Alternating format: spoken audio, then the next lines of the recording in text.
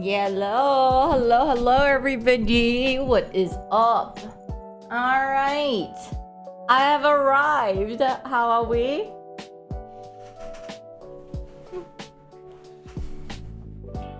We be comedian. Hi, Andre. Hi, Lucky. Hi, Darth. Hi, Ian. Hi, Bear. Hi, Paper Slip. Hello, Resistor. Hi, Sheffy. Hi, Milk. What the heck is this? This badge was earned by... Oh, it's a battlefield? I just saw like red color BF.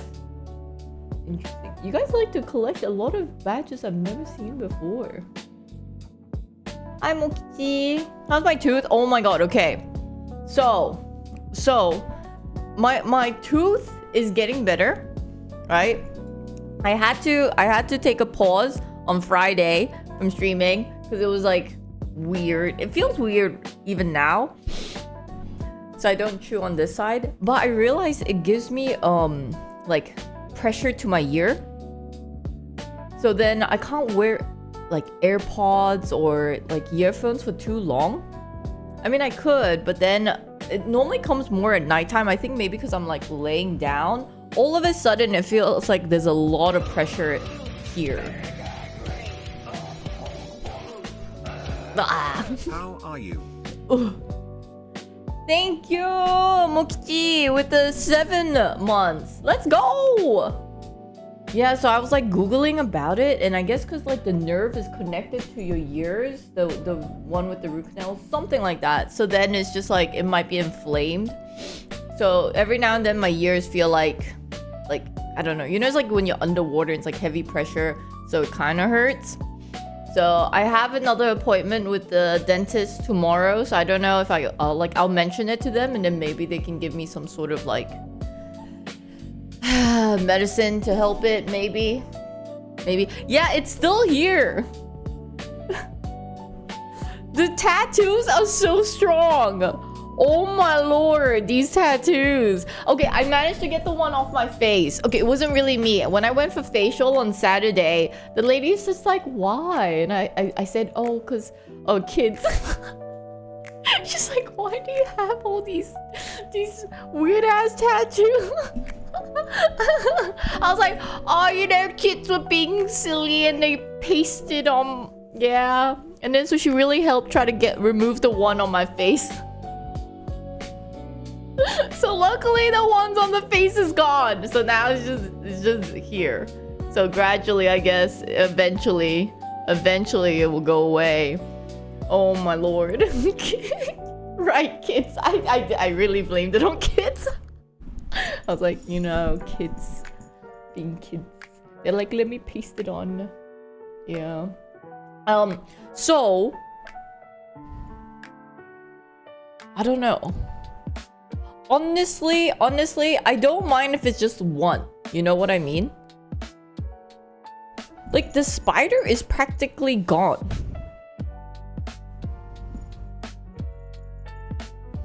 I don't know. The ghost is still there too. So then, okay, so I want to become, like, I feel like my body has been very tight because mainly I do a lot of, well, I haven't really been working out when I was in Japan, but in general, when I do work out, I concentrate on heavy lifting. So I was like, all right, you know what? I think it's time I go for some yoga class. So Sunday, I went for back-to-back, stay flexy, back-to-back yoga class, right? And I was dying. And I was also really shy about all these tattoos, so I tried to wear long sleeve, but this yoga instructor, when she entered the room, she's like, oh, the AC's not on. So I thought she switched on the AC, but why did it feel like it was hot yoga? And then when the session was done, she was just like, oh, sorry guys, I thought I switched it on, but I guess I clicked off again. The AC was never on, and I was like drenched in sweat. Like, you know, it's just doesn't look good, you know what I mean? Like, yeah, I have long sleeve and you can clearly tell there's like a big armpit stain, you know, the sweat stain, and I was like, yikes, and I'm going to go for another class with her again. So I was just like, fuck it, I don't care if I have this showing. So I had to like rip it off. Because I was like wearing double layer, you know, I had a normal gym top, but I also had long sleeve on. So I don't know. I don't know if she's gonna assume that I'm like, I have these weird ass tattoos, and if I'm gonna go back to... No, she never asked. I mean, you're too busy doing yoga. They don't, and there's a lot of people in class, so they don't ask. I went for the very corner room. Like the corner of the room. Hi, Fudge. Did you fight the kids? Oh my lord. And then, so the first session is more like, overall, yoga practice or like stretching and everything, and she concentrated a lot on hip flexors, and I realized my hip flexors are really bad, like it's not flexible at all. So that's like something I have to work on. But then the second class, they call it the upside down class, so you kind of work on your handstand. Okay, so this is something I've been trying to get better at, because I want to slowly debut into calisthenic. So I've been working on the handstand part. So I went for this class, and it just so happened the girl, because you have to go against the wall, right? So you're kind of close with everybody, because I guess it limits half the room, so everybody has to be against the wall. I took the corner section again because to try to hide my tattoo. But the girl next to me, I think she did not expect the class to be hard. And I don't blame her, because you know what? They don't really say if it's going to be... The description never really said if it's going to be a tough class or not. So if you don't know handstand, or you have never done handstand before, you're going to struggle. Like if you never really attempted. And there was a part where it said, okay, kind of help each other if you want and build up on handstand, right? But I already know how to handstand, and I was like, I'm not gonna waste my time helping an amateur, total noob in handstand. So I just went right to the middle of the room and started practicing my handstand myself.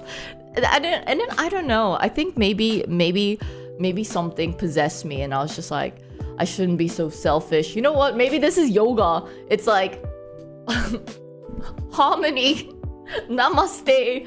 So after like maybe 5-10 minutes of practicing by myself, I went to that noob girl, and I was like, hey, would you like some help? And she really did. She really needed help. And I was like, oh, I think she felt so lost, because I kept looking at her, and she just like sat there all sad. And I was like, oh man, everybody was in pairs, and I was the one who was just like solo handstand, because I know I can do it. So I was like, hello, do you want some support? And she was like, yes, please. So I helped her, and yeah, I have to say she's really bad. Like I was struggling to help her like go against the wall to do the handstand that the instructor had to come. But can I just say, isn't this more like the instructor's job? Like if somebody that can't even do handstand, shouldn't you teach them like a foundation, like something that they can work up to a handstand? You know, it's like I'm not like I could teach her, but then it's just more like, isn't that the job? Like you don't want any of the people attending your class to injure themselves, right? So then, you know, because everybody's doing handstand, and if you're new, wouldn't you also want to try to do handstand? Instructor's job is to make money and not teach. No, she was teaching, but it was more like she kept trying to help the people who already know how to, rather than, you can, like, I could also tell, like, clearly she's totally new. She's like, didn't even maybe she should have not even showed up for this class, because it's like, ooh, you know, everybody is at a certain level here, right? Either way, right? She saw me helping her, and that's when she decided to come over and help. And I was just kind of like, you should have been here like 10-15 minutes ago. But anyways, I'm not trying to fault the instructor. In the end, good news. I guess that's how you kind of make new friends. So yeah, she was so grateful that I was like supporting her, telling her you got this and everything. So she asked for my number. I was totally taken aback. I just didn't want her to feel so down. So I kept going like, you know, it's like, don't worry, don't like compare yourself with others. I have gymnastic background, you know, that's why like I already kind of know how to do handstand. It's like maybe the others as well, like they've been building up, but you got this, like you keep trying and all that. Like I was just trying to hype her. And then so then she was all just like, yo, we should exchange number. And I was like, oh, you know, I guess sometimes it's good to be nice and friendly. And like, because everybody say it's a struggle to make friends, you know, after like high school and university or whatnot. Banker's job is to yoink money, but it's not anything to do with banker. No. She was she was a much older woman. That's why I was just like, why would you want my number? We're like not really the kind that would hang out, but maybe if I see you in class, I would be like, yo, what's up? We need to be helpless. Maybe.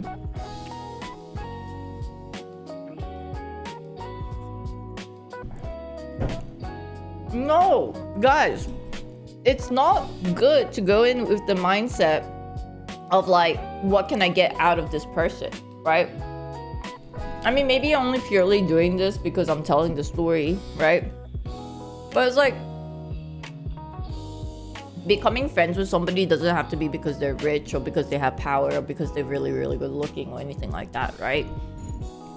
You just vibe well. Then from there, you kind of be like, oh, I'll see you around. What you be eating? It looks delicious. No, it's not actually. This is leftover pasta with salmon. Kind of fishy, but I want to finish it. I woke up late.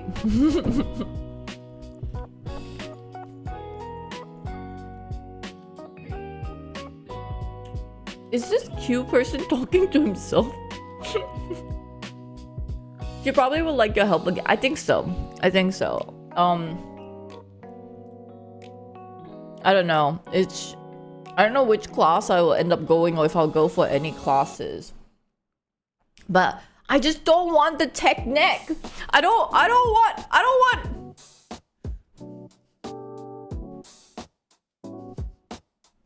Okay, I don't want this kind of posture. Okay? And I feel like that applies to a lot of us. Tech neck. They call it tech neck.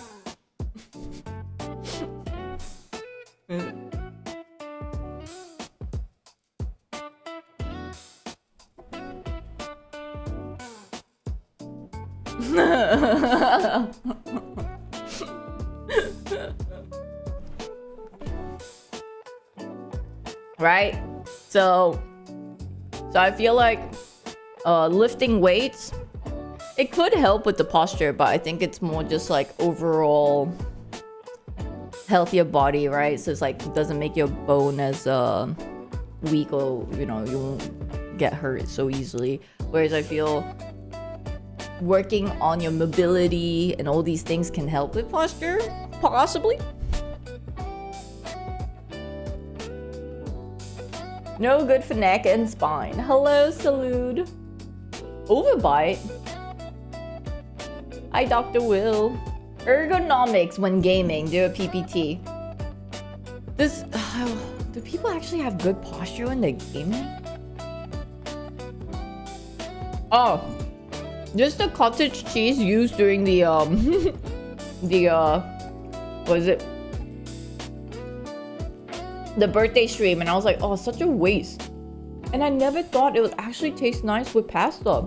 I just sprinkled some when I made it over the weekend, and I was like, oh, it actually works.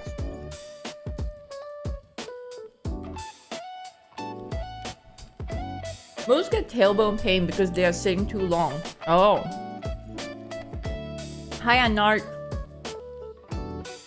What? I thought cottage cheese has a long expiration date. Does it not? Oh. Yeah. Like a month. So it's gonna last a while. Dude, I don't want to do that smoothie stuff anymore.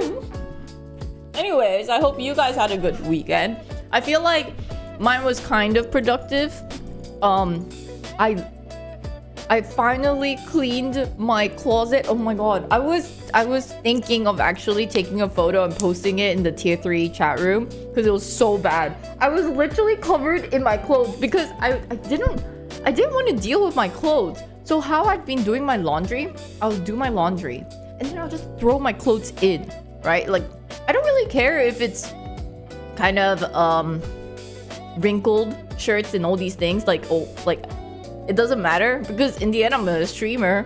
So so it's fine. It's fine to go out with crinkly shirts. But yeah, so I've just been like piling and piling and piling. It's to the point that I can't even find like any clothes. Like literally I've just like stick my hand in and see what I can get out. That's how I've sort of been doing. But finally I cleaned it. And then I was like, oh yeah, I had this skirt. I had this top. So new outfit. I was like, oh my god, that's where that jean went. I'm like, I don't even have that big of a closet, but I'm just like literally pushed it all in the corner. Yeah, I had it all along. Okay, this top is rather new, but the skirt, I had it for like 3 years.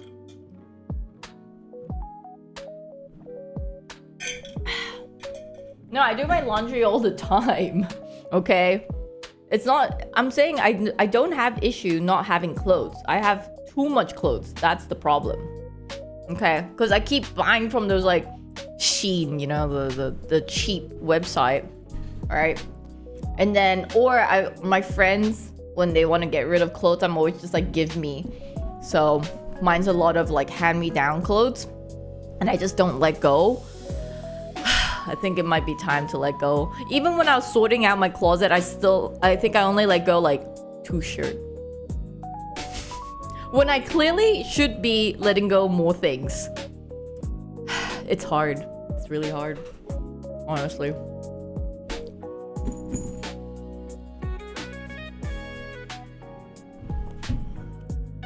Hello from Melbourne. What is up? Marie Kondo time? Maybe. Maybe.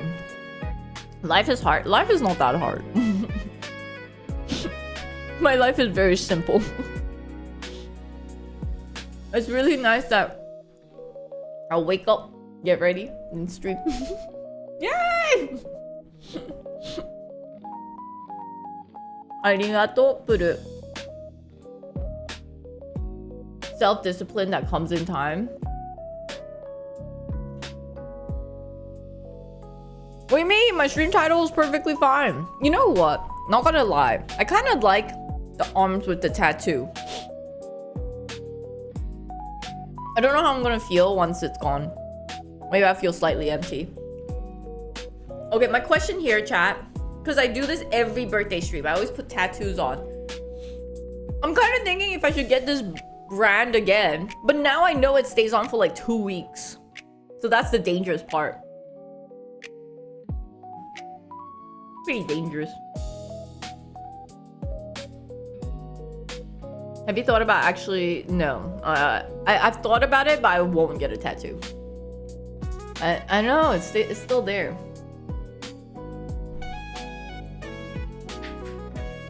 You say that every time you do the tattoo thing? Really?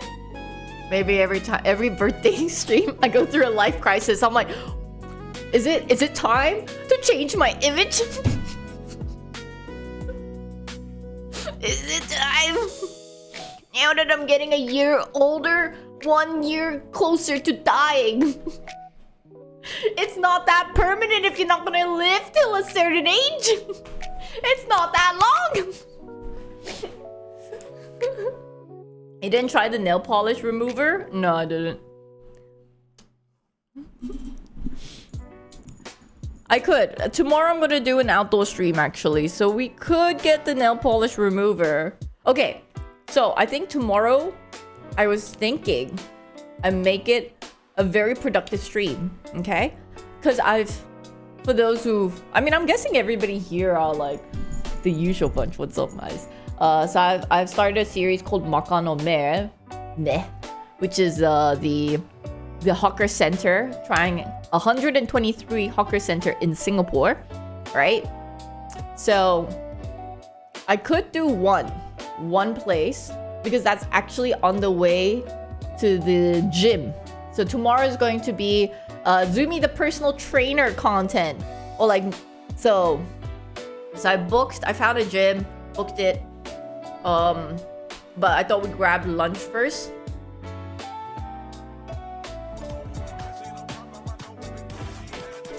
Cotton jean boots with the fur. Let's go, Jen. Thank you so much for the 6 months. Welcome back. Yeah. So I was thinking we do Makan no Me, one series of that first, and then we head to the gym. Gym content will be at 2 p.m. I booked it for 2 till 4-ish. I don't think we'll use all 2 hours, but around then. Hopefully nobody else ends up at the gym, because then it'll be really awkward.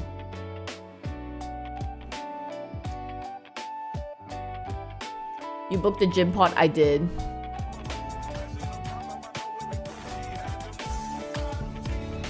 Boots with the fur. You know what? I'm still confused with this Martinez, because there was somebody that went with Martinez's name and then kept kept donating, and Martinez claimed it's not him. Are you sure? Now that it's no longer birthday stream, are you sure that wasn't you, Martinez? That's some long gym session. I think it's more just like in case there's a delay, or like me yapping. I mean, I don't really need the... If I saw you at the gym, I'd say hi. I'd say hi too. It was totally Martinez. What are you talking about? Anyways, 2 to 4. I don't know if I'll use the whole 2 hours. I think it's more also because I was checking a lot of different gyms, and there was just many of them that didn't really have a lot of equipments. You know, like some of them were just like very tiny, and yet they cost so much money and blah blah blah. The only problem is I'll be very annoyed if I get sniped at the gym. So there is a part of me where I'm thinking, should I just like book the whole pod?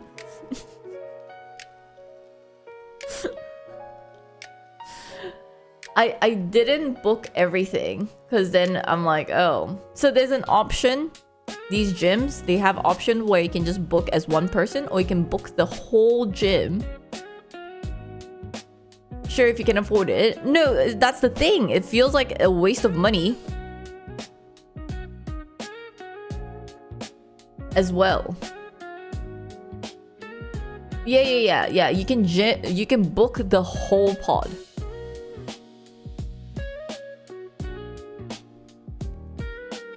Okay, I don't want to talk and say too much, but anyways, I feel like if anybody does come and snipe, or like if anybody does come and end up working out at that gym,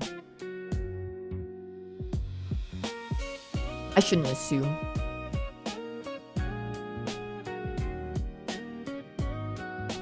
You can count how many times Zumi got sniped in Singapore.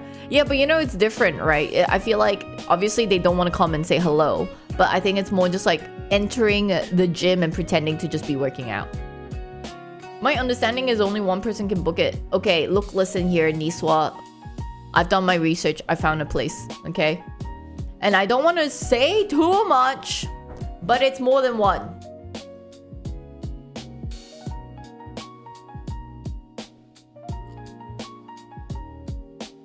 You found a place. I found a place for the gym content.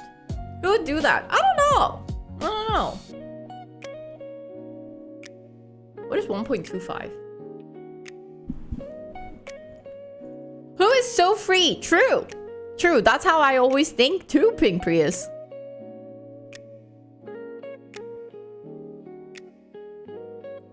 pretending to work out. What did I miss? A lot. Well, I mean, like, again, shouldn't assume for the worst. Actually, I think what would be more sad is if I end up with somebody that's like really aggressive towards camera. Like, even if I'm clearly not filming them, they'll be like, oh, what are you having? That would be annoying. But then I don't know, in a situation like that, do I have to just be like, all right. Yikes. The Toei, thank you so much for the new Prime sub. Welcome, welcome. What do you mean title is fake? It's real.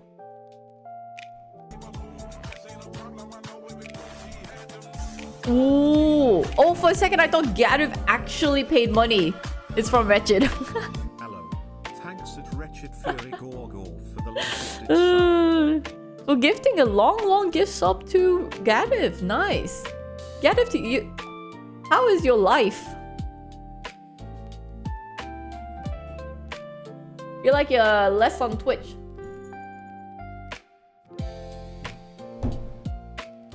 I'm the full timer. Me, I'm full time. Gativ is a professional editor now. Oh? I mean, you were always editing. What, you have another streamer you edit for now?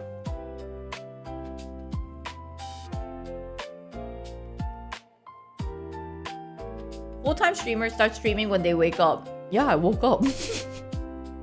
I literally woke up, had some coffee, you know, did my makeup, and I went live.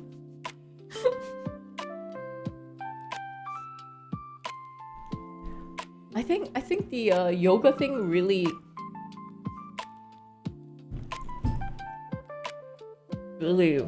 made me tired.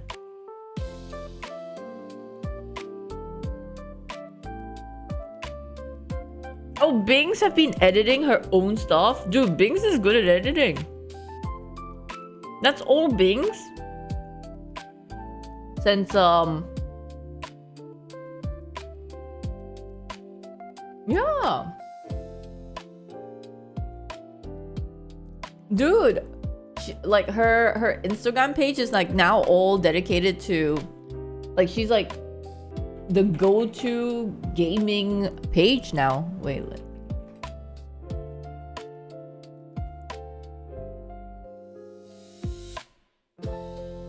It's crazy. Like, her reels are doing so well. Oh, I have to log in? Okay, let me log in.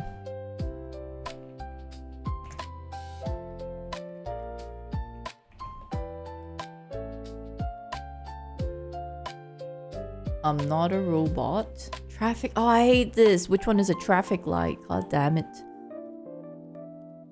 Ugh!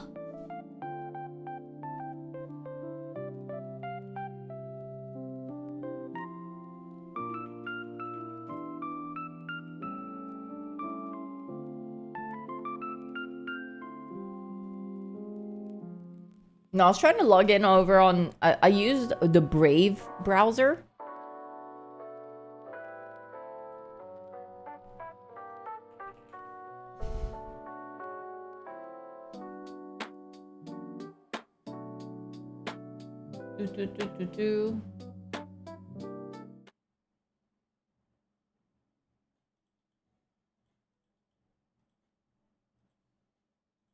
I love her reels. So she's just been editing them. Like, the car one is good too.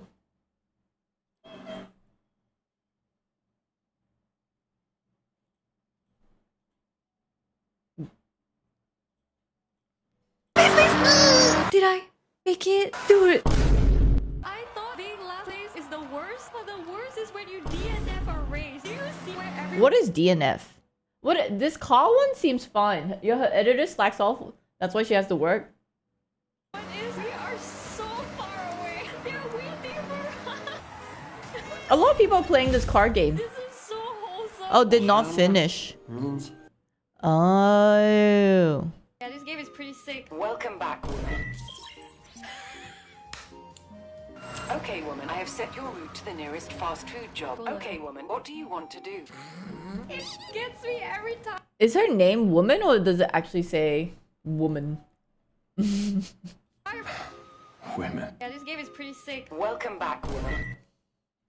Dude, yeah, edits are clean. Like, I love watching these ones too, because I didn't finish the game. Good job. Oh, set to Oh woman. my god, I love this part. I'm counting on you, kiddo. Oh, oh my god, this is so cute. Teammates look out for each other, and we're a team. Forza stream for a bit, it was so High five is funny. must. Oh, it's better than a high five. I mean, I could finish the game. This is how we say. It's just that I went to Japan.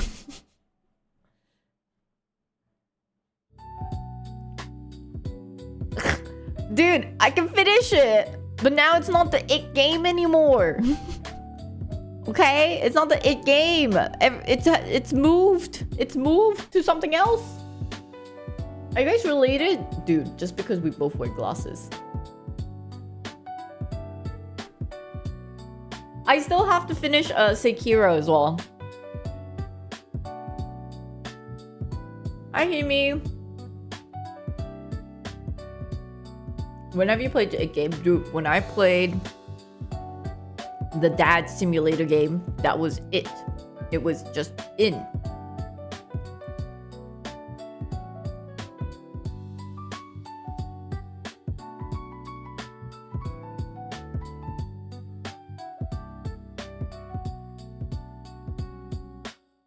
I guess so. I could still finish Pragmato.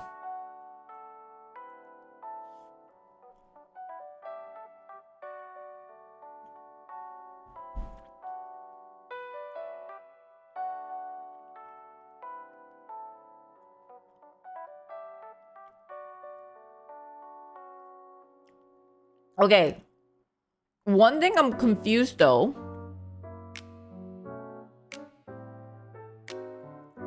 Okay. Because I'm just breaking it down as a content creator where numbers is very, very important, right? She gets so many views. Oh gosh. She gets so many like 100k over views all the time. Why aren't they following her? Why are people not following her?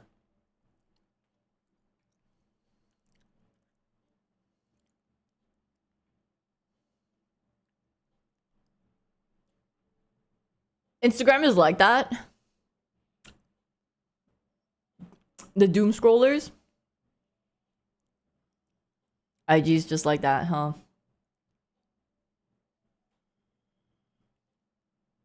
I guess it will provide work though. Clip farming.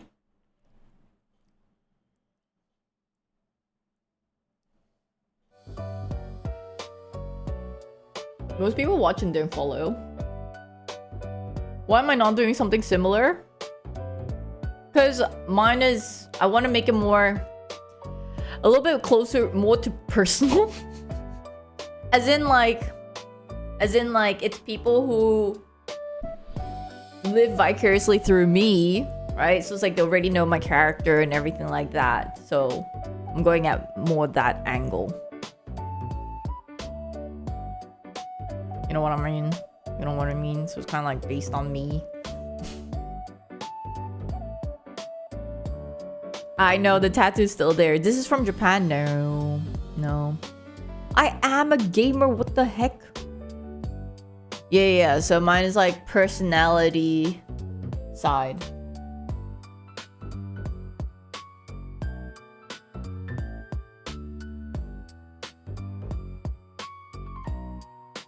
But I could definitely go with the gaming side too.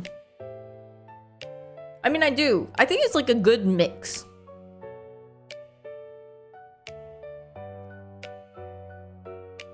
Living vicariously through you when you're in Japan, but when you're in Singapore, it's the same. You're here right now, right? And you just listen to my storytelling. It's still the same. It doesn't change. As in, over on Instagram, then I'll post all of like snippets of my life.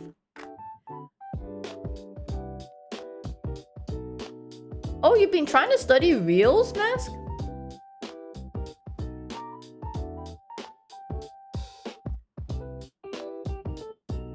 I will know who you really are? Dude, that's scary. Hope you've been doing well. I'm doing alright. My like... This part feels so weird. But again... It's life. At least now I don't have to drink liquids. I can actually chew on soft pasta. We have improved.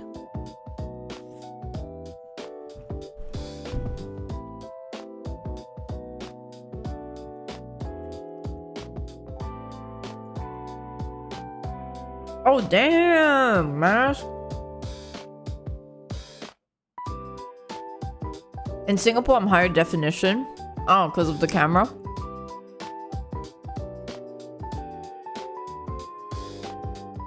I see you looking at my PRC.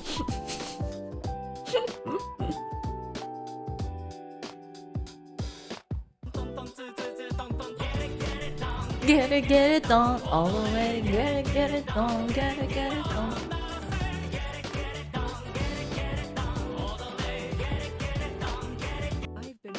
Homie, let's go. Thank you so much for the 1 whole year now of tier 3.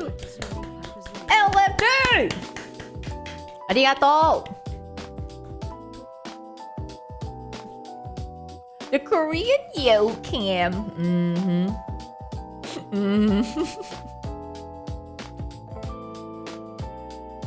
Guys, why are you guys analyzing? Look, listen here, Zumi. So, when you're in Singapore, this is how you look like, and this is how I feel when I'm watching a stream in Singapore. And like, also, these are the numbers. But over in Japan, Zumi, like, look, listen here, okay?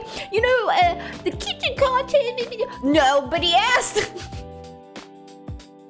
But thank you for giving me your opinion, chat.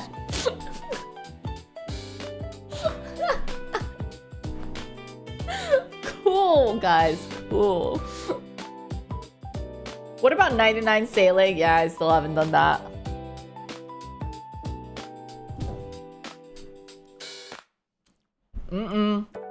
I'm nice all the time.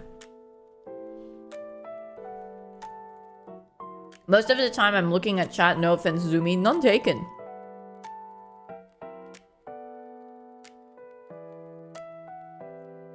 Like, I think one of the comments that triggers me the most is nothing to do with like my looks or anything. I think it's more just like, there's always gonna be that one guy that'll be like, oh, you'll never survive as a streamer, you'll never make any money. Like, if you do have a partner, if you do have a boyfriend, if you do like, as if like the whole point of me streaming is to fool you guys into thinking you can date me. That triggers me so much. Oh my lord, every time I'm just like, this fool. And it's always an unpaid chatter saying it. Yeah, it's like the boyfriend is the end of it. It's like, oh yeah, you would never show a guy on stream because, you know, it's going to like bankrupt you.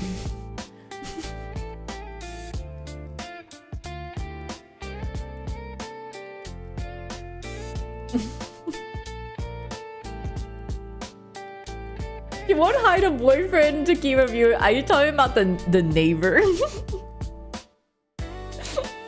So for those, oh my god, I think I'm like a doom scroller too. So I like to scroll on TikTok before I go to sleep.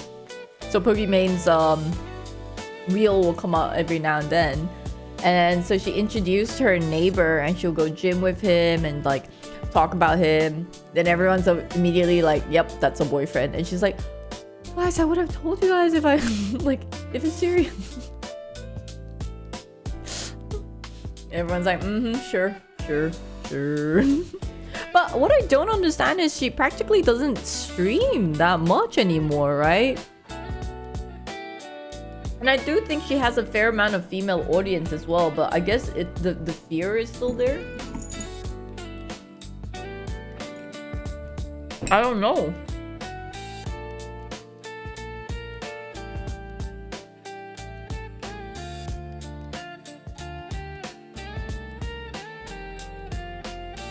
The Pope has been doing 6'7"? I didn't know that.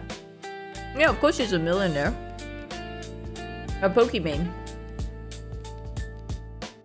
I'm here because you're kind of funny and sometimes and chill.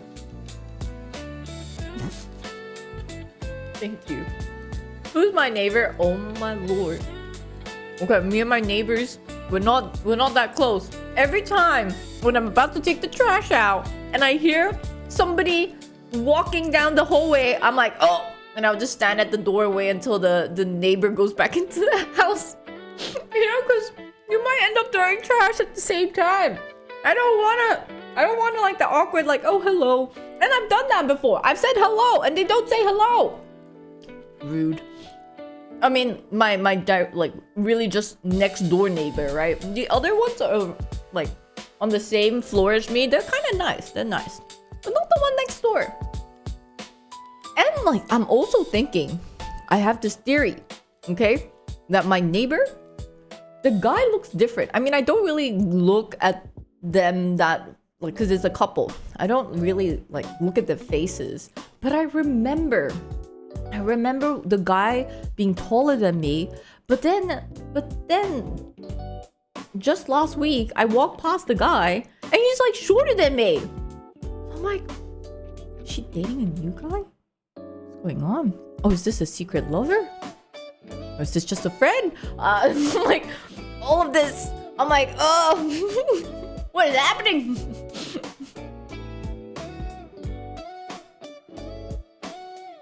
Take notes of the shoes they wear. Clone! He took off his heel. Ranting during my stream. Maybe. I swear, if they know I'm a streamer, I could never see their face. I'd be like, ah! No, I don't think I saw a ghost. You pet the cats over the years? Ah.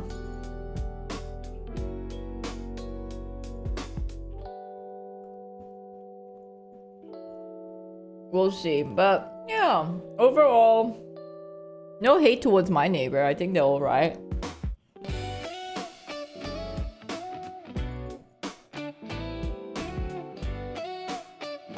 Oh, I can't wait for the day I have a cat. Then instead of a cat poster, guys, we'll place a cat tower. Catto. Attract all the cat people. Remember. So, speaking of which, for those who don't know, I did tell chat last week that my brother got into a car accident. He's okay, but the car is like pretty fucked. It's like really bad condition. The photo didn't really look like it was that bad, but when it was sent to Toyota was like, it's to the point that is actually cheaper to buy a new car. Like, that's how damaged it is. Yeah, my brother was fine because the guy tried to brake, at least. If he didn't brake, then who knows? Sounds about right. It's old enough. And my brother, so he called me in the morning when I just like kind of woke up. And then he was just like, you should thank me. Okay, I made us money. I felt so complicated because I'm just like, you got in an accident. Like, I'm like, he was like, yeah, thanks to me, we are gonna be a bit richer. This should be my money, okay? So you should be thanking me that I even, like, you know, gave some money to use for a new car. I'm like trying to tap into my brother's like mindset, trying to understand, compute. You know, again, I just woke up, right? I'm like, yeah, okay, sure. I'm like, all right. Oh, okay.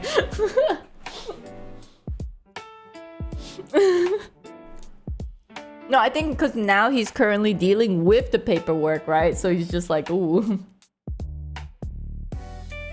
What car is he getting for the fam? No, obviously it's not enough money for a new car.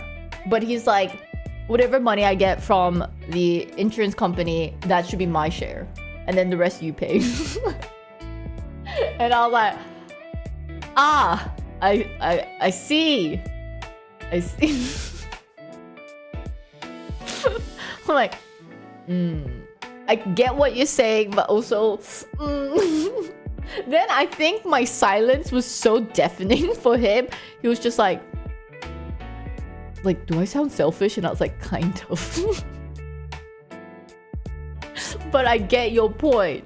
You were the one who got into the car accident. You're the one who's right now dealing with all the paper. I get your point. But yeah, it's kind of selfish.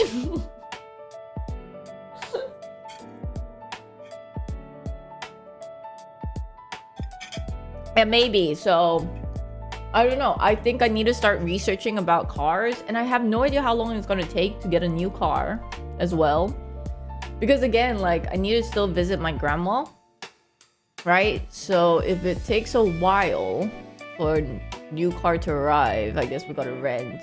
But from what my brother told me, apparently the insurance company of the guy who hit my brother, they will have to provide us a rented car. So that's nice, I guess, until we figure it out, until we either buy a new car or fix our car or whatever it is. A good time to play the Forza Horizon 6. Yeah, so I don't know if you have if you guys have good suggestions. Obviously I want, because I don't know much about car, and I know a lot of you guys are crazy about cars. Obviously I don't want to spend a lot of money on cars. This is a family car. My previous car was a Toyota Esquire. But my bro being bro, single guy, he's like, I don't want to drive a family looking car, like a sucker mom car, okay? Can we get something a little bit cooler? And I kind of get it. I'm like, okay. Okay. Yeah, we might stick with Toyota, because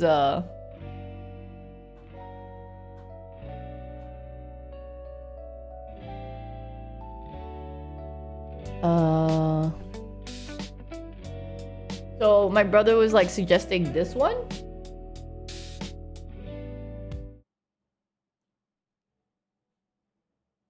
Something like this. Yeah, no, he said he looked at Jimny and he hated it. So he's like, no. So that's already out. I don't know what this is. A RAV4? Yeah, he sent this to me and I was like, huh? Dude, this is... I think him and I... the difference with the car I want and the car he wants. He wants stylish. Mine is it's the what? How do I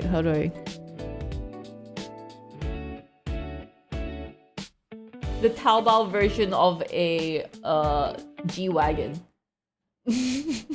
my little chimney. my little cute chimney. My Suzuki. This is what I wanted. This is what he wants. RAV4. I don't know. I guess because of we can trust Toyota, because when we got in the accident, at least my brother was still fine.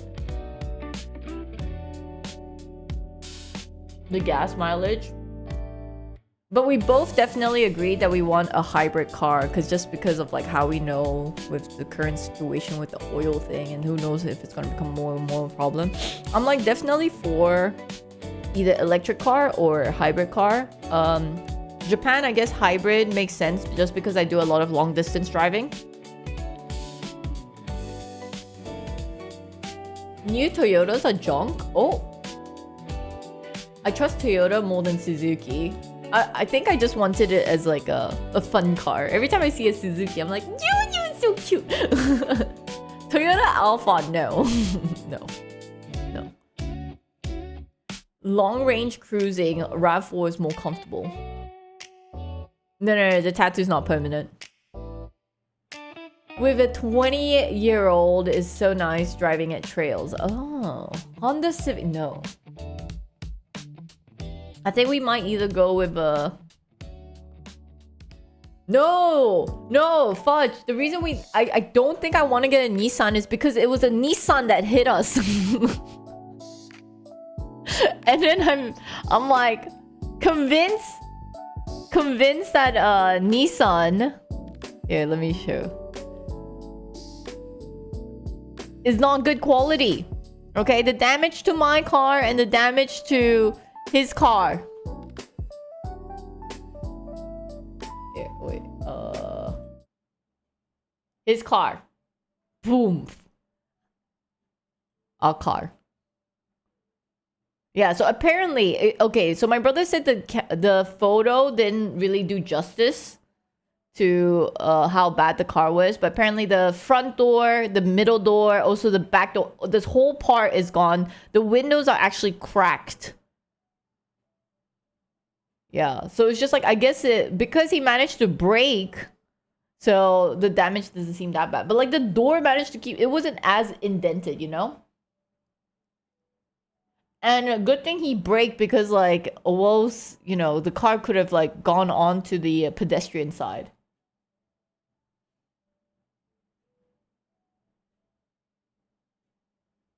The front car are made to crumple. Your bottom frame is definitely messed up. Apparently, the impact was so bad, his car plate also came off. So my brother went to go pick it up for him because the guy was in such a shock that he had to sit down.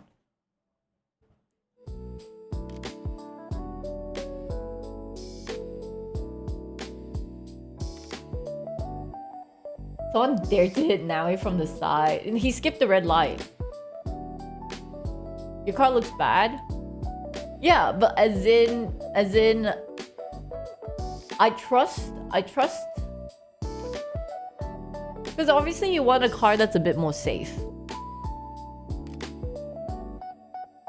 So I'm thinking if it was a Suzuki that got into that accident, Suzuki's gone. My little Jimny, GG. I would be hurt too. As the driver, if I was driving it, I would be hurt.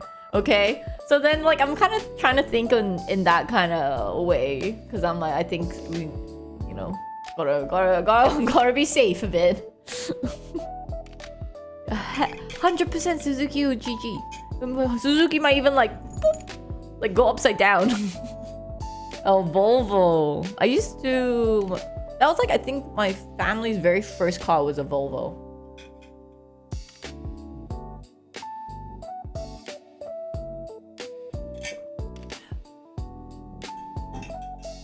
No. This is 100. So good news.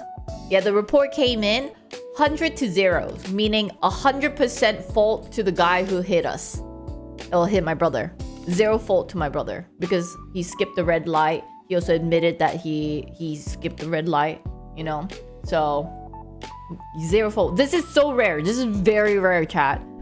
Because even if you get into any sort of accident in Japan, always, even the one who got hit will take some sort of fault. 10%, 20% minimum. But yeah, I think skipping a red light is a big thing. Yeah, super rare.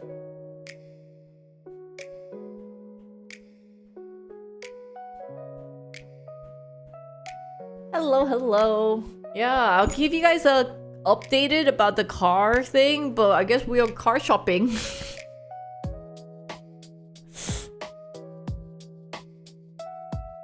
Gotta look for a new car. Yeah, no, I think that's why. Because at first I'm just like, oh, this might be a difficult case, but my brother doesn't think it's gonna be that hard of a case, and they wouldn't mind settling. I think it's more because my brother didn't get hurt, and he's like fine, completely fine, you know, shaken a bit because he got hit. But I think if people were hurt, then the cost would have gone so much higher, right? So I think they're willing to just settle it as fixing the car or whatever it is. Lose your license, I think so. I do really feel bad for the old man. Because who knows? Does that mean he's gonna get fired from his job? Like, I don't even know what his job is. And like, lost his license completely for sure. 16-year-old Toyota that just got its engine replaced. These cars are solid. Yeah, I think Toyota is solid. How old's the man? I don't know. I don't know. Well, my brother think he's in his 60s. So it's still, you know, not retirement age. You can definitely find a job elsewhere, I guess. But it still sucks, right? But it is his fault for running the red light. It wasn't just like, you know, this could have 100% been avoidable. Right? If it wasn't completely his fault, the police wouldn't say this is 100 to 0.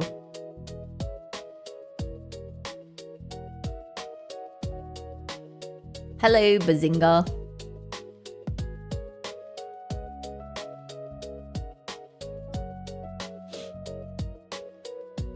Second place for most old cars on the road.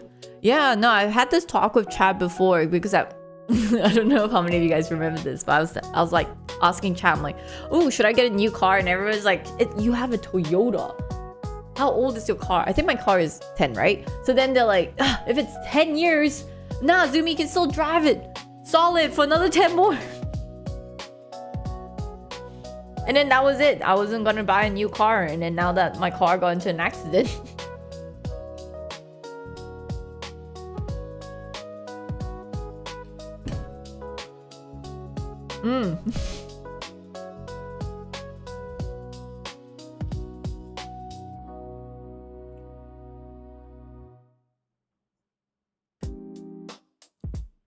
Toyota can still fix it. So this one's hard because Esquire is actually discontinued. The car I have is discontinued. So getting the parts is difficult, which is why the Toyota dealer said, I recommend you just get a new car. They don't make Esquire anymore. You're thinking new or used car? I'm not sure yet. Because from what I know, there's also cases. I know some of my friends did this, so I need to ask them. It's like where you get a car, like borrow a car for 3 years, brand new, and then you sell it back to the dealer or something like that. And then so it's still like it's not as expensive. Yeah, leasing. I don't know if that's the way. Novated lease. Oh, that's what it's called. So maybe that. Novated lease.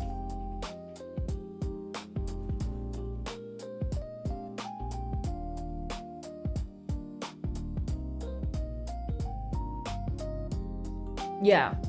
So change. I guess it will be changing cars every 3 years.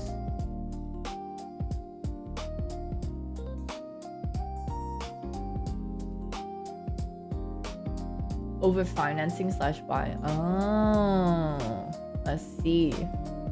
Damn, you guys are smart. I see. I don't know. This is all still so new to my brother and I. Were both like,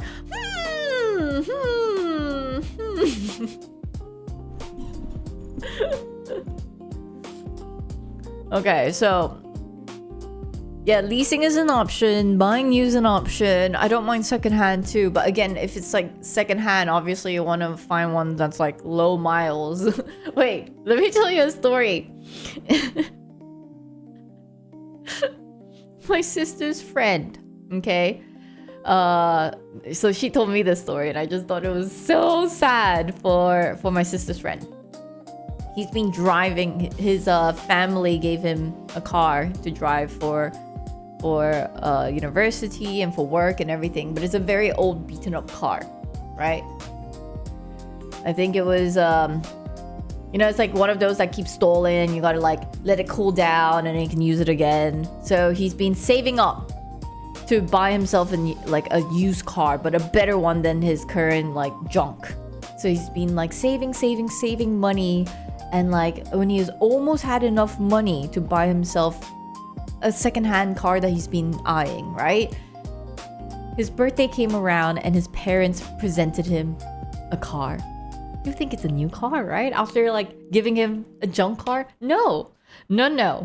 They got him a secondhand car that's been modified, but it's been like terribly modified. That is pretty much shit. And it has more miles than his older car that he was been using. And on top of that, the parents said, you're paying for it.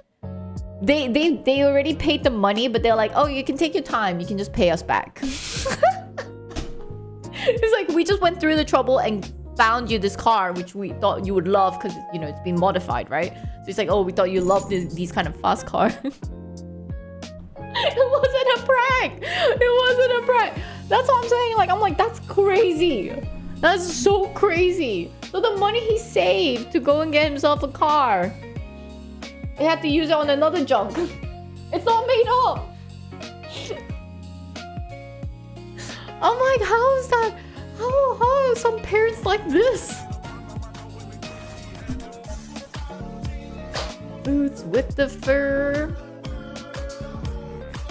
I'm throwing the keys back to my parents if that happens. Yeah, I would too. I would too. I'll throw it too. Sir, thanks for the 21 months. They gave him a good rate. Well, I guess the rate was take your time to pay us back. I know. And then, so then like, so, for example, me, I know nothing about cars. So if I ever have kids, there's no way I would ever, because I feel like mine will end up being doing something like that. Like I'll think it's good, and then I'll buy it, and I'll be like, yo kid, you can give me the money back. Like, you know what? I'll pay half of it, you pay the other half, right? And he'll be like, how could you buy such a trash piece? He should have just rejected the car. Apparently it was already like no refund.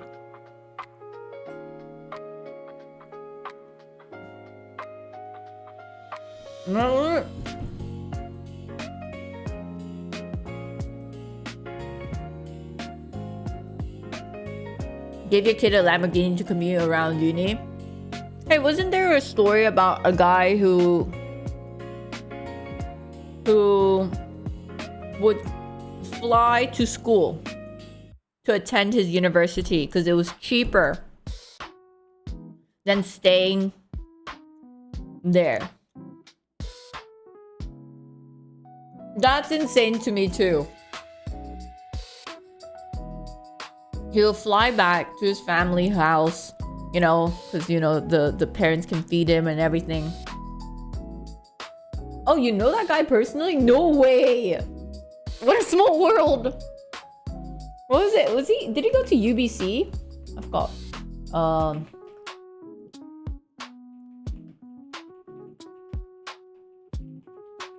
No, that's just smart. But at the same time, that's so taxing for your body. The arts student flies twice a week from Calgary to Vancouver, saving big bucks on rent. The student from Canada flies to college twice a week instead of renting an apartment because rent is too high, and what he shares next is truly genius. I need to pay like $2,500 for the rent. I don't feel that is viable. He pays roughly $150 per round-trip flight twice a week, about $1,200 per month total. And after saving more than half each month by using this strategy, he's now about to explain what his routine looks like. I thought, why don't I just stay at Calgary and then just fly here? 1 hour flight, that's same shit taking a bus. I got 3 hours of class in total. After the class, I jump back to the bus and go back to the airport. But he's not the only one facing this problem, because other students are also struggling to pay rent, so they did this. We've even seen students living in vans. This was the only financially viable option, as I couldn't afford a bachelor suite of a kind by myself. The arts student fly.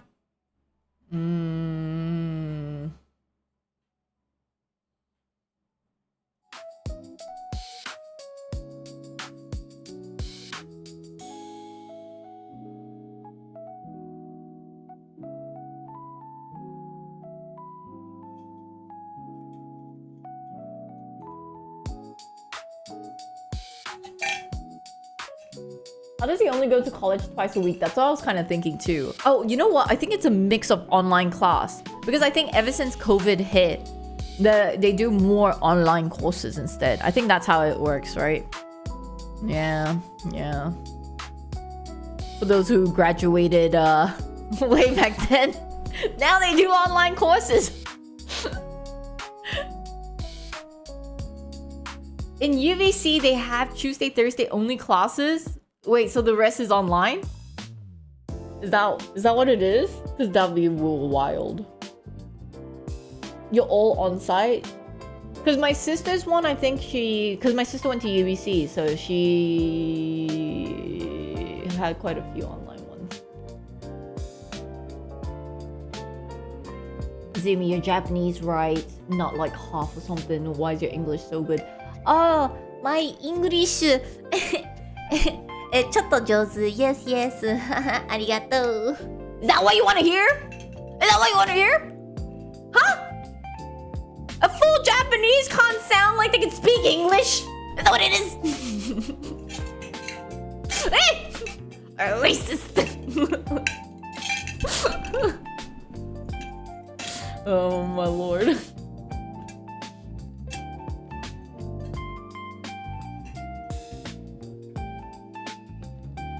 All lectures were recorded and shared on the online portal. I didn't attend a single lecture. A single lecture? But like, don't some of them like count attendance as well? Like it's part of to get your degree. Like if you don't show up for class, then it's also a problem. I don't know what it is, but you know, there is a part of me where I've said this before. Like I feel like it's ridiculous for one person to get a degree, especially in an Ivy League or something like that, right? To cost like 50 over thousand a year and then make you go in debt. And so what, by the time you're done and you get your degree, God knows how, like you're like set 200k back or whatever it is, and then from there you end up getting the starting pay of like 30k annually, 40k, 50k, I don't know.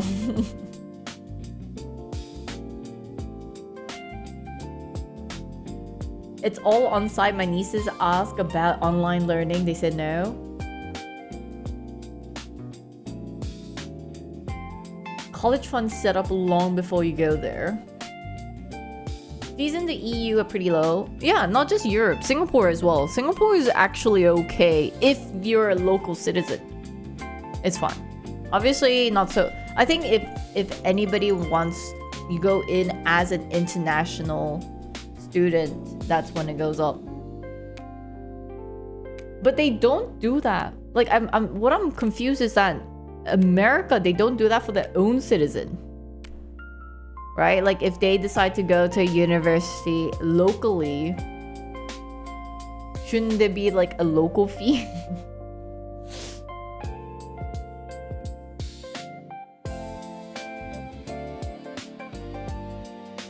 They're still doing minority quotas. Oh, they do.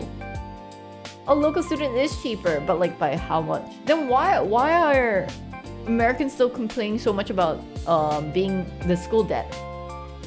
Because for example, my friend who went to NUS, which is like top 10 university worldwide, right? Said his semester was 2k per semester, 2,000. You can get a part-time job and definitely pay that off.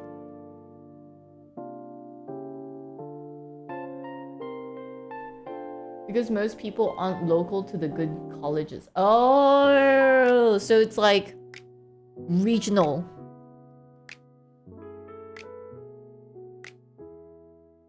Oh, so my friend who's only paying Singapore citizen pay about 7-8k per year after government subsidies. Yeah.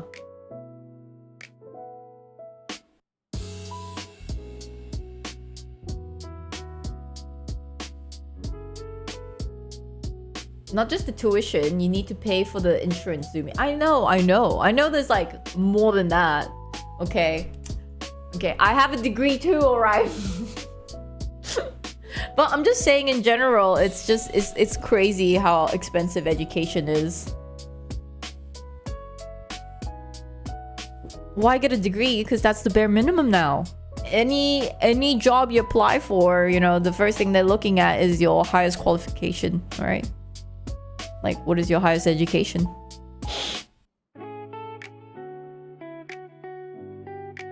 Unless you want to be a streamer. A content creator. Like, I should have just started content creation before even getting... No, you know what? Maybe it's still good that I have a degree. Because again, it's not like I can do this the rest of my life, right? So... But how about the streamers that don't have a degree and they eventually can't do this? They're gonna go back to school?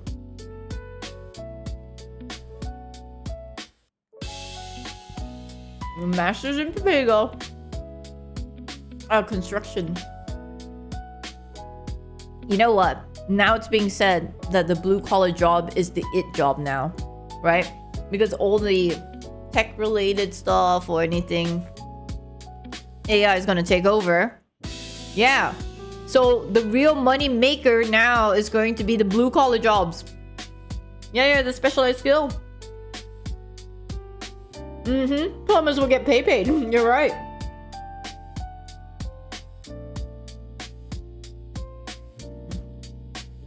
Oh, I guess so. But dentist, that one is tough. That's a lot of schooling as well. But in general, something that's like, if you do want a career change and make more money without having to go to school, I mean, maybe it's still ideal to go to school. But yeah, it would be the blue collar. Can AI replace Zoomy? 100%.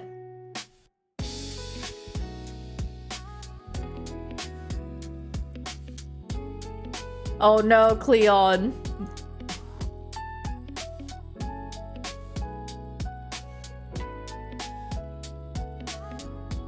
Yeah, because like for example, my sink was like kind of stuck, right? Like it was just like not flowing so well and it'll keep getting clogged.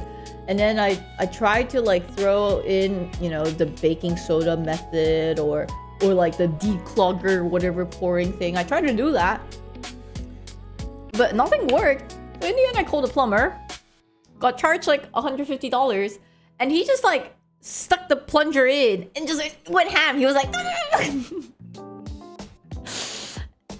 and I was like, I see. So that's what I had to do.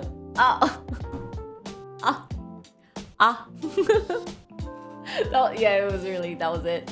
So since then, it's been working fine. Yeah, I could have done it myself.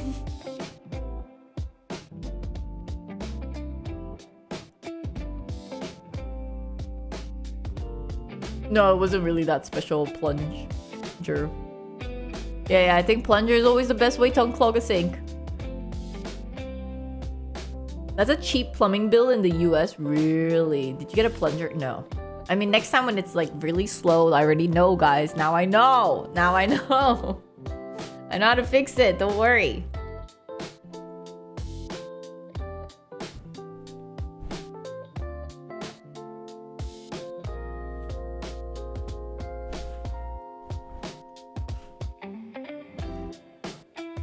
Plumbers are not paid. Really?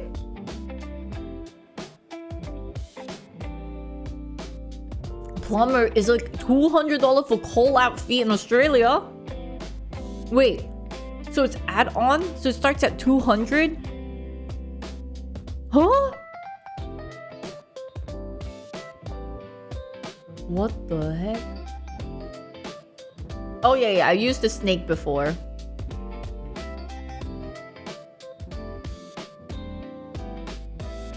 Oh, plumbers in Australia. Actually, I do know a lot of Singaporeans, they actually end up working and living in Australia because they make way more money there. I mean, I don't know how true it is now, if it's still the same, but usually it's like 3 times more money. And on top of that, houses are gonna be still cheaper in Australia compared to Singapore. Yeah, you might end up spending a lot of money, but you can actually buy property, you know, with the money you make, unlike Singapore. So then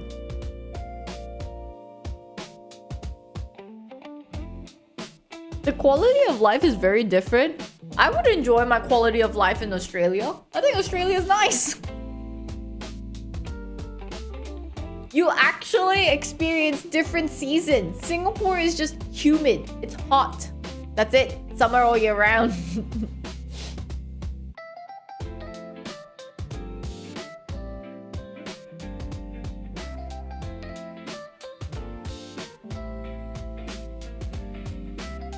Time to work a blue collar in Australia.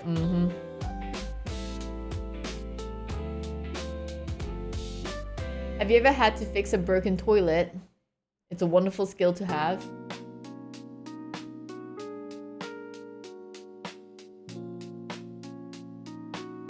Why? Why? I'm not gonna go around telling people, yo, I fixed the toilet.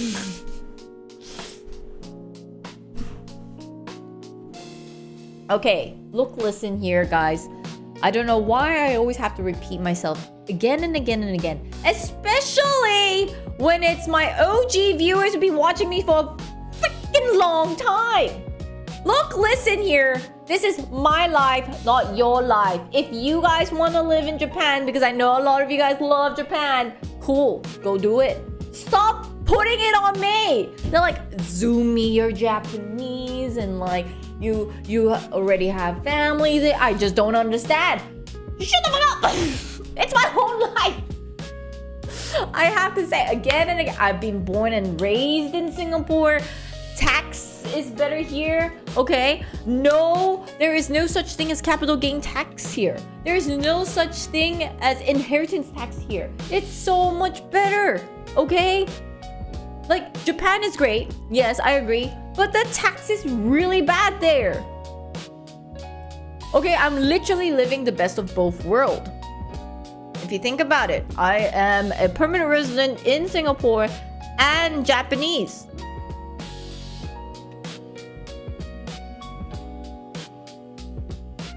You think Japan tax is bad? Yes. Life hack.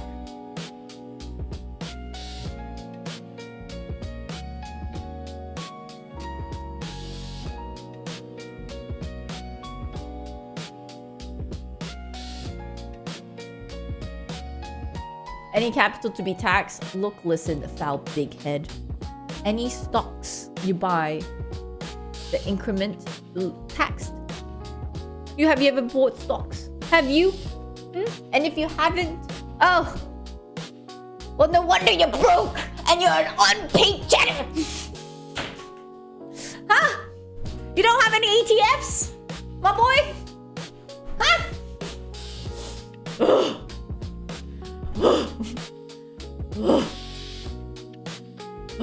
Dude, no, he started it, chat. He started it. He was like, oh yeah, Zumi, you broke ass girl, huh? There's nothing for you to even be taxed for your capital gain. Shut the fuck up. You don't know my finances. He started this fight. Chat, he started it. He started it. See, now he's like, I gotta flex. Oh, I bought Intel at 2024. Good for you. And how is it like paying capital gain tax? Nice?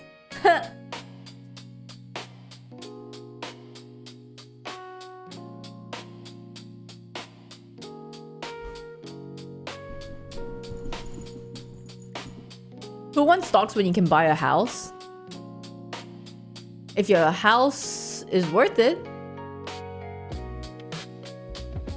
No, I definitely agree, but I think it's more like, how do you maintain your lifestyle? Once you retire, I mean, if you're still working and then you have enough money to then like support your retirement, then that's great. Right?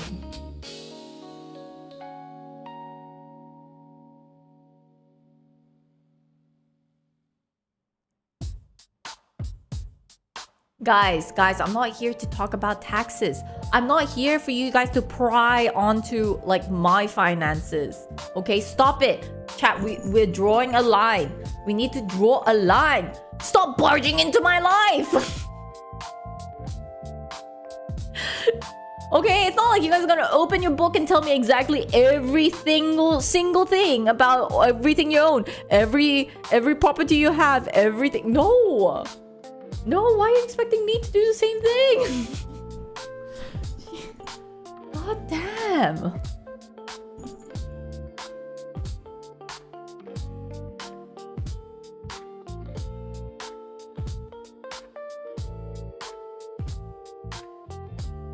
How long's that tattoo? I don't know. Hopefully it'll go away soon.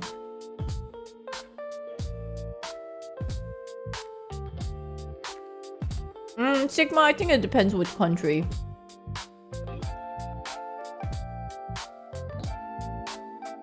Like, I feel like some people think 1 million is not enough.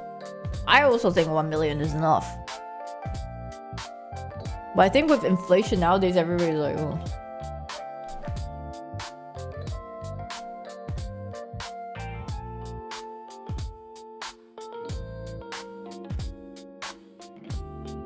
Provided I pass away next week. Oh no.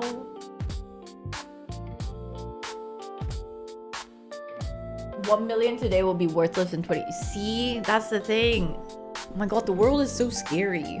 I guess it's like if you decide, maybe that's why a lot of people will like move to a different country and then where it's much cheaper.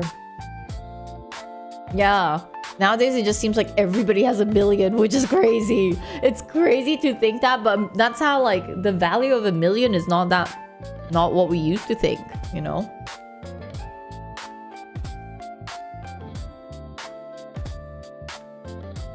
Yeah, of course, it really depends where you live, but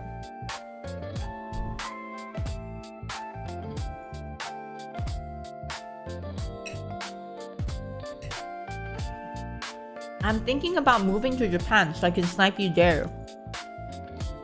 Huh? Huh?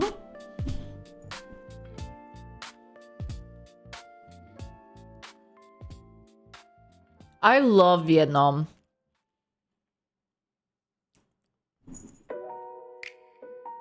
I don't know if I would live in Vietnam, but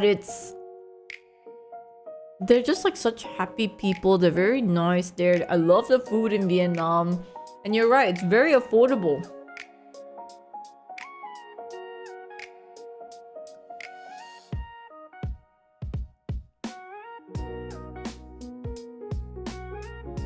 Retire in Malaysia or Vietnam?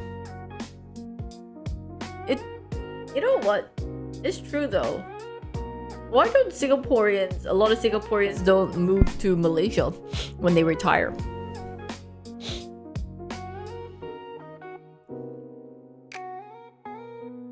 Because your money is worth ×3 in Malaysia.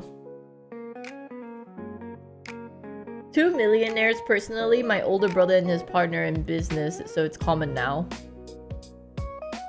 Wait, we're relating this on the 2 people that you know are millionaires?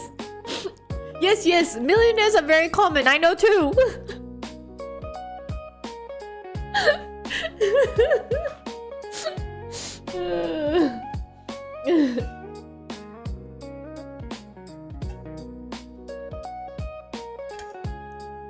What does it mean by raised entry?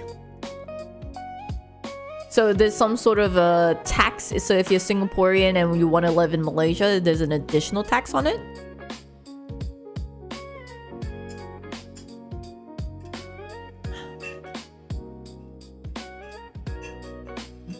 I know 2 women, so the entire population must be women then. Healthcare's in those countries. Pharmacists who have shops make serious bank. Pharmacists do make good money, huh? 10% of the population in the US is millionaire? Wait, how about Singapore? What percentage of Singaporeans are millionaires?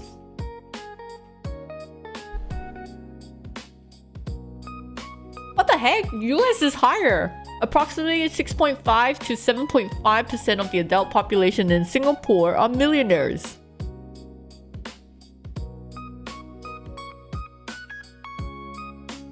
I thought it would be higher.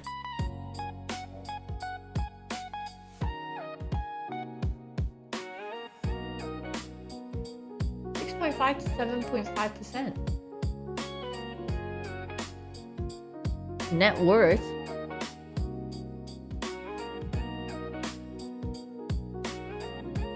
Monaco.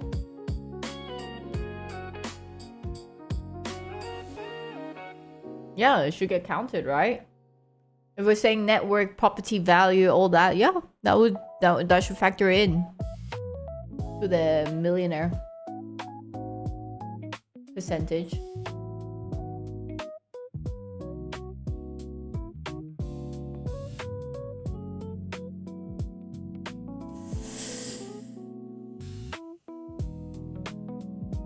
Oh, are we talking about the Singaporeans that just like because it's family wealth? So technically it gets passed down, but then like the income is considered zero.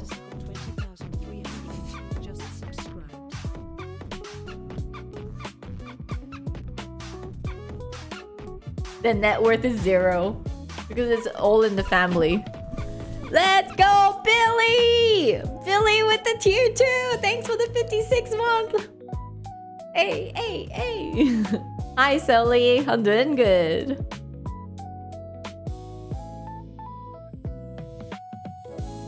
Generational wealth.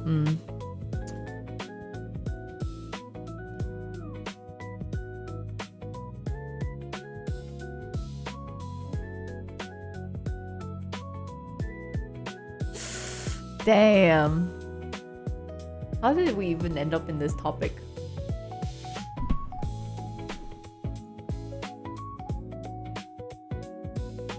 But you know, it's been a while since I've ever seen any sort of like asshole like behavior from these nepo babies or these you know, trust fund kids. I don't think I see it. I mean, maybe because I also don't really go outside as much. I don't see it as much of them like with the privileged life. But we'll get one tomorrow, yikes.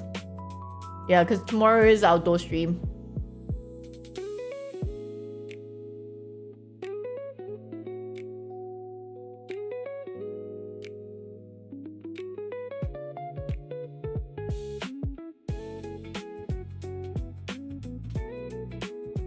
Huh. Becoming a millionaire in the current day at like 45, the trust funds are getting hit with higher costs and they don't know how to spend less.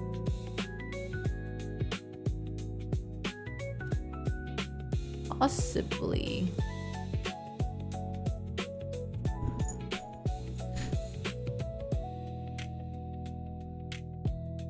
Yes. So tomorrow I'm gonna be very efficient.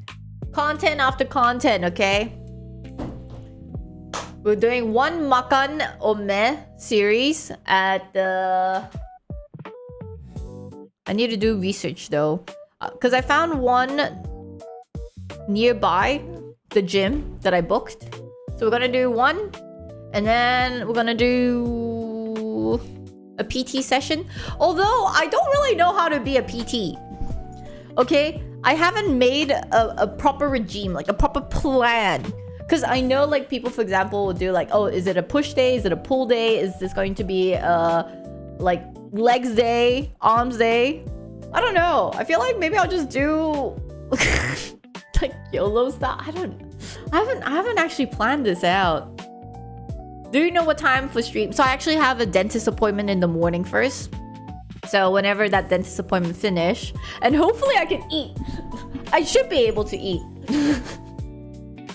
Because it's just doing the final filling of my root canal. And he's gonna put a crown on it. Well, like I already have a crown, so he's just putting it back on.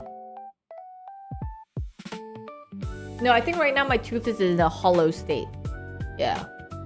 So he actually gotta like fill the inside for the tomorrow's appointment. I don't know if it's a hollow stay. I'm not really sure, but like it's something like he put some anybody in the dentist side. Anybody a dentist here?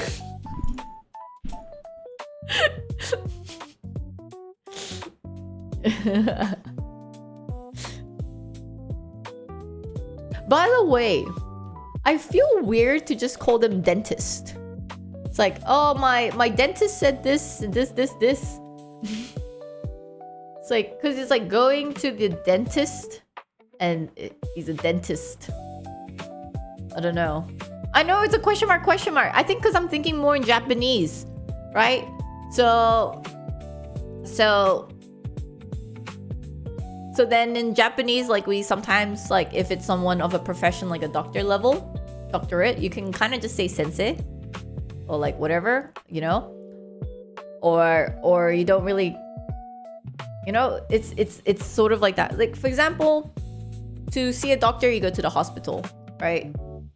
And then, but then it's like, yeah, I went to the dentist to see a dentist. Yeah, so can you actually call a dentist a doctor too? Was that weird?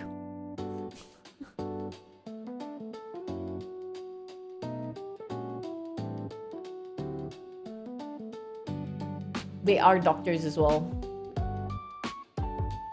Right? So it's fine. You're gonna rage a lot of dentists here?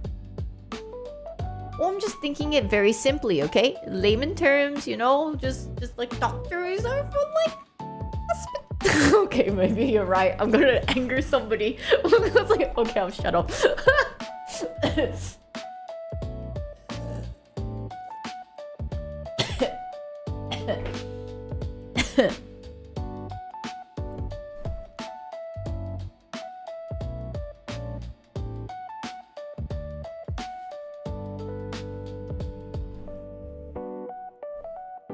Yeah, so I'm gonna go to the dentist tomorrow.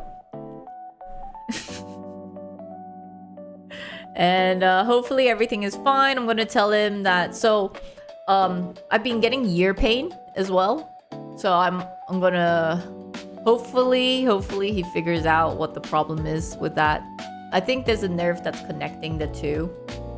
Yeah, so I think because my tooth is still inflamed. So then especially at nighttime, like it feels like my ear is about to burst kind of level, which sucks. I think it's just like the moment I lay my head. So I feel like I have to constantly, you know, it's like pop my ears by going like Don't you need a ear doctor for that? No. I think it's connected. Well, I mean, I'll ask him. Because it just like, it feels very linked, the pain here.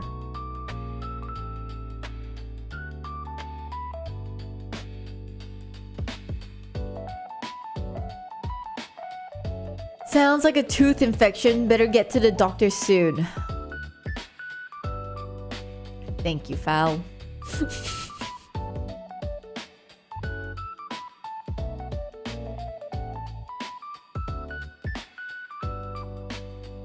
Is the doctor a dentist? Shut up! Shut up! Stop making fun of me! You know, I can't just talk about things that's in the top of my, like, you know, just random thoughts. Random thoughts. The moment I just blab about these things, you guys are like,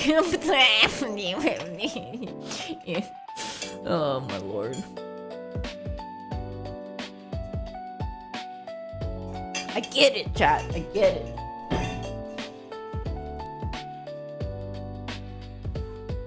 Oh, I'm a bit scared about chiropractors. Chiropractors, or because they're just like cracking your body. And what happens if they like like, I really would like to go to one because I feel like I need some cracks, but then at the same time, maybe it's better off I just work it myself with proper stretching, you know. Maybe it's better. Yeah, I know a lot of people keep thinking it's a scam too.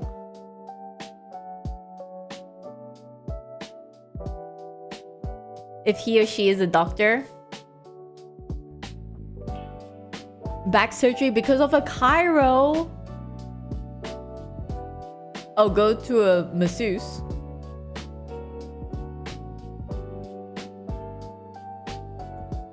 Yeah, physiotherapy will be actual doctor. You know what's annoying?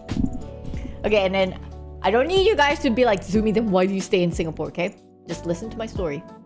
So, in Japan, I feel like if I wanted any professional help because of the medical insurance, sometimes even if it doesn't apply, it's always a lot more reasonable than Singapore. So I always kind of want to go to, go for physio or something like that, because that will usually still be under 100 for a session. So why in Singapore is it like $200? I thought about it. I thought about going for like sports massage because I do a lot of working out, right? So I feel like I have like a lot of weird pains and knots. So I thought, okay, maybe I go for a sport massage. Maybe that's cheaper. $150 an hour. Then I was like, okay, you know what? If it's already going to cost me $150, might as well just look at a physio. It's like, physio is like $200 and I'm like, oh.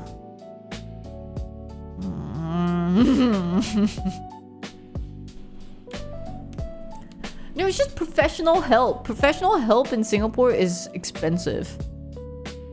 But then now I'm also thinking, I'm so glad I went to the one in Singapore for the dentist side, because I think ultimately this toothache that I've been suffering from, it would have not been a problem maybe if I have gone to the one in Singapore back then.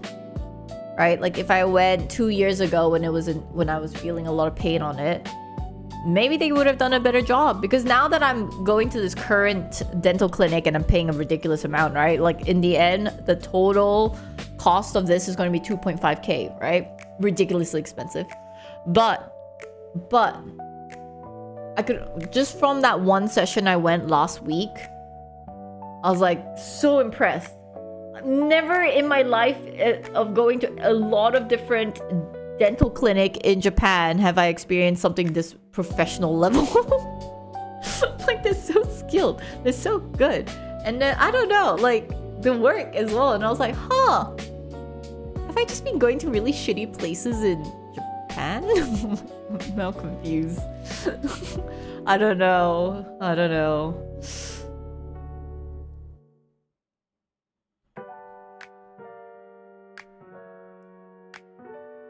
Healthcare really is expensive, but you know what isn't? A high quality eSIM you can use throughout the world. Very true, guys. If you guys, stuck similar to me, having to pay a lot of medical bills but still want to travel, use my code ZUMI15 for 15% off on your nice and new eSIM wherever you travel. You can scan the QR code here, download the app Airalo. I think a lot of people already use Airalo, so maybe they're already familiar with the app side. You can use it in 200 different countries, so wherever you're traveling, I don't know where you guys are gonna go next. I might go... There's a part of me that I want to go to Hokkaido. So I know that's like going back to Japan again, but I think Hokkaido might be really, really nice. Then as you're planning these trips in your head, right? Because my code ZUMI15 is only going to last, I think, only this month, right?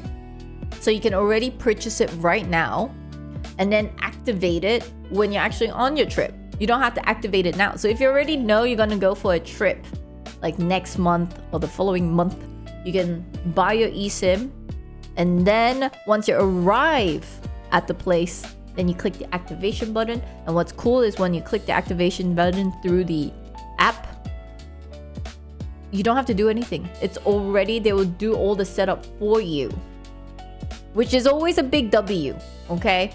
The number of times I've been struggling to set my bloody thing up is very annoying. So, one click of a button, everything is set. And then you're good. ZUMI15, Airalo, okay? Even the Nepo babies use Airalo.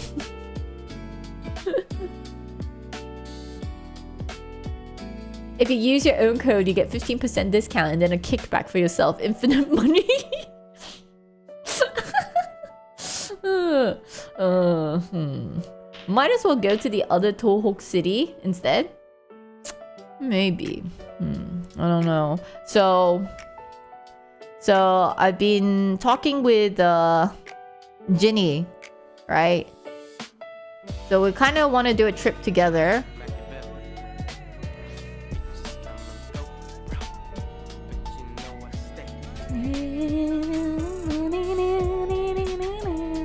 Nostra with the 65 months. Thank you. Arigato. Yeah, so we've been talking. We're thinking of doing a trip. You know, we have a place in mind, but we're also thinking of Japan possibly. Yeah. Oh my god. I did not know something so tragic happened. I mean, it was scary happened to her in Poland, right? This was talked about during the 4Kid podcast with Kiko. Oh my god. She had like a crazy stalker.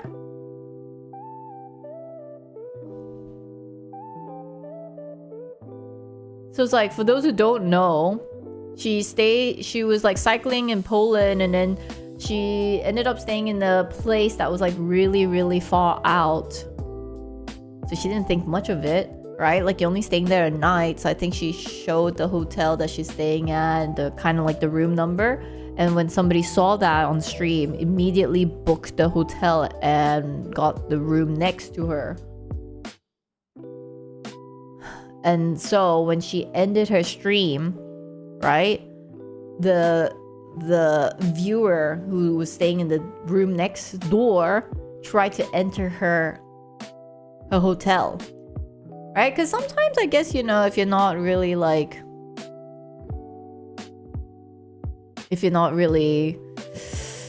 so when you're tired, you might leave it unlocked. You might forget it, right? Because some places, they don't come with an automatic lock. And then maybe if you're not used to it. But luckily, I think because, you know, Ginny's well traveled, she'll always like lock it, deadlock, and all these things. So the guy, you know, tried to get in. He couldn't get in. He started trying to open and barge into the door. And so, you know, Ginny got scared. She started her stream to, I guess, in a way, protect herself in case anything happened. And then apparently a viewer who's also in Poland saw that. So I think it's a streamer. I don't know if it's a streamer from Poland or a viewer from Poland, but saw it, drove all the way. She made a video on YouTube. Oh, wait, really? Okay, let's see. Ginny, Poland?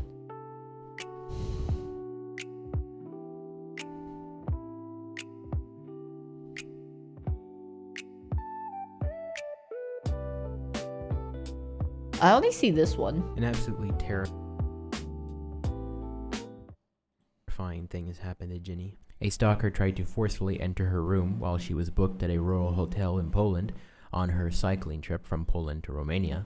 The first clip shows her interaction with the man, where she gets thoroughly creeped out by the whole conversation. Hello. Hi.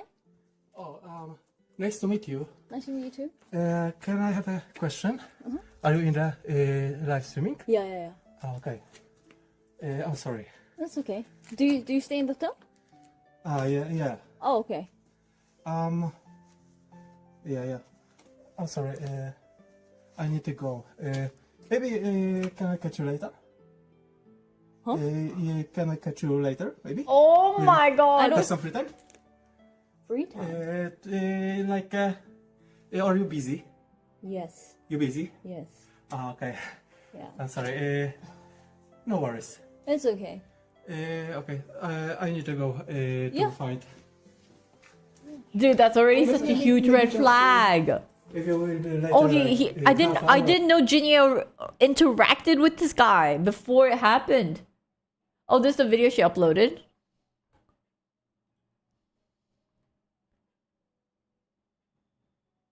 Okay, wait. Before we start this, I've been holding my pee. Oh my god, okay, wait. It's loading right now. Oh my god. Thank god for my shitty internet. I'll be right back. Let me go pee.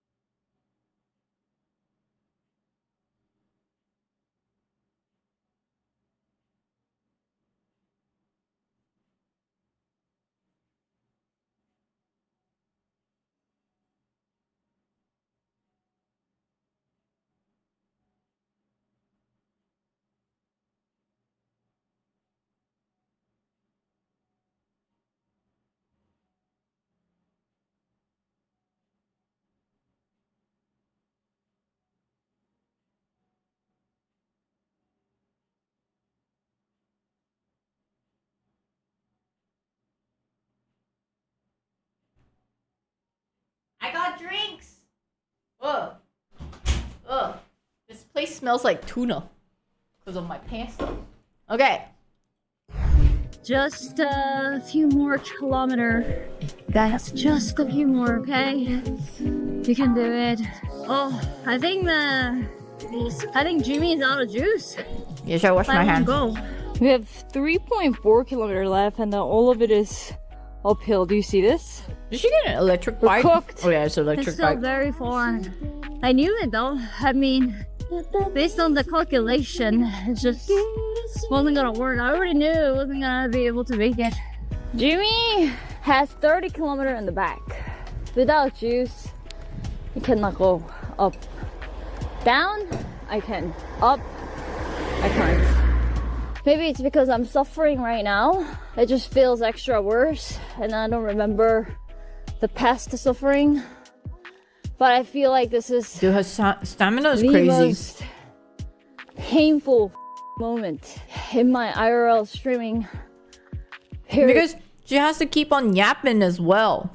Streaming, yapping, and cycling. God God damn. damn. Right here. Oh my god. That's it.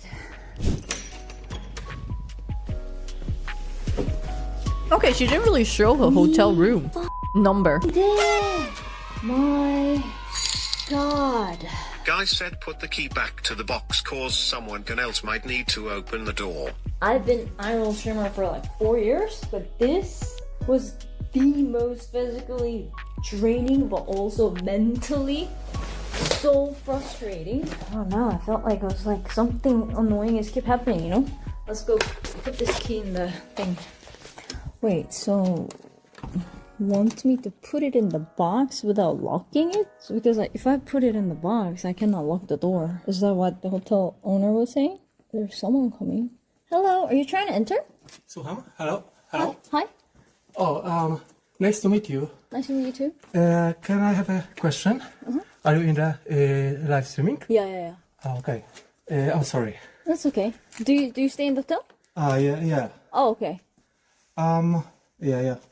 Oh, so sorry, this... I need to go.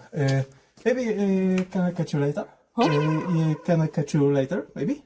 Will I don't... have some free time? Free time? Are you busy? Yes. You busy? Yes. Okay. Yeah. I'm sorry.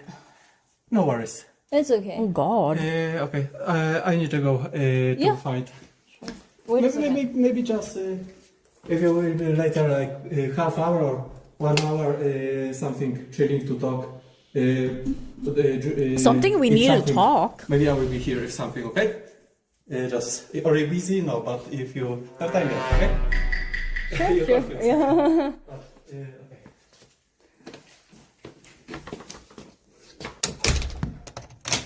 Is that a viewer? That's so weird. My god. I have the key. I'm so confused right now. I don't think I should have gone down. What was that? Oh my god. Oh, too much stuff happened. A little weird because like, dude, like this time checking in and then you just like entered the thing. I was actually scared because like I opened my door. I was like, there's no way anyone would like check in at this time. So I opened my door because I was just gonna leave the key and then come back up. And then I thought he was gonna like. Oh my god, isn't that kind of scary? So if she really did leave the key inside without thinking too much, right? Like, so like, let's say it was just maybe about 5 more minutes or so. Oh, it could have gone bad. And then it was like, oh, do you wanna? Like, That's talk crazy. for 30 minutes or 1 hour or something. I don't know, dude. I tend to not to judge like right away. I'm like, nah, guys. It's not creepy. It's not weird. Dude, when I met Ginny, I realized she's actually a very, very nice person. And it's like, always likes to think the best of all people. Well, at least like that was the impression I got meeting her. So I'm like immediately judging people. I'm immediately like, you're freaking weird. I think it's just Sniper wants to say hi. I tend to be like that, but that is scary. What time is it? It's 12 a.m. in the middle of the night.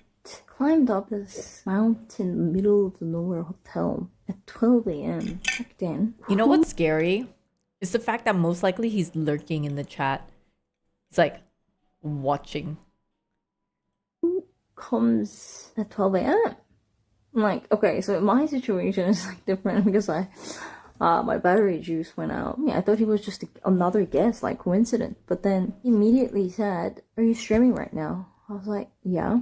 And then he asked, like, "Are you busy?" It's like, "Yeah." I was like, "Oh, like maybe we can hang out 1 hour, 30 minutes or something." I don't know. He didn't look like a bad person or whatever, but still, I think the whole situation is just very creepy. That's definitely not hotel owner, by the way. If he was a hotel owner, he would be like, "Oh, you can leave the key here," and then he'd be like a lot more professional. He didn't look like he knows anything. He said in 1 hour he will come back. Yeah, he said something like that, right? And the whole situation is a bit weird, even though I am trying to think very positively right now. Very positively. Jimmy, the guy who was stalking you, definitely won't hurt you, because he is already under our watch. We are monitoring the stream, and we will ensure you're safe. Chat as well as Delulu. Don't worry, Ginny. Us watching your stream, we will protect you. Us watching, we will watch. We're the watch. We're the watchers. We got this. I mean, unless you're actually from Poland and happen to be nearby, then only those people could do something, right? But like what? If you're all the way in Singapore, like for me, example, well, there's nothing I can do. Dangerous. Call my neighborhood police and be like, "Hello, my friend, all the way in Poland. She's being attacked.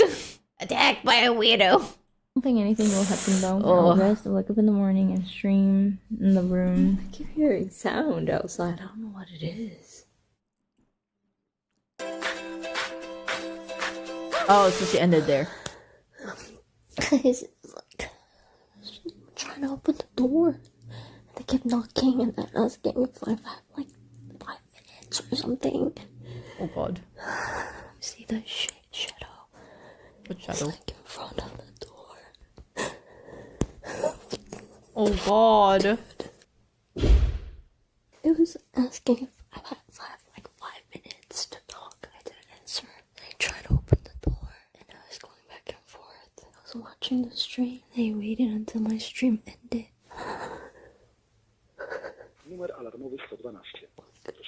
I don't understand. Hello, can you speak English? Yes. Hi, I'm at this hotel and there's some guy trying to enter and knock on the door. Yeah, so what do I do?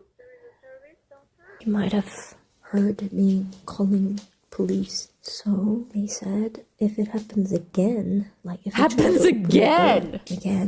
Then call them again. I think I'm gonna have the stream on, guys, because I think I can still hear something. I'm just gonna have the stream on, and I'm not really sure what I'm supposed to do here, to be honest. It's scary I've ever experienced in my life, dude. Give me just 5 minutes, and then I didn't answer. It sounded Kendrick, like he thanks for the 49 months. Thank you. This was in Poland. The owner said he rents the room next to her. But how do you even pick the room right next door? There's an option? Or is this just like a Poland thing? Because whenever if I book an, Airbnb or hotel, it doesn't mean I get to pick which room. Oh, an app.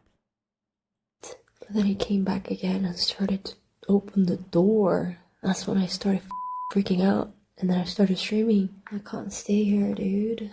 Wait, what? Streamer is on his way driving to help me? I don't know. I think... thank you. One of the biggest one is coming to help me, and if necessary, give you a safe ride to secure place. So there's a Polish streamer who's on my way to help me? Zabarykadowała się Ginny Titi? Co się stało? Co się k***a dzieje, ty? Ty, Ginny Titi zaparkowana w pokoju jest. Ty, co jest k***a? Nie no, Coś tam się dzieje? W sensie ten? No zabarykadowała się w jakimś pokoiku stary hotelowym, krzesłem k***a i rowerem.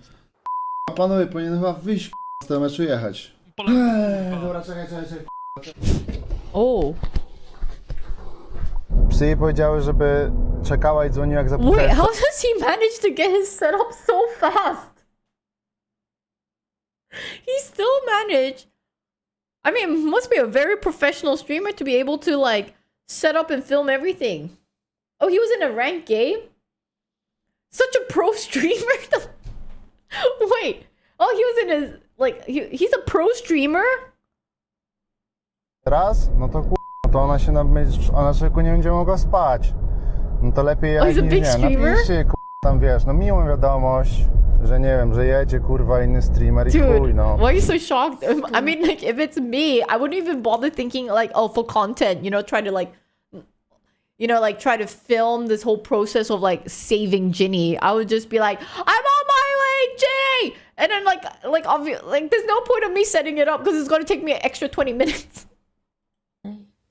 It's driving here. But the police streamer, what is his name? He cannot get inside here without me leaving the place and then opening the door.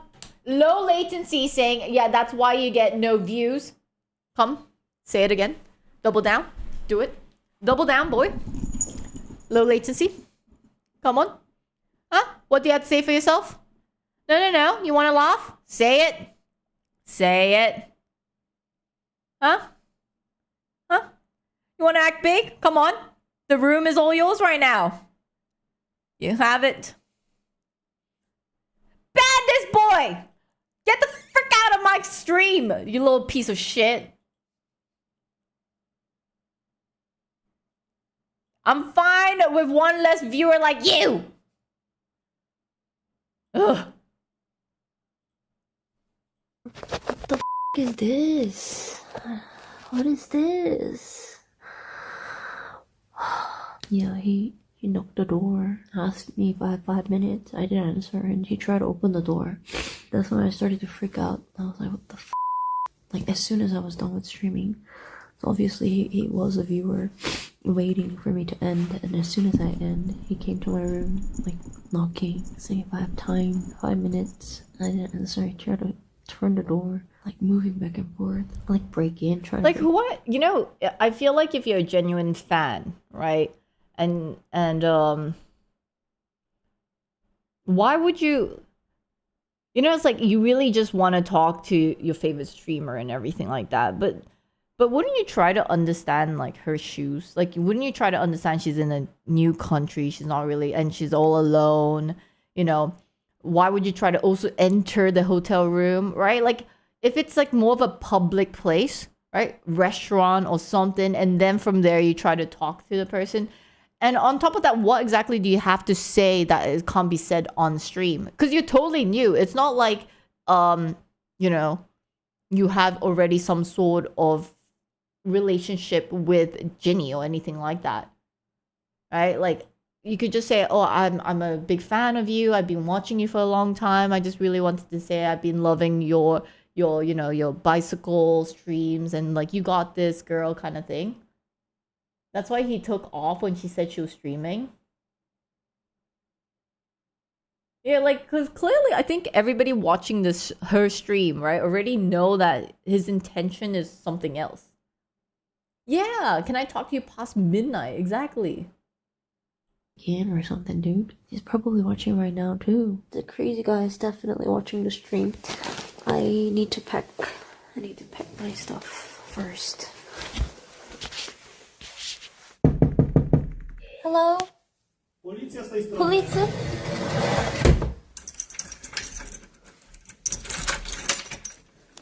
Dobry wieczór. Hello.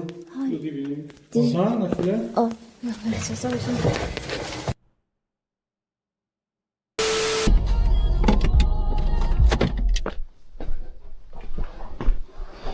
I teraz tak. Dzień dobry, ja tu przyjechałem pomóc tutaj Koreance. My się nie znamy, ale mogę pewnie pomóc tłumaczyć i tak dalej. Chwileczkę. Dobra, Ginny, I am the streamer that the chat was talking about me. I can help if anything needed. Proszę chwilę zaczekać. Dobra, ja czekam. Hi. Hello, do you need my help? Thank you for coming all the way here. Yeah. That's actually kind of nice of him that he came all the way.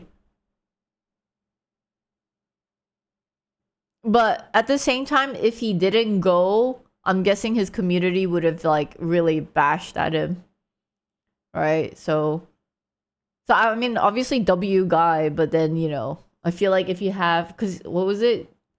He's a huge streamer. Everybody knows what's happening with Ginny right now, and then they'll like help Ginny, and there's like a spam of it on his stream.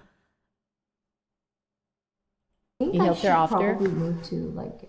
Yeah, I can take you. I can like take all of your How stuff. far did he? and you can I just don't go know. in I don't car. think it was that. You can just It can't be that long. I think he lived pretty close. put a bicycle in there, and we can just go.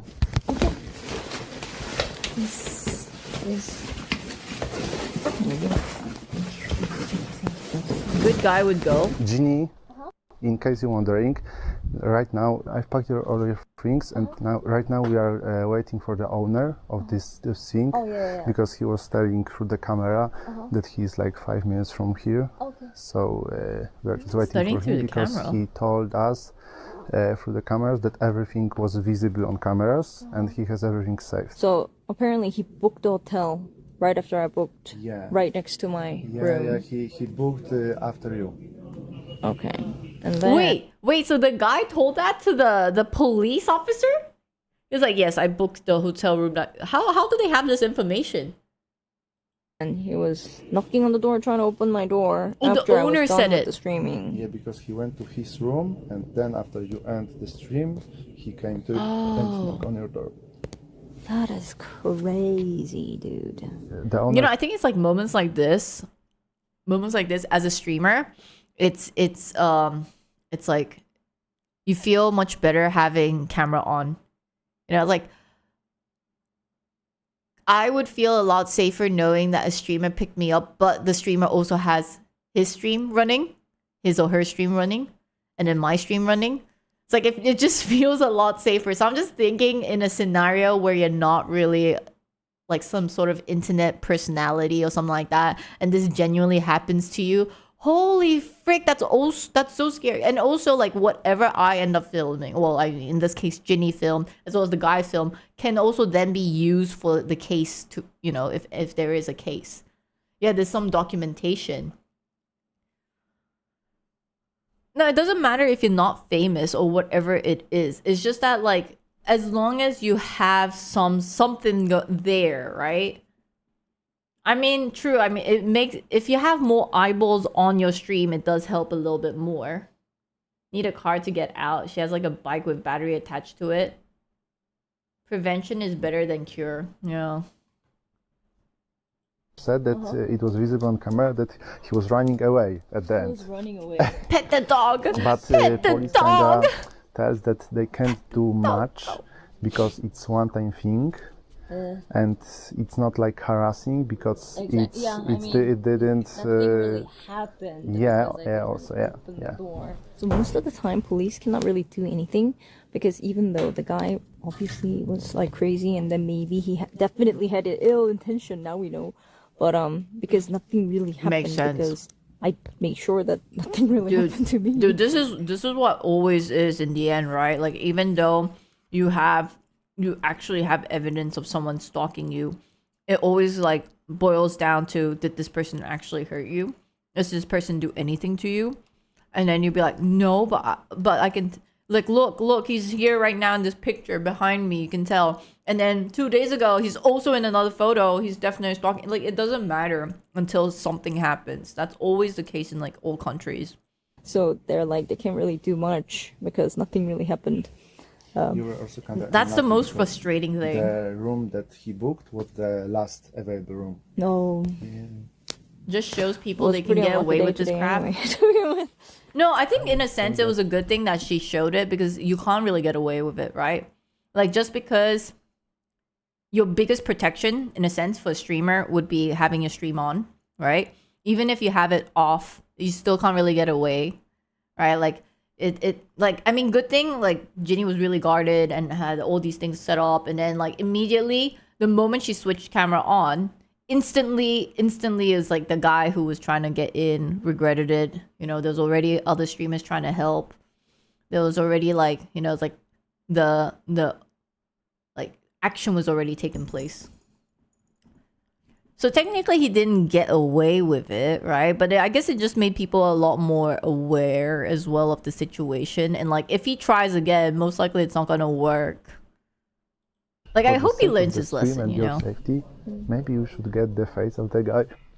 I don't want to like leak. You his don't have to face. leak it, but Yeah. at least get the copy.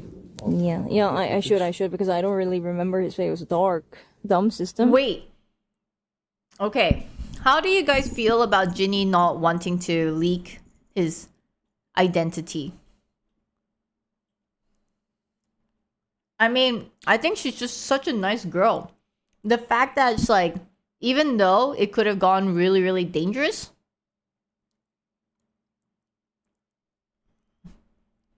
I think it's a hard decision to make, right? Whether or not you release this information.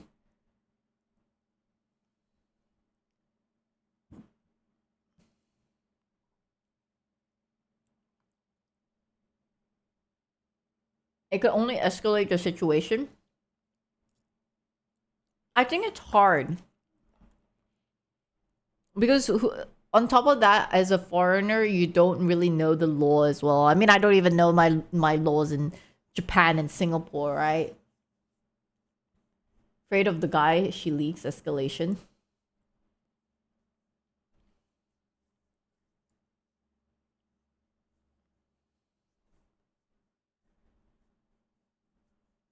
No. I think we're all not, unless you're a lawyer, we all don't really know the laws so well.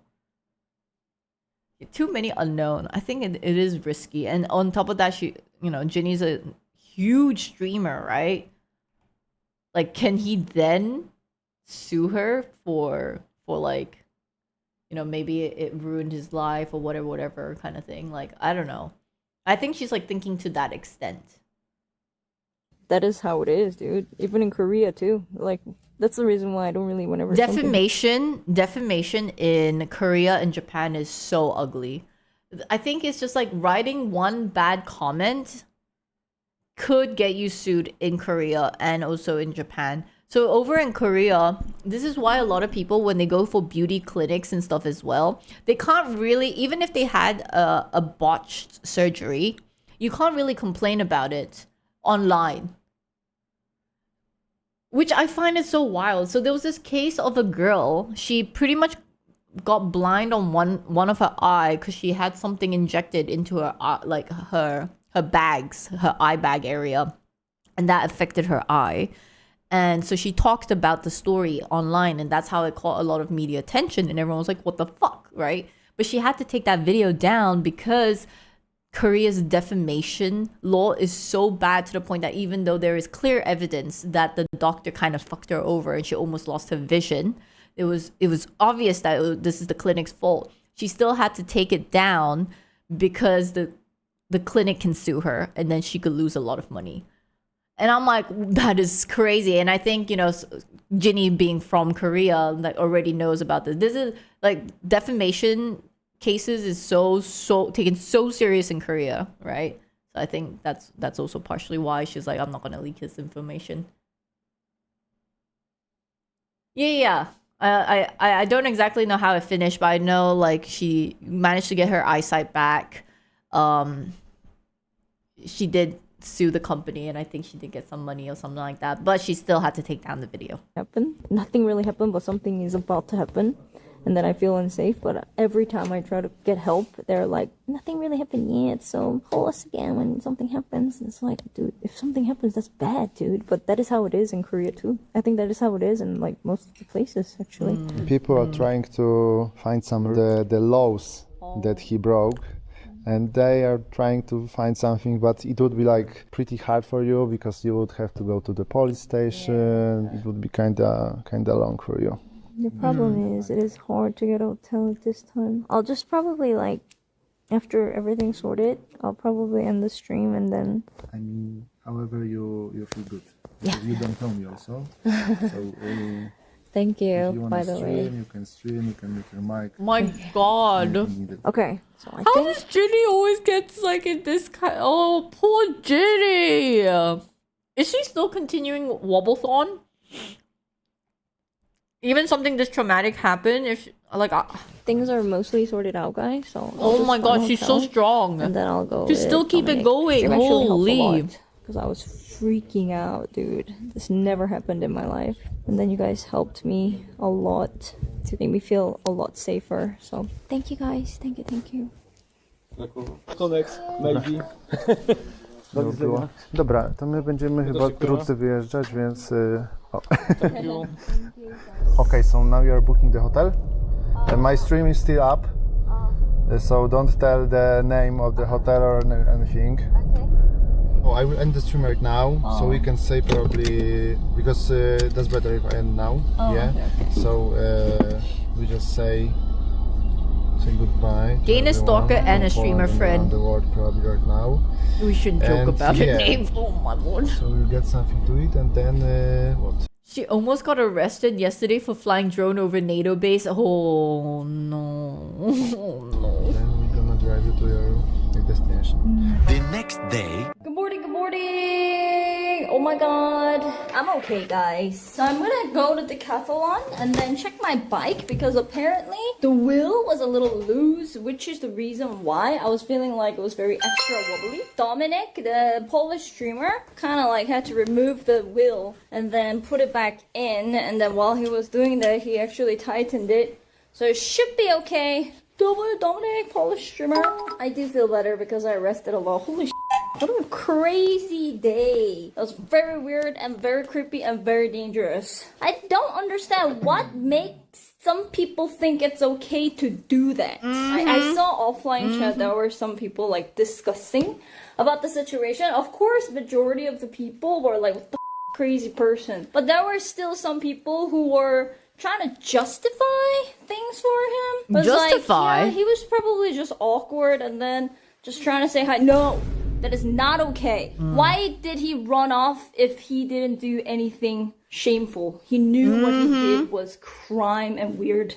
That's why I ran the away. Stalked 12:30 a.m. Booked in the middle of nowhere at the mountain. Stay right beside my room. Waited until I finished the stream. After I finished the stream, right after I came to my room, knocked on the door multiple times, tried to open the door even. And then ran off after I started streaming again. I hope that kind of never happens again. Thankfully, the hotel manager came all the way from like Krakow at 3 a.m. and then solved it out. Showed the CCTV. Police helped. Yes, police helped. And then of course, Dominic came and helped and then dropped me off at a new location. So we're gonna start from here and we're gonna continue. Didn't really get They questioned her because she said she was Korean, so they thought she was a spy. Where did you get this information from? But then the hotel manager was like, if you do come back, I'll let you stay for free one night. I was like, oh yeah, of course, this place looks like very good and then beautiful, you know? And then I'm sorry. I mean, Ginny's a nice person. But for me, I'm like, dude, that's so traumatic. It doesn't matter even if it's free. I would never stay there again. Oh my lord. But she was just like, like a fantastic place. You know, solely wonderful. Not just Dominic, but also like there are a bunch of other people who my friends messaged me, make sure that I'm okay. W friends, also chat you guys too, make sure that I'm okay too. W chat, W community. In general, everyone helped a lot and comforted me. Now I feel okay, so thank you everybody. And also, you know what I decided to do from now on? I usually give benefit of doubt when some weird creepy happen. I usually try to give benefit of doubt. Like maybe that's not what he intended. Maybe from now on, if something is weird, I'm gonna be like, get the out, you know? Because I am not gonna give benefit of doubt if it involves my safety. What the was that? My god! Anyway, very exhausted. So I had to take a day off, but I'm okay. And then we're gonna go continue. Good video. Damn! Holy moly. No wonder she travels so much, now we know. What do you mean? Yeah, I agree. Badass, for sure. Corpos and company could learn from Ginny's PR. Yeah, I'm also glad it really worked out. Huge, like, this is... That was just scary overall.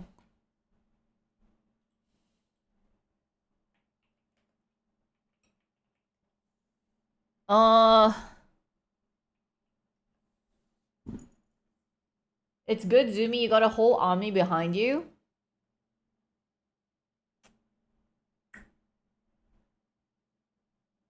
Dude, I think this is still very rare. Somebody who is constantly traveling, like someone like Ginny, and this is like the first time it ever happened. I don't think this is normal. It's not normal, and we should not be expecting something like this to ever happen. You know, hopefully anybody. I think in general, I get it. Like, I think a lot of viewers would like to get to know the streamers, right? But it's just, I guess it is hard, you know? Majority of the streamers, especially if it's like opposite gender, right?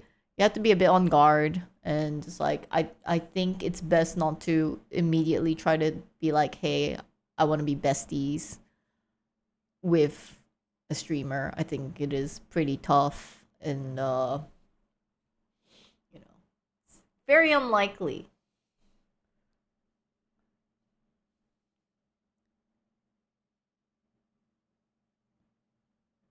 Absolutely, she's had several incidents, but she's always traveling. Lot more good situation than bad. Never meet a streamer. Is Ginny too trusting to others? I don't know. I honestly, I'm not really close to Ginny, right? Like, we only recently became friends because of the Halloween incident, and then from there we started talking, right? So I mean, I don't know. I can't talk on her behalf. But yeah, I mean, if we do decide to travel together, then maybe we will see. What does MTF even mean? Viewers should know that place people need to not be parasocial. I don't, again, there is nothing wrong with living vicariously through a streamer, right? I don't think this, I don't know how I feel about making it sound so bad to be parasocial. Because essentially, the fact that you're so interested in a streamer's life is how, I guess, you know, like a streamer can grow, right? So it's not that it's terrible, but I think it's more just like, if you actually, living parasocially is fine, but then to then place yourself in the scene, right? Like, you want to also be a main character, a side character in that streamer's life. I think that's when it becomes a problem. You know, it's like, oh, like, let me debut. If I live through Zumi, I just see kitchen. That's true. I'm mainly at home all the time.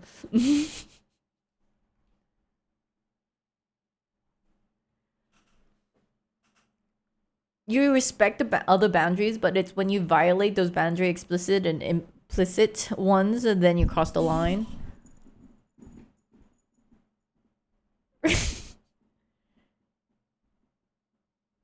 Being a character in a streamer's life seems like too much work. I have something to tell you at midnight. Oh my lord. Actually, act like an empathetic human being. Oh yeah, you all got something to tell me. Which part am I gonna go tomorrow? Oh my lord. No, but see, that's the thing. I'm not as scared because it's not in like a hotel scenario and somebody barging into the room, right? So if it's like restaurant, public space and everything, I think this applies to all streamers. And if somebody goes like, oh, hello, are you streaming? I have something to tell you. You know, I'll be like, okay, say it. What is it? What do you need to tell me? IRL Dono? Not IRL Dono? Then why are you still talking to me? I'm kidding. I'm not that mean. I'm not that mean, guys. But like I'm saying, overall, what is there that you really need to tell me that it can't be said on stream?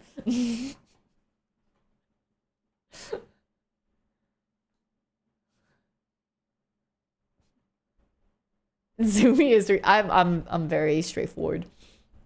What if you just wanted to give a dono IRL? Yeah, then more the reason you should do it on stream. Then they'll be like W whatever viewer, right? They'll be like, oh my god, that viewer, what the heck?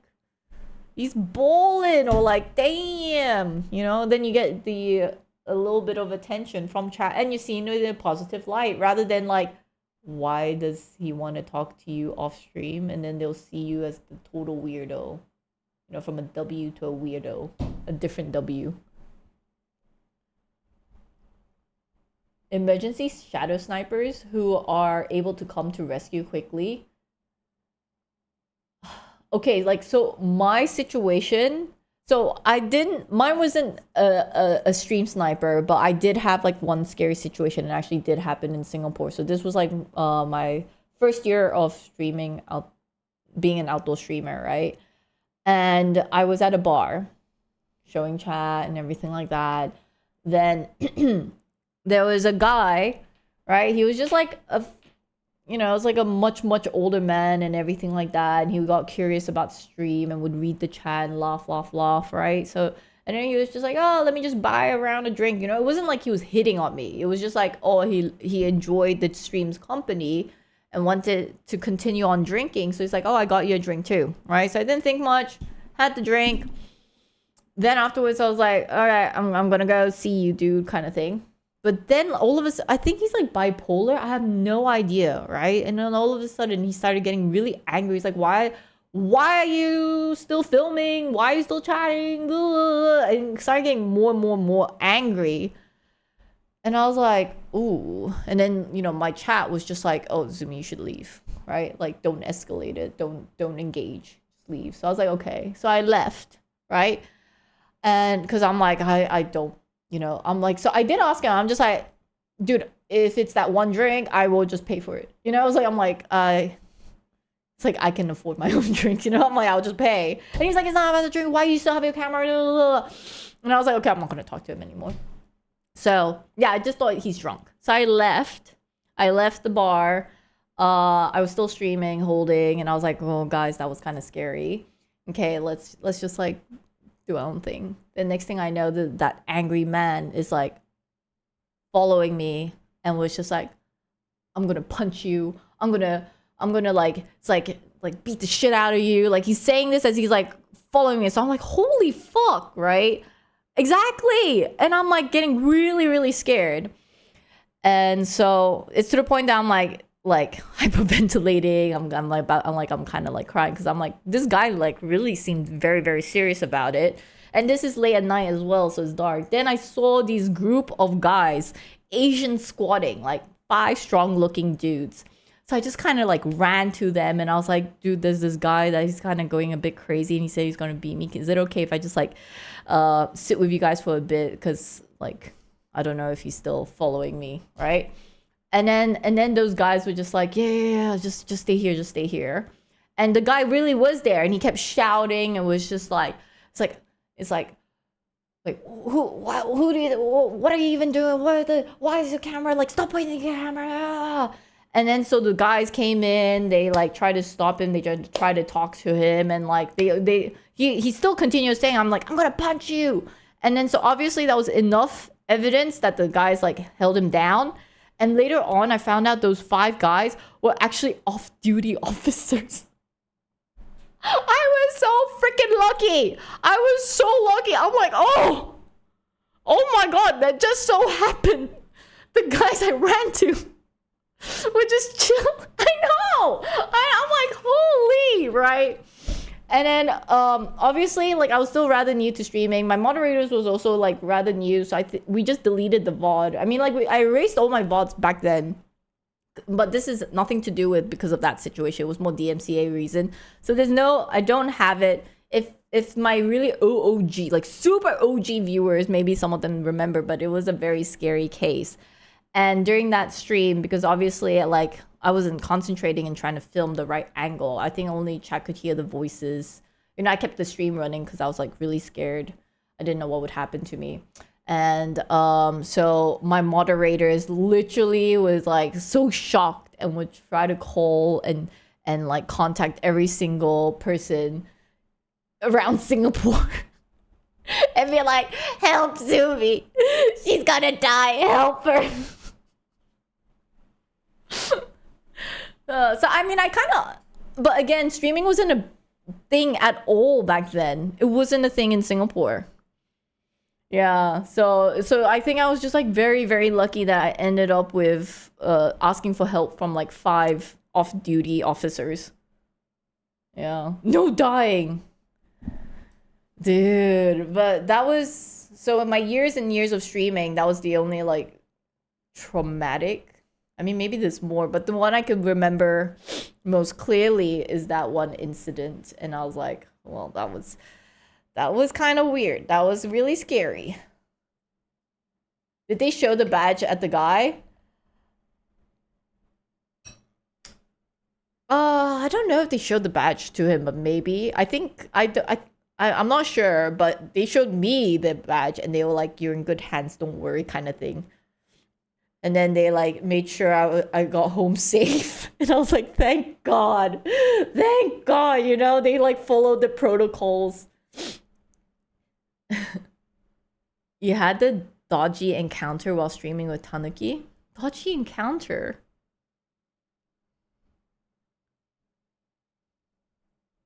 I did?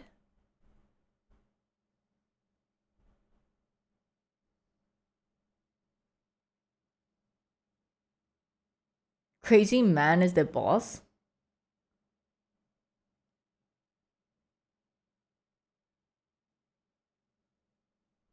Oh, yeah, there was somebody that did follow. Oh, yeah. Yeah, I don't know if he was a stalker of Nikoko or Kanini or Tanuki or me, but yeah. Yeah, oh yeah, there was that case. Oh, okay, but that one wasn't like, you know, it didn't get to anywhere. Like the following was caught on pretty early. Right? Whereas this one guy was legit like, I'm gonna punch you. I'm gonna like it's like, why you still have to? I don't know why, but he was so mad at the fact that I was filming myself. It wasn't like I was filming him, I was filming myself. He was so angry that he was like, I'm gonna punch you. And I was like, bro.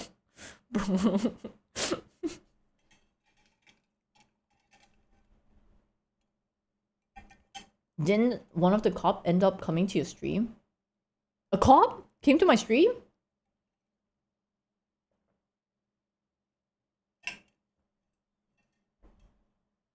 Oh, okay, yeah. But again, none of this really became something, right? Yes. There's a lot of moments where I guess it depends on how you handle the situation, if it could have gone worse. Yeah, there was a guy with a diamond tattoo on his forehead, and he just like sat next to me and kept like talking and asking like about my like marital status, where I live, do I have roommates, do I have like, you know, just all these questions of like whether or not I'm staying by myself, essentially, right? So then chat was just like, is he attempting to kidnap Zumi? Like, what the shit? You know, it's like, exactly where do I live? How many roommates? How many this and that? And well, I'm like, whoa there.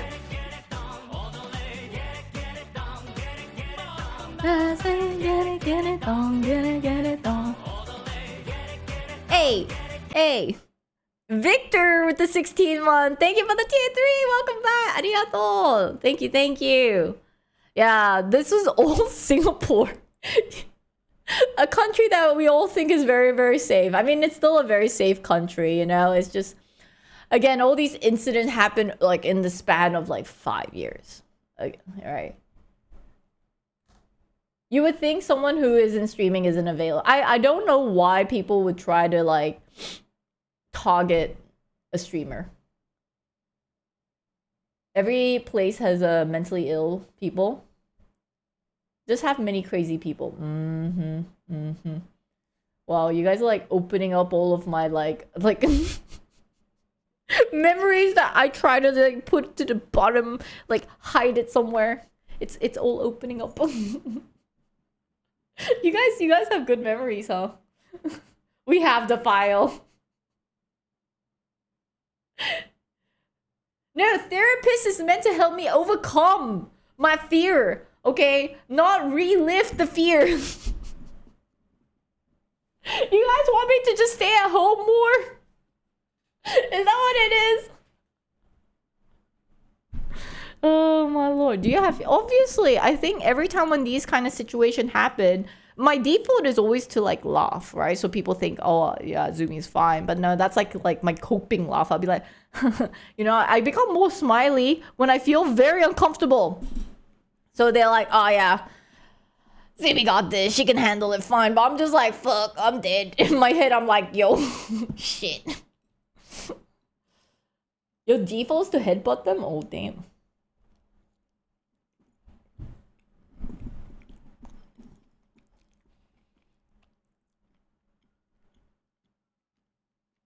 But yeah, many scary situation.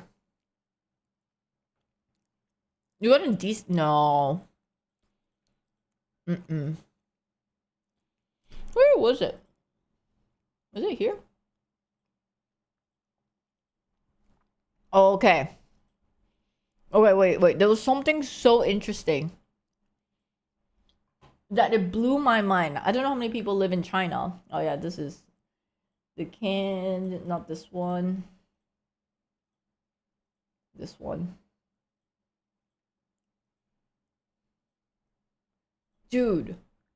Scalpers are next level. We all know of scalpers who snatch up concert and game tickets before you can. But in China, we have what's called hospital scalpers. They hoard the most critical doctor's appointments, so people actually fighting for their lives can't get treatment. What's this all about? And is this actually as evil as it sounds? Shushu breaks it down. Introducing the Hao Fanzi in China. Hao Fanzi literally translates to appointment reseller because they're in the business of buying up all the appointment slots. It's a thing. They target the top Sanjia Yiyuan in China. And these scalpers are true professionals. You got the tech-enabled scalpers. They're using AI bots to book every single appointment slot the moment they drop. For example, take Fu Wai Yiyuan. Their top cardiac surgeon slots drop 7 days in advance, and they're gone in seconds. These bots click 200 times a minute, so any regular human doesn't stand a chance. Then you have the intimidation scalpers. Imagine this. You start queuing up at midnight for an appointment slot. It's dark, it's cold, there's no one around. A group of big men surround you, question your identity, and threaten violence in hopes that you're too scared to stay in line.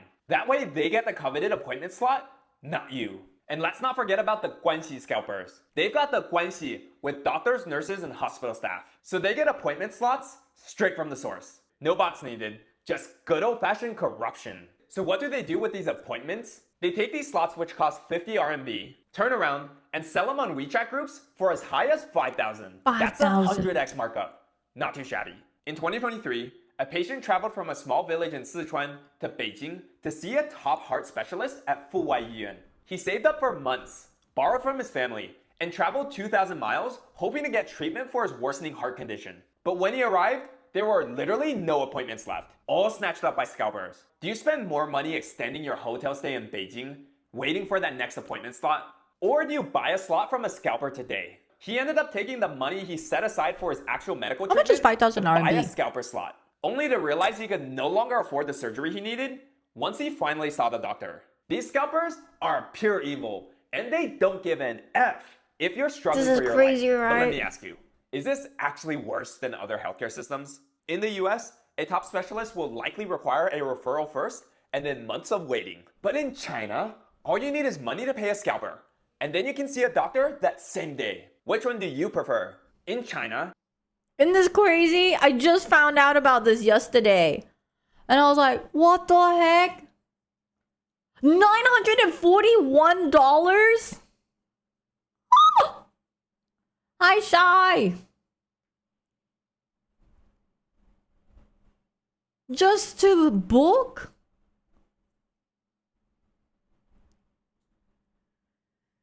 Oh my lord. Yeah. Like, I mean, we all know scalpers, right? Like they would do anything in their power to just like get what they want. But I didn't know hospital booking was a thing.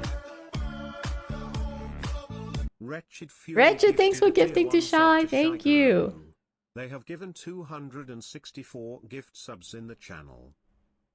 Oh shoot. So then it's wild to think. It's wild to think that's like, obviously, you know, if you're going to get some serious surgery done, you want the best hospital, right? And an appointment, like they said, it's only 50 RMB. But then all the scalpers are taking it.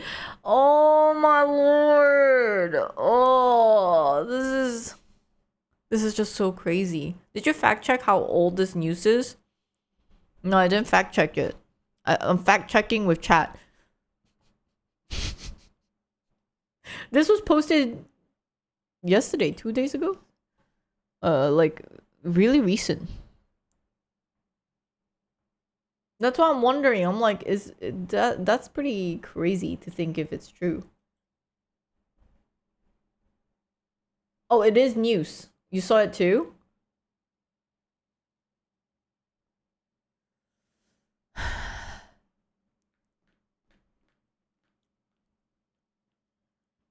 I think it's the fact that I didn't even know it was even possible in general. Scalpers hospital news were from 2016. Yeah, and I guess this guy is the first one who decided to talk about it on TikTok and YouTube. Even if it was a thing, I didn't even know it was a thing. So just imagine if you're like, yeah, need a surgery done, but you can't get an appointment unless you want to pay almost $1,000 for your appointment. Oh, okay, now they have biometric for queuing. Okay, so they managed to actually fix it. Okay. So it was a problem and China fixed it. Require a name, government ID, healthcare. Yeah, no, that's the thing.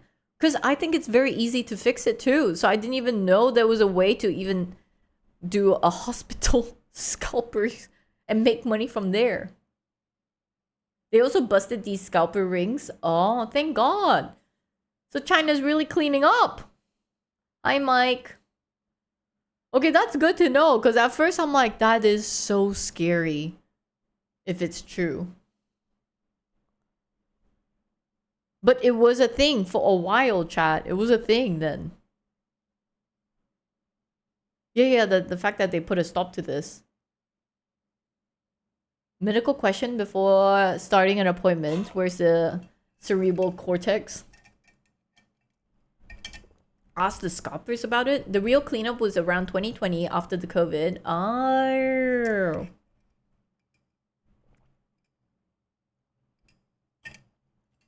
I mean, I think sometimes, you know, everybody, it's either greed or this, you know, like, if you already know this is an easy way to make money, then why not?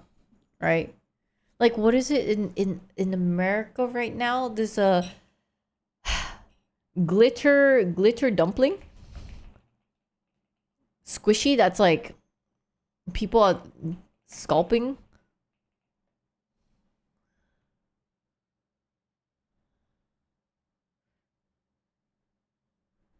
And then so it's like to the point that you'll push. They'll like push everybody out. Don't let the kid have it. Yeah, glitter dump. Yeah.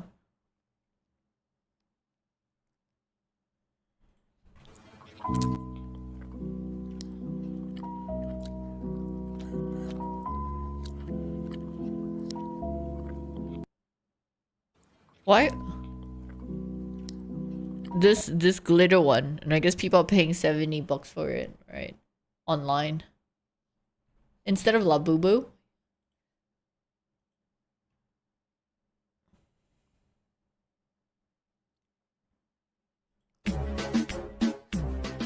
I don't know, they're all obsessed with these dumpling things right now. In the US. Gold, glitter, God knows what. Yeah, it's the trend at the moment.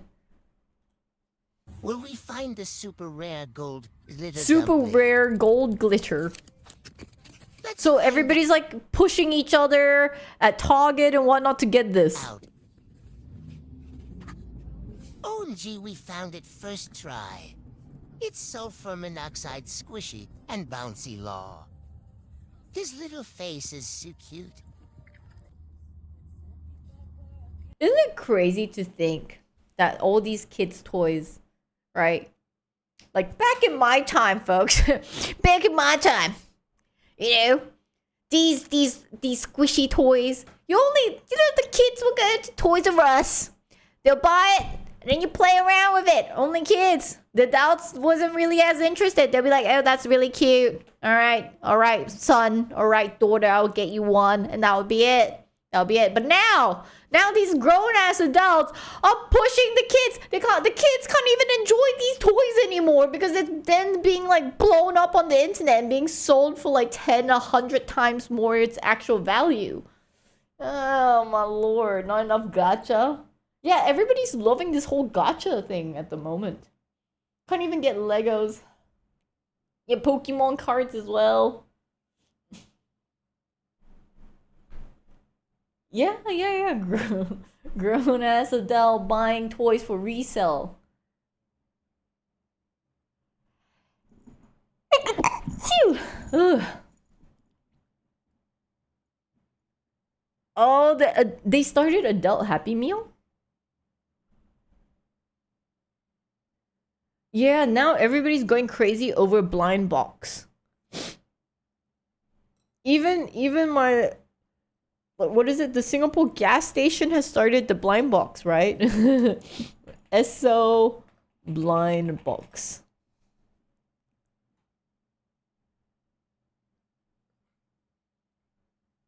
Was it Esso? Esso.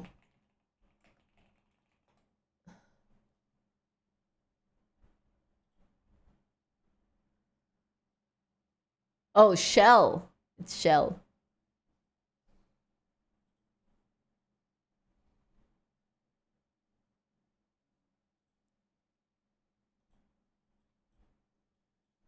Shell blind box Singapore. You have one of those? I only know because I saw one of my friend, I think she's got sponsored by Shell. And I was like, what? Even at the gas stations, like, oh, let's see what you're gonna end up getting.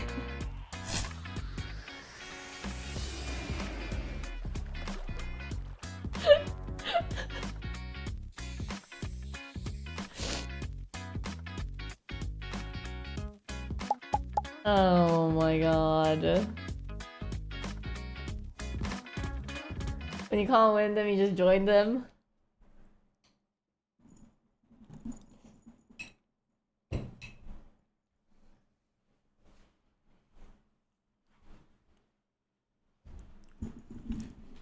Shell is a massive sponsorship.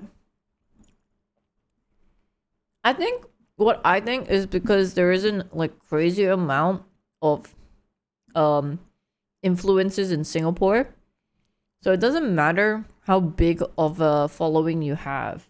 I think as long as you know somebody, then you can get a job easily. I think that's pretty much how it is in Singapore. Because I feel like I always see either the same bunch of people getting the sponsorship work.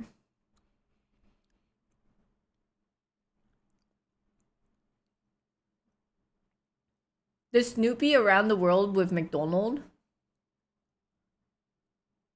What's really sad is that people who make those toys should be the ones playing with them. Could be same agency. By college-shaped plastic. Me too.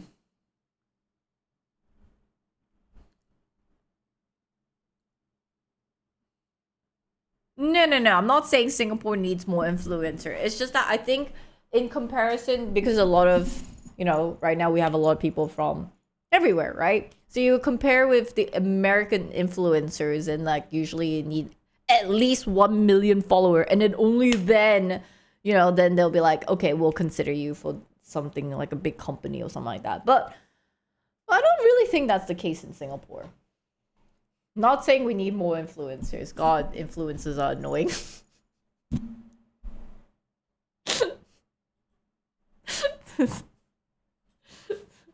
Oh, we do not need more of those, man. Do they still cane if they break the law in Singapore? Yeah. Highlight.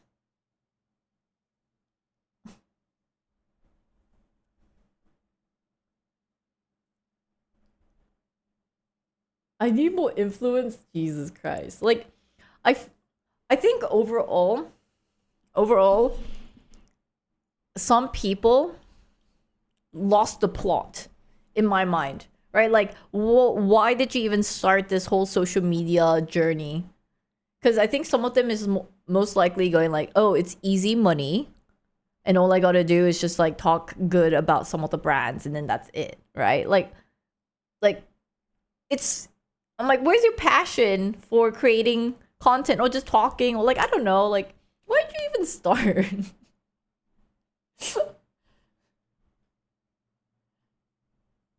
Zoomy the influencer? No, but like mine is more like I genuinely do enjoy the gaming part, the like the traveling and showing you guys and all these things, right? So it's like whether or not I get sponsorship, I would still do it regardless.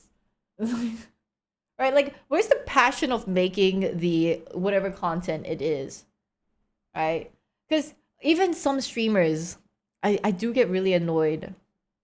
It's like all they do is constantly keep begging for money, right? And then they get annoyed and they feel very, very entitled. I mean, I also joke around going like, oh, I'm a professional e-beggar, right? But that's not like the main thing of my content, right? But some people is just legit like, why can't you give me money? What is wrong with you guys? You guys are watching my content for free, and like, what, you can't even donate $5. There was that one girl, I think during COVID time. What was it?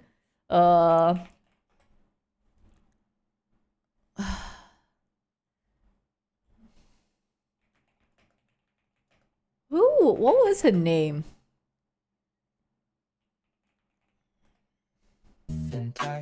You say something, lose the thread. Oh, this one. My whole speech about This one. how I need subs and to keep the stream going if you like the content, blah, blah, blah. How that results in 0 subs. There are regulars here. $5 a month. How do you have hours of time to watch me and not $5?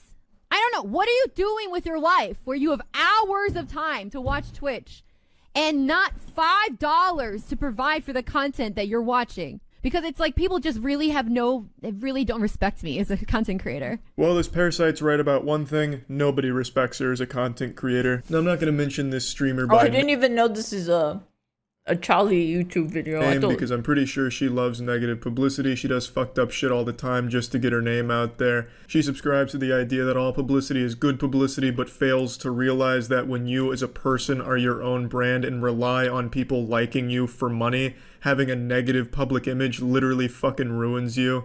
And this one is definitely bigger than she anticipated because no one likes someone this shamelessly greedy. She is a streamer who runs political talk shows, but the majority of the Wait, I'm not surprised.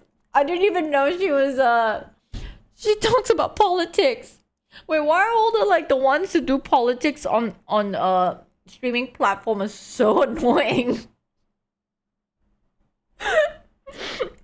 Oh my god. Begging and shaming people into giving her money. And it's some of the most pathetic shit I've seen on Twitch. And I've seen a lot of pitiful, sad shit on Twitch. I saw a man finger his butthole for a $20 donation.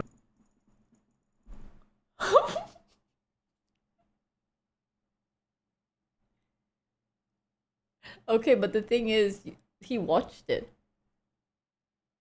He's like talking shit about it, but you watched it. So it means, you know, it's still content. Right? It's not like you looked away. I'll be like, holy fuck! You did that for $20? That's still better than being like shameless and just being like, give me money! On Twitch. And you know, there was some sort of reward. You give me money, I'll do this. You know, there was transaction. More respect for that than I do her. At least him sticking his fingers in his asshole was more fun than all of her streams combined. And somehow him putting nearly his whole fist in his chocolate starfish was still classier. Wait, I thought you said finger. Why, how did that escalate to fist? Did I miss an episode?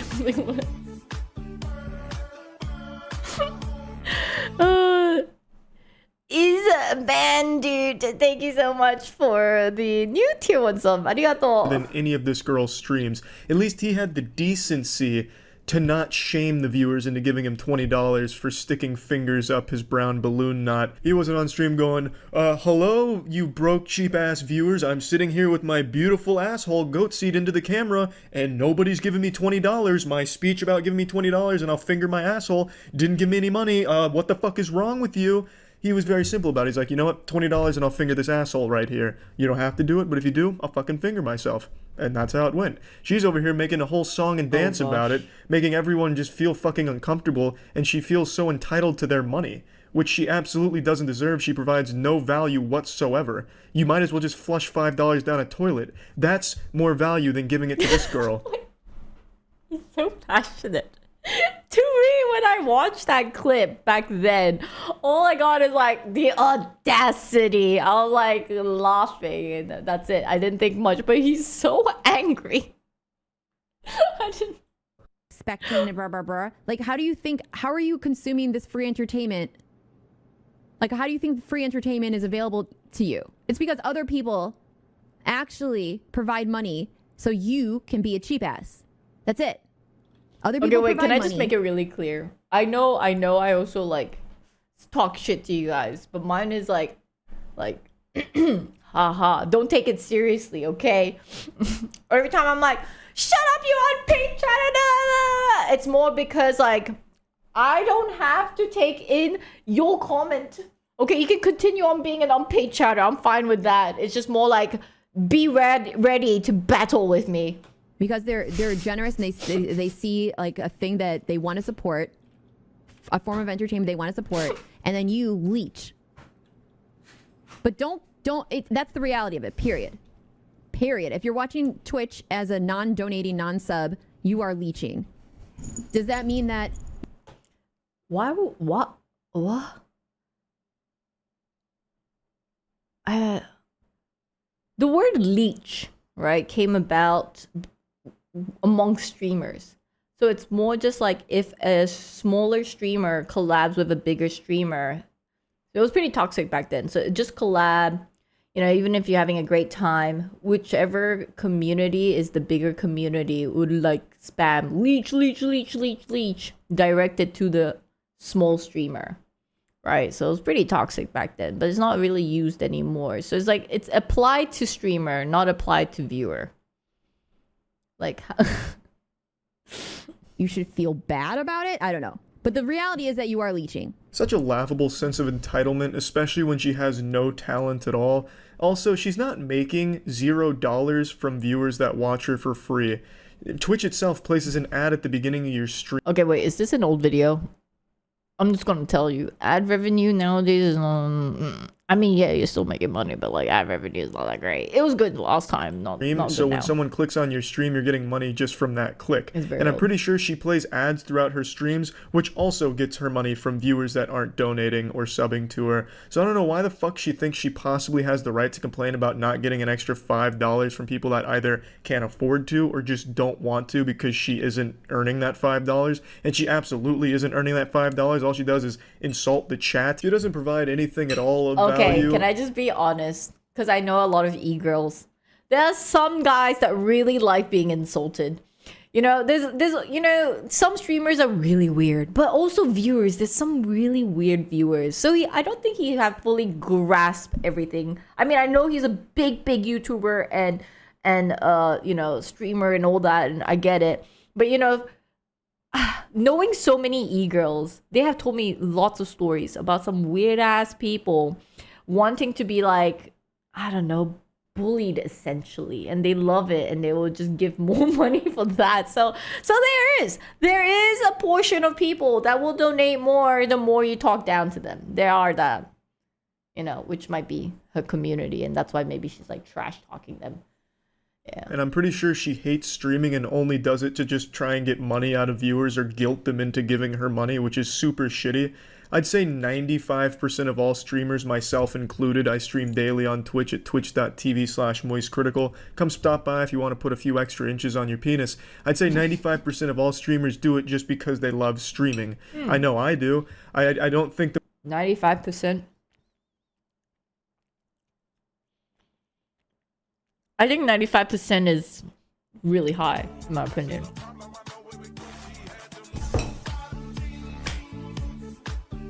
With the fur. This is for all the leeches. This is for all the leech. Thank you, Sure. I think there are a lot of streamers that are very, very passionate. But nowadays, I feel like the streamers here, The majority of streamers are I don't know. I question their passion sometimes. going around just constantly begging for subs and donations, but I know there definitely are a few, her being the biggest culprit, but I'd say the majority of streamers aren't like that. Chat! I haven't got a donation or a sub for an hour. What the fuck? For an hour? What the fuck? Wait, I'm confused. Do you think these people are also hearing her say it, or it's muted? Because that would be really awkward. You say it whilst you have you're doing a whole panel thing. Probably me. Yeah. That's crazy.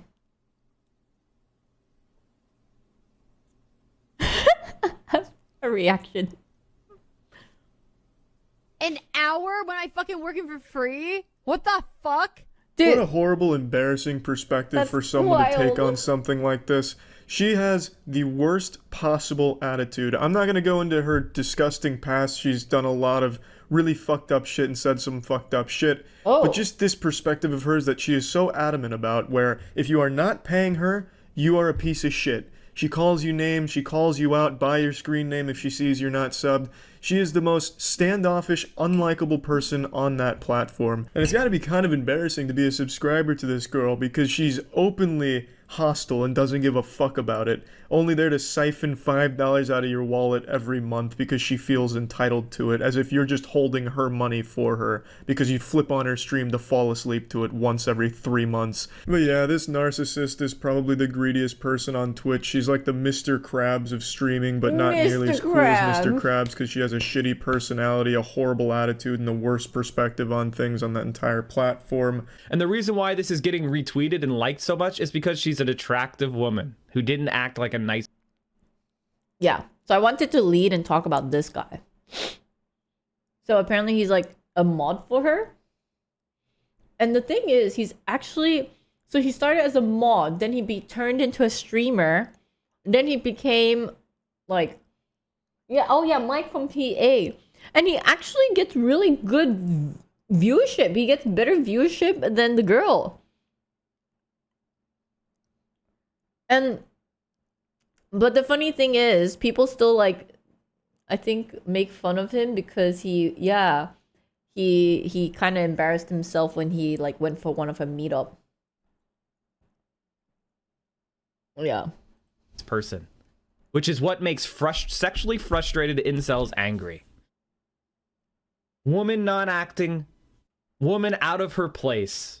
Me mad. Yeah, this hero decides to make it an issue about her being a woman, despite the fact that that is irrelevant to why people don't like it. It's because people don't like someone that says shit like that, and it is that greedy and that disrespectful and that entitled. It has nothing to do with her being a woman. But this guy's trying to score some of those brownie points. Oh, streamer, please look at me fight for you on Twitter. Please let down your long hair so I may take my $5 and climb up and woo you over. It's also really cute that Mike over here decides to call everyone that disagrees with her perspective an incel when he himself is like the fucking king of incels. Check out his first interaction with the streamer. Oh, wait. Yes, this is the clip. This is the clip. Oh my god. This clip. Okay, guys, ready? I think that's fine. So if a guy pays for my tab... I think I'm getting your attention. I feel like I touched like a vampire touching holy water. Can I help you? I think they want to go in. Okay. Whoa there, Mike. I think you made her a little too wet with that alpha Same energy. girl. Yeah, man, you've definitely got a lot of room to be tossing the word incel around, huh? With game like that? What a fucking player. Great work, Mike. There are people sticking up for her, of course. Buyer's remorse. They've already paid for the subscription, and now they feel like they need to justify it to everyone in the world. Like what you like who you like. It's totally fucking fine. But there's very clear reasons why people don't like what she said that have nothing to do with her being a woman, Mike. It has to do with her attitude and her disrespect and that sense of entitlement that she thinks everyone has to fucking pay her to watch her, and then she guilts them into it and shames them and makes them fucking feel bad and attacks them for it, which is wrong, Mike. It's just fucking wrong and it's shitty. It's a bad look and it's pathetic. But anyway, yeah, that's about it. So yeah.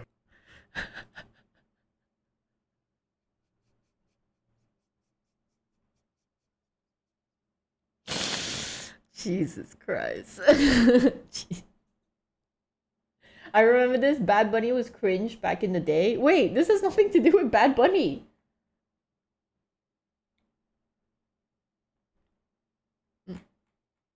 Yeah, so I don't know too much about Mike from PA, but I've been kind of following what is happening a lot about with the really, really top streamer, right? Because I like to watch a lot of Pegasus video. I've talked about it before on stream. And I think it just like really made me more aware of the current situation with the Twitch platforms and stuff like that. And I guess the abuse of power, possibly. Bottom jean boots with the fur. Please don't put me over INTC. INTC? Oh, being an incel? I know the clip of Mike is his legacy. No, I think it's just wild, but then I don't know how much you can really talk about other streamers, that especially if they're still on the Twitch platform as well. So it's better off I just don't talk about it. But I do watch the Legendary series. and I think it's pretty interesting. It was my brother that introduced it to me, and I was like, huh. And so I'm learning a lot more about the Twitch CEO as well. And yeah, there's a lot of times I'm just like questioning, I guess, the platform itself. But regardless of where Twitch may end up, right? Regardless, I mean, I'm enjoying just hanging out with you guys. Not trying to kiss ass right now. But like in general, it's kind of nice that we can like just troll and joke around and watch all these like videos and be like, what is your intake? Chat, should I buy a new car? You know? I mean, like if we don't take things too seriously about like what's going to happen in the future, right? We don't think about that too much. I think it is what it is. Just if I'm having fun, you guys are having fun, then it's okay, right? Right? Like maybe every now and then I might scold you guys, but that's just Asian love. You want to buy a car? TLDR, brother got in a car accident. Might need to get a new car. Yeah.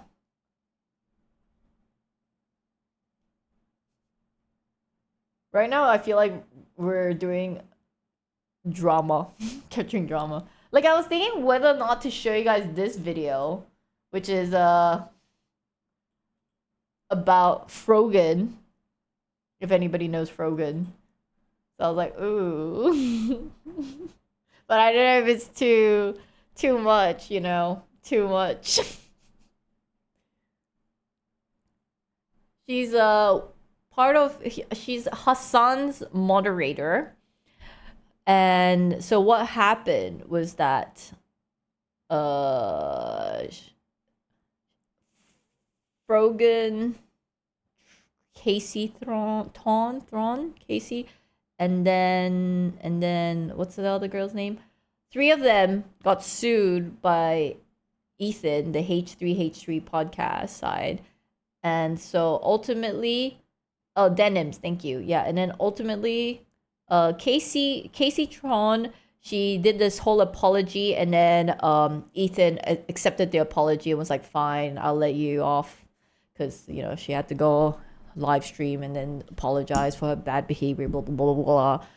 Okay? But the other 2 girls, they didn't want to do that. So they doubled down. They're like, no. We meant what we said. So they continued on fighting the case. So there's been a solid 1 year now. And Ethan gave an update and said that, like, yeah, Frogan's going to owe us, like, 200K. She's not going to win this. So I was just like, holy moly. Just from... So this all happened on a copyright. So these three girls, they watched Ethan's YouTube video. And essentially, you can do... As long as you're reacting, as long as you're commentating and all these things, it's not... It doesn't get counted as copyright, right? So even me watching YouTube, you know, we're having like our views or whatever with pausing and talk, right? A lot of streamers, they do this. So that's fine. But what they did, they clearly made it said on stream like, oh yeah, let's make sure Ethan doesn't get any views on his video, or like they have no reaction, they'll just leave it running, then no comment, they'll like leave to go to the bathroom or something like that. So that's why they got hit with a copyright sue or something like that.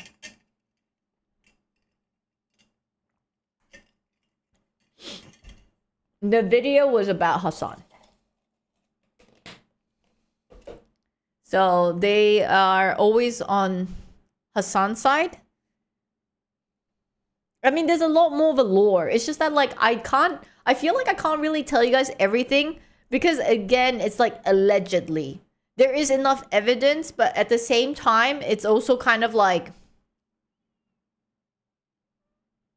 there was a human skull got sent to Ethan, and then there was you know, apparently I think the streamer said that like Ethan is feeding dog shit or something like that to his kids.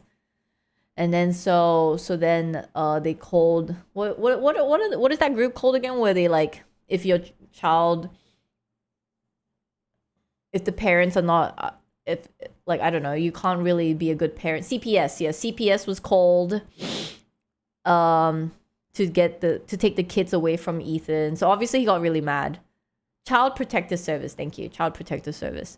So then that was called. Then human skulls got sent. So obviously Ethan is very, very mad.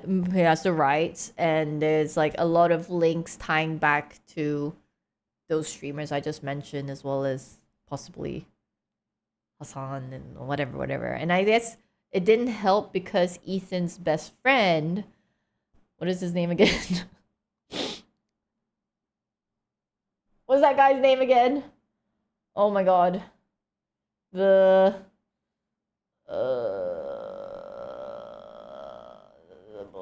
one who used to do the content cop. iDubbbz, thank you, iDubbbz. So iDubbbz, right, because he has a huge following on YouTube, he posted a content cop video shit talking about Ethan, and everybody in that video is all Hassan and all of those girls and everything, right? So then I guess there was already enough evidence from there, and they always just like was very blatant and very honest, and would say how much they dislike him and shit talk about him a lot. And then yeah, so then Ethan had this 200 IQ plan, and it was like, I'm gonna fuck them over, or so he actually baited them. That video he posted on his channel was bait to get all the streamers to watch it. And then to try to get them to openly say on their stream, like, let's make sure Ethan doesn't get any view, like oh, let's watch this, and like, don't, you know, it's like, yeah, so he actually did set the trap. And yeah, 3 girls kind of got caught in that trap. So that's why they got sued.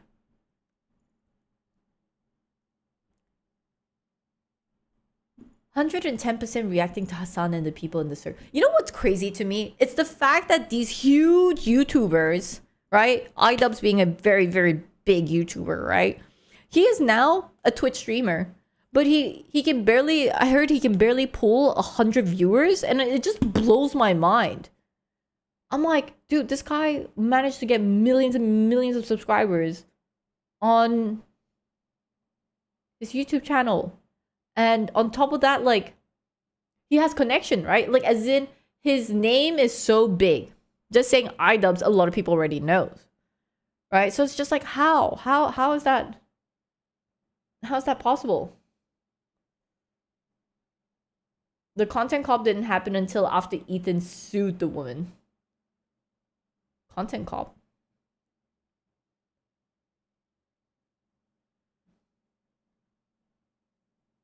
He pissed it all away. People rather watch YouTube than live stream.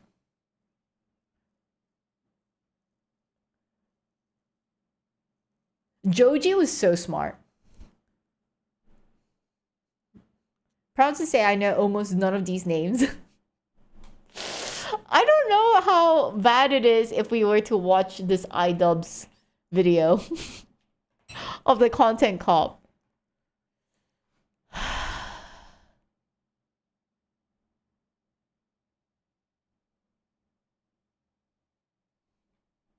Oh, did he take it down?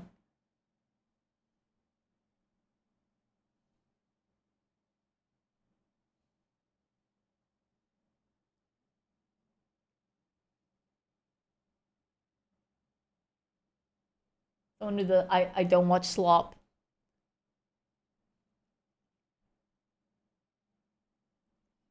Okay. But overall, what is interesting right now is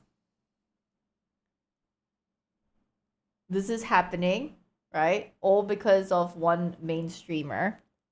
And it's just crazy to think. I think it made me really realize that watching content on YouTube can also be scary. For me, but I mean, I'm always commenting, but like, I'm just saying, sometimes some people, especially if you're new to streaming, you might just think, okay, I don't want my viewers, because you're like, let's say you just finally managed to get 100 viewers. You don't want to lose 100 viewers. So you're like, oh, but I really need to go and do this. I'm going to be gone for like 10 minutes. Okay, let me just at least play a YouTube video. And once I have that YouTube video, at least they're still like kind of interested and they stay in my channel, right? That's how a lot of people, when you first start, that's how you would think.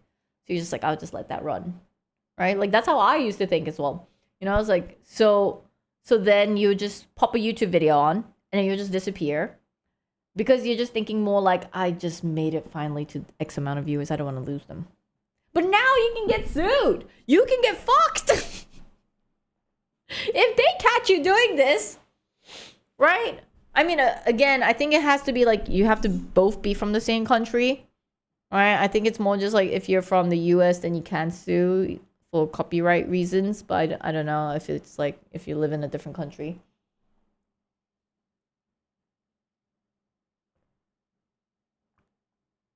Now, once you have 100 viewers, you just piss yourself and never leave the computer. That is not true.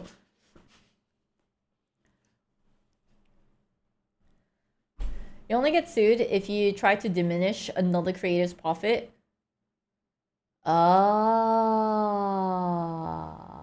But what is interesting, okay? So I guess it's now a full circle, right? Because it was pretty much iDubbbz who started trash talking. You know, they used to be best friends. iDubbbz and Ethan Klein, right? They were best friends. Can you believe it? He got betrayed. This is like top 10 anime betrayal kind of level. He got betrayed by his own YouTube best friend. And made a video about him, and then like, you know, would talk badly about Ethan and all these things. So why I'm saying it's a full circle is because now, iDubbbz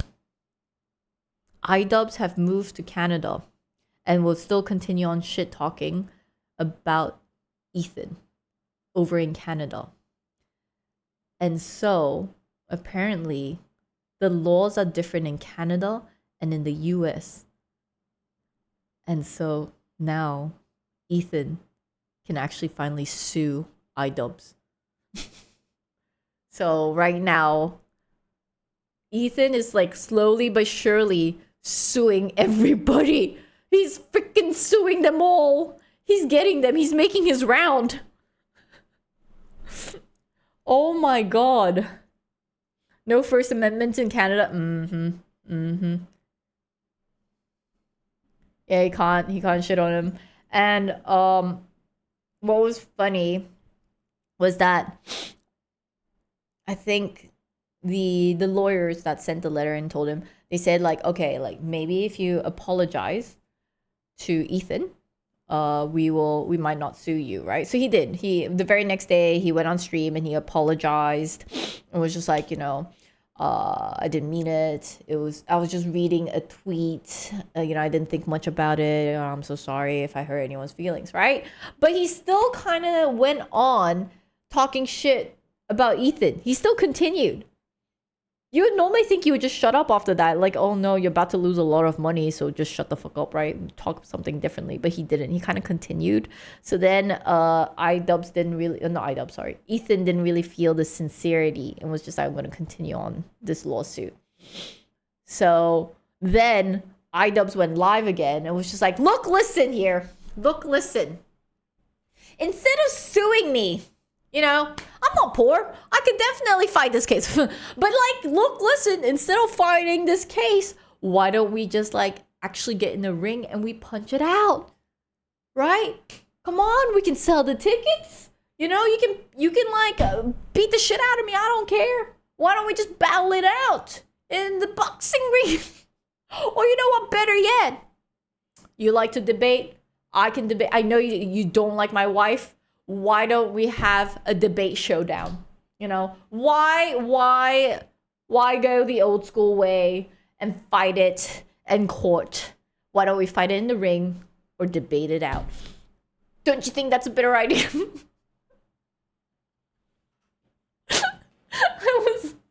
That was pretty funny. Mod wrestling, ooh. Content, yeah. The Jake Paul route, I don't know. But anyways, there's a lot of lore to this, right? There's so much. It's insane. So there's this one guy called More Pegasus, which is the guy I'm following to know a lot about it. So there's this dude, right? More Pegasus. And literally, okay, playlist. Can we... The legendary series. Can we see how many videos there is? I don't know how you check how many videos. Oh, huh. There, I think it's this. Oh, wait. Is it by clicking on the latest one? Okay, iDubbbz is back with a new... Okay, I think it's like 300 over. Oh, 199. He has created, just on them, 199 videos. That's how much content there is about it. And it's like, and he predicts he can still go on for another year. It's 354? What is it? Oh, up here, 354. 354. He's been doing this for like a solid year. Infinite Money Glitch. He's been posting a video about them every single day. And the thing is, this Pegasus guy is from Singapore. Which is like more the reason I should watch him. I'm like, oh, Singapore creator. Top 10 anime betrayal.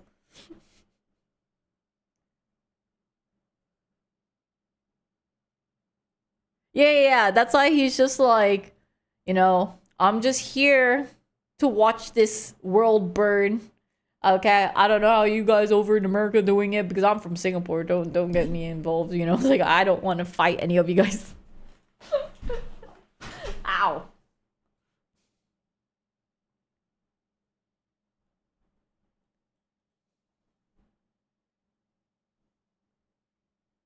Hello, Drake. You gotta pay the rent. Twitch is stepping up their ad delivery with side-by-side animation. Are they? Really?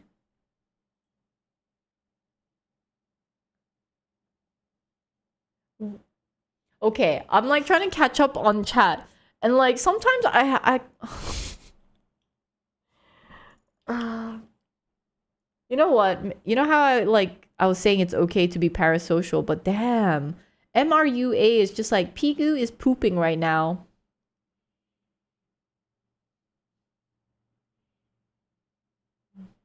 Now I know Pigu is pooping, guys. The more you know. I don't know why you had to update another viewer here. Or unless maybe I missed the conversation you guys had. Very...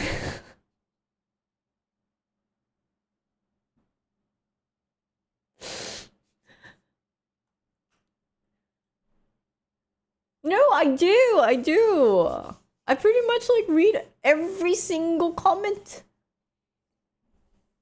The special toilet cam. Good thing you spoke about the freedom of speech. I checked the rights out of here at my place and one can press charges for defamation. Even if it's true, interesting. Yeah. I think Singapore... Singapore, supposedly we have... Wait, do we have freedom of speech? I think they do.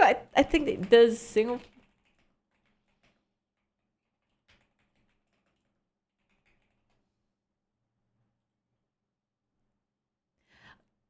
Yeah, okay, I knew it. So it is a yes, but it's like an iffy yes. Yes, but it is not absolute.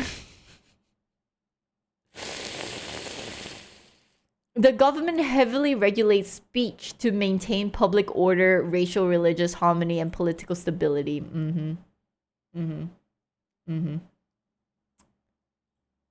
So I don't know if this is still true, right? But over in Chinatown in Singapore, there is this little stand where you can get up and then say your piece and talk about your views, whether it's political or whatever it is. So that little podium you stand on is where you can have your freedom of speech. But I remember a long time ago, right, somebody who was a teen did that, but he spoke ill of the government. And I remember he was taken away. I don't know if that was just like some horror story that someone made up because I never fact checked it because I was still very young. But then it made me a bit scared. I was like, oh, why was he taken away? They're like, oh, they had to just question him. He never returned. But yeah, so suppose that's why I know freedom of speech does exist, and they try to say like, hey, we want you to speak out more, so we created this podium you can stand on, but just make sure we're always watching you. If you stand on that podium, we are recording every single word you say. Ooh. Hi, cartoon.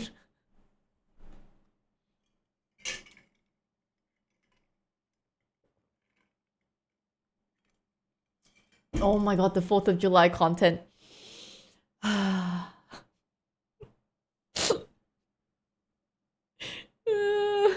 Yeah, I can wave my Singapore flag, just not the America flag.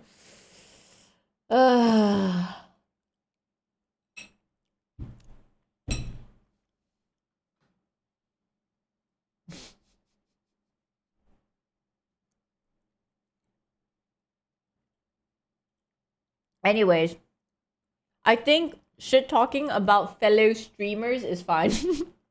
At least in Singapore, it's safe, I think. But it's more just like, I'm not concerned about the Singapore law having to care about all this gossip side. But I think it's more like if I talk ill about a streamer that's possibly bigger than me, right? That could get my account banned. Then I guess I'll have to fully transition and become a streamer on a different platform. I think that's the scary part because I feel like over on YouTube, you can talk about other YouTubers as much as you want, right? That's how a lot of YouTubers do it, right? They start a little drama and then like this happened, that happened, story time, blah, blah, blah. Whereas I feel like Twitch is a little bit difficult to do the story time thing. How are you feeling? I'm feeling okay. As long as you don't make false accusation, you'll be fine. You can talk shit, you can't harass.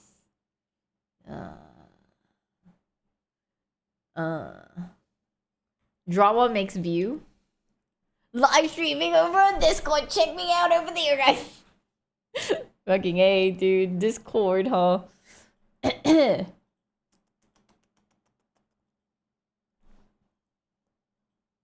But anywho, I think, you know, when I mentioned about the girl who was asking for the $5 and everything like that, apparently, I feel like now the newer version of that girl is this one. This Frogan person, right?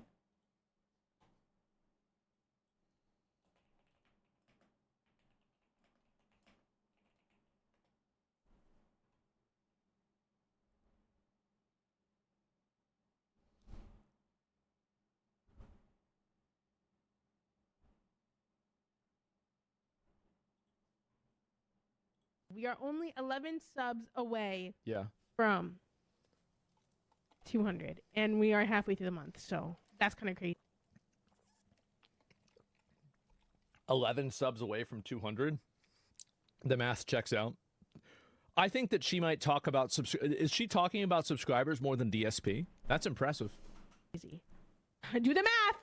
Mama needs to pay rent.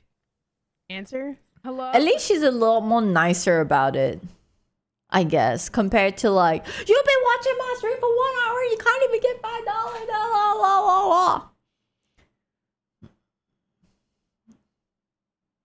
I was just trying to find like short clips. If you get banned talking shit on Twitch ever, it will be from Mass Report.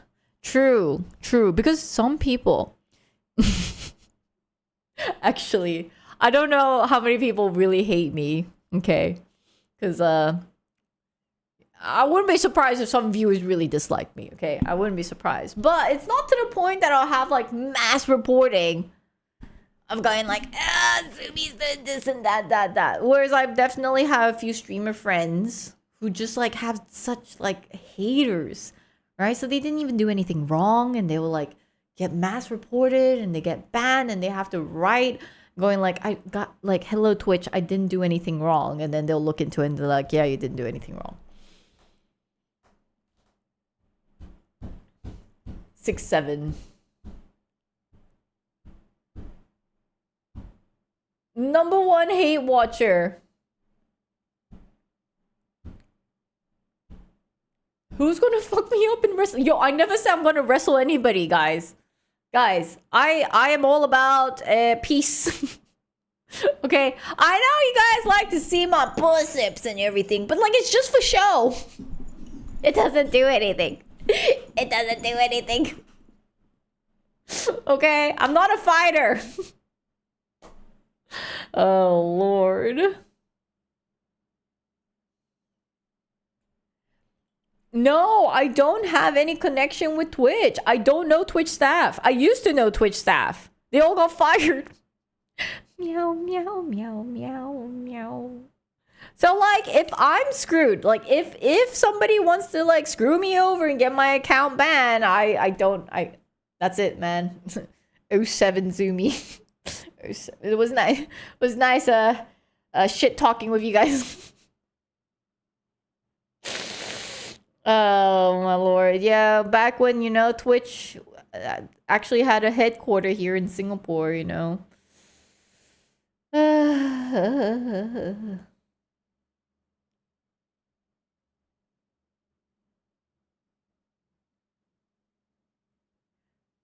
Dude.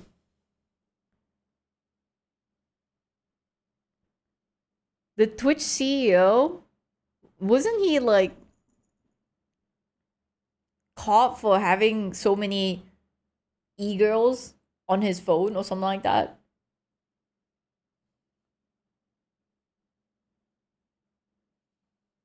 I don't know. I met the guy in person. I've talked. I think I don't know if I said it on stream, but I told ever since that one time meet up with him, I told my brother, I told my friends, I was like, oh, I don't really get good vibes from him. There's something about him that just doesn't sit right with me, I guess. Got banned from Twitch one time. He did?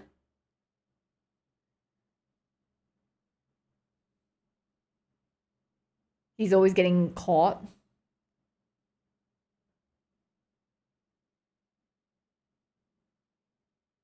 How do you get the CEO post? I don't know. It could be connections. It could, who really knows? But regardless, he's been the Twitch CEO for how many years now? Almost 5, isn't it? Alright, ladies.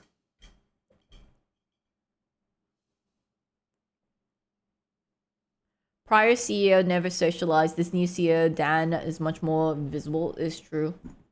Oh, Amazon hired him.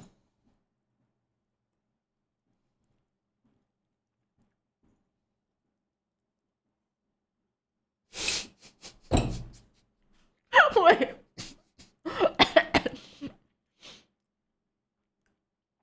Wolf was talking about meeting him the other day. She went with Iris to talk to him, and he wouldn't even look at Wolf, just stared at Iris the whole time.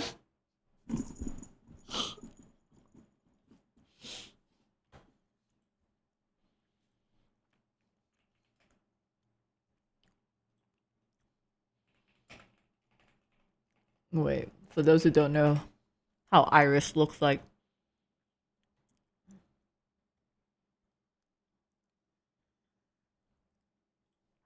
Iris, I know we just met, and you Even know Jason's it's been a great losing her. experience. My first time in Lotte. You know, I'm really nervous right now, but Iris, I think I'm in love. I think I'm in love with you, and I want to spend the rest of my life with you. This Will you marry me?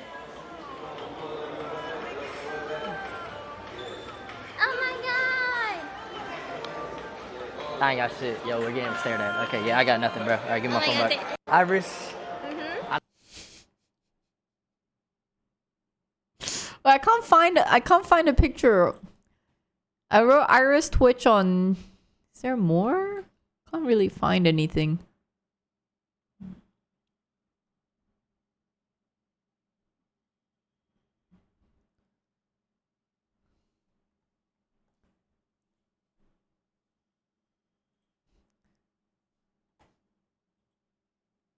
Yeah, I guess if I go Instagram.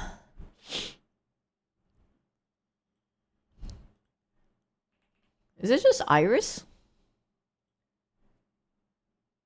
Na, na, na, na, na, na, na, na, na. Na, na, na.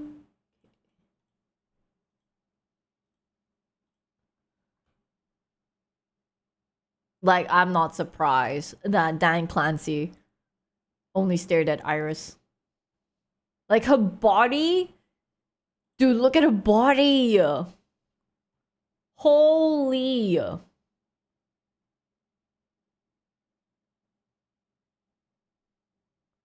The gooners here! I'm gooning! Like, what the heck? She's tall, curvy, and also still skinny. And apparently she's really, really nice.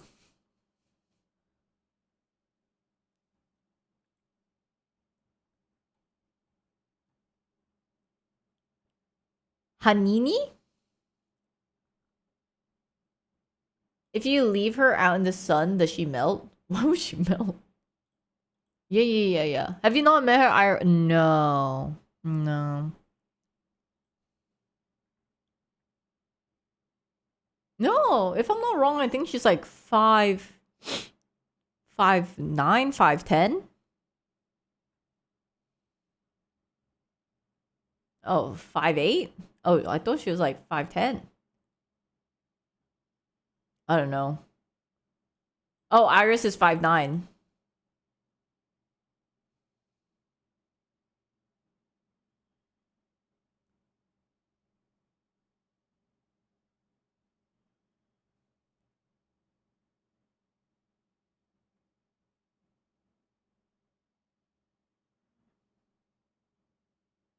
Guys, look, listen.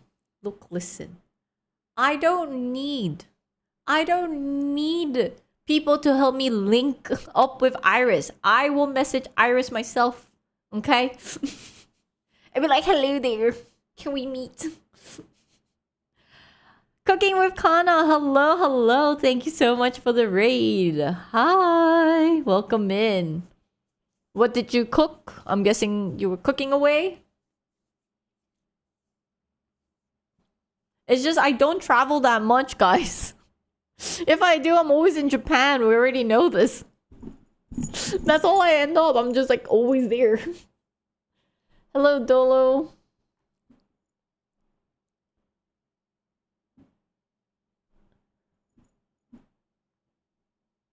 Just finished workout. What are you all gooning to? Oh, we were gooning to Iris. We're like, whoa. Ah.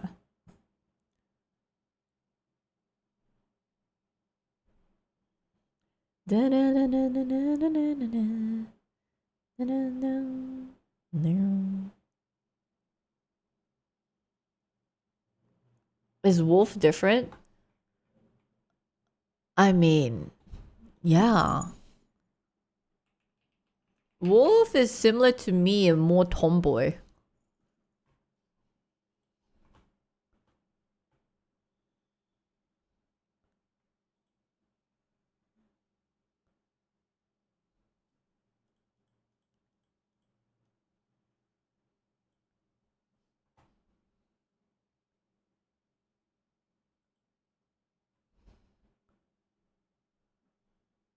This is us.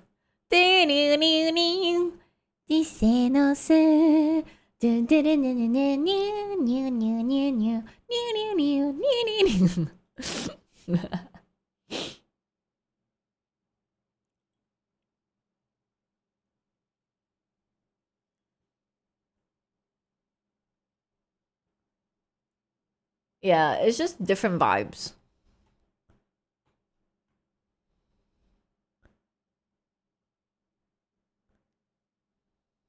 Wait.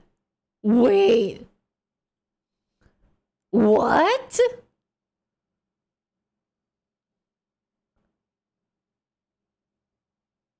Damn. That's pretty cool. Yeah, EDC Wolf Wowers.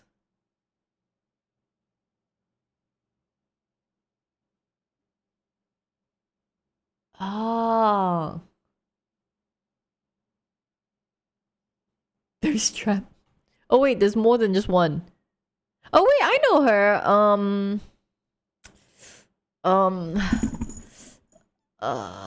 She doesn't really stream on Twitch much, but she does every now and then. Oh, Piu. This guy always looks high. I don't know why.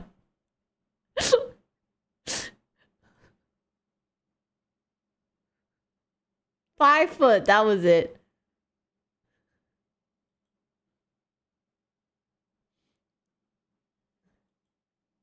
Whoa.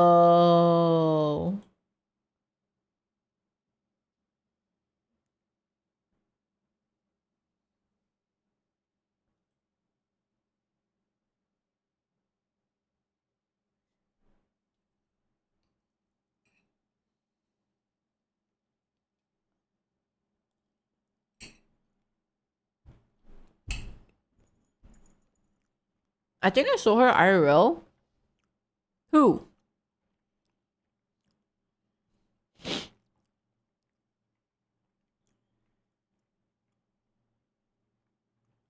Dude, I've never been to an EDM concert. But I think now I can't do it anymore. Guys, I don't think I can ever go to an EDM. I think I'll just get so frustrated and annoyed. I'll pay a ridiculous amount of money for my ticket. Dress up, go there, get annoyed by the crowd, and then go home. I can't do it, man. My house is too comfortable.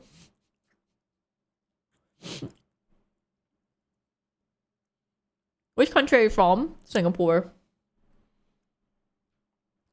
Shove them back. Pay a lot to be disappointed. Like, I don't mind all this discomfort stuff when I was younger.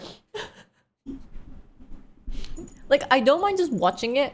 on YouTube because I'm like, oh, that looks so fun, right? I can just like watch it through people's video.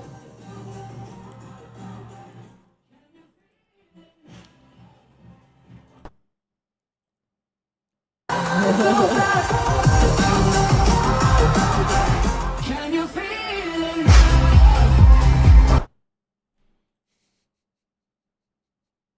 it? Cora Jade is also very funny.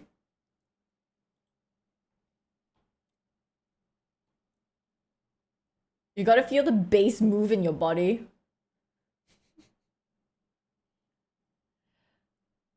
Can't feel the music? Jody is funny. What if you could bring your chair and sit down? No. No. The whole point of EDC is to be like, rave. I think I just have to go with people who are just like really high energy. Then I think I would also be high energy.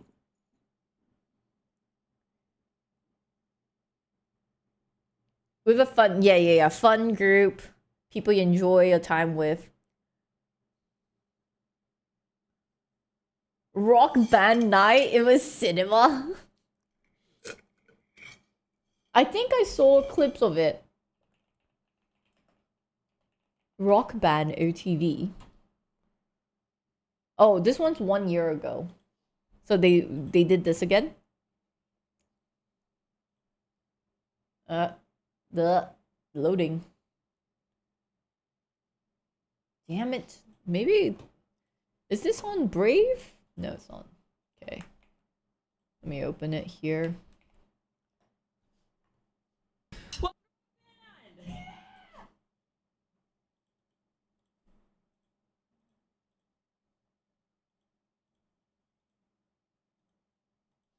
I'm Cherry Bomb! I missed! That's okay.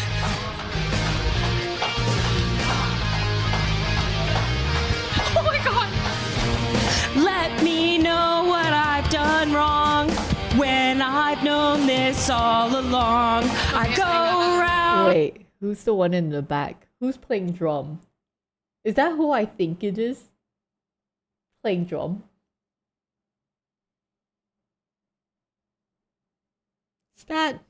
Is that like I still need what was it? I don't have enough HP. What was it? Oh, I don't have enough XP. Oh, you should. Oh, it's not who I think. Oh, it's not Sykkuno. A time or two just to waste my time with you. Tell me all that you've thrown away. Oh no, the doggo was like, hell no. Oh my lord. Sykkuno is not OTV, he is friend. Ah.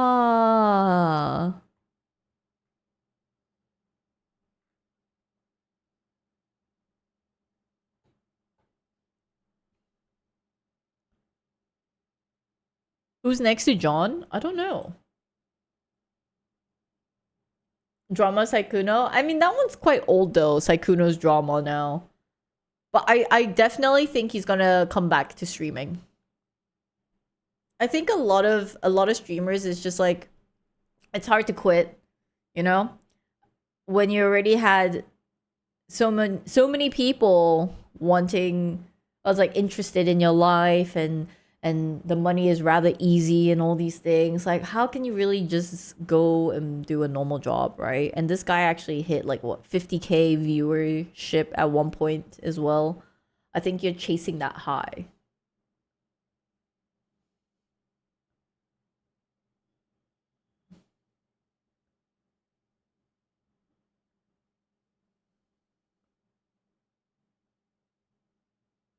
Will he be as big as before, or will he have a significant hit in viewership, you think? Oh, 100% hit in the viewership. Because, yeah, like, if we're going to bring up Fed, so Fed used to be part of OTV. So he was kind of got exposed with this whole Me Too movement, and like I think all of the girls came up and was just like, yeah, Fed's a weirdo. He touched me, blah blah blah blah blah. Right? A lot of people confess, and then that got him like hard canceled. And many years later, I think like 3 years at least, he actually did try to stream. I don't know how it went. I'm not sure, but he's not streaming now anymore. And I think eventually he realized, he's like, oh, it's hard. Once you have that reputation, I guess it's kind of hard to go back, and people don't necessarily forget. I think he did stop.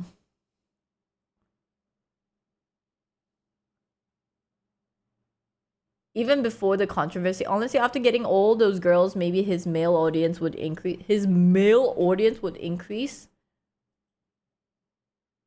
Who started this poll? Excuse me, can you remove this poll, whichever? Why would you put this poll up? Why?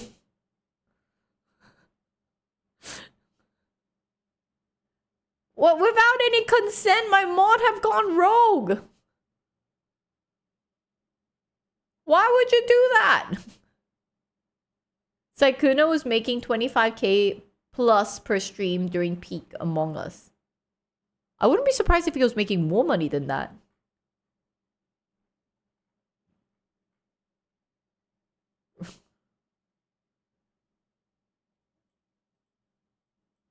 Right? Because I think back then with the ad revenue, yeah, and then having that amount of viewers.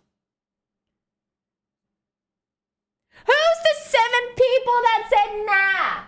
Who's the 7 people?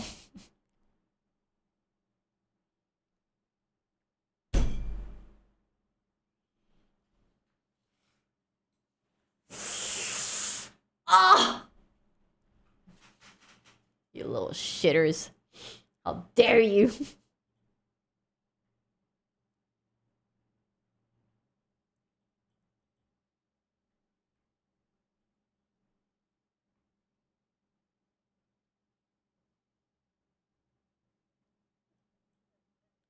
Got up on that soapbox and chose to say no.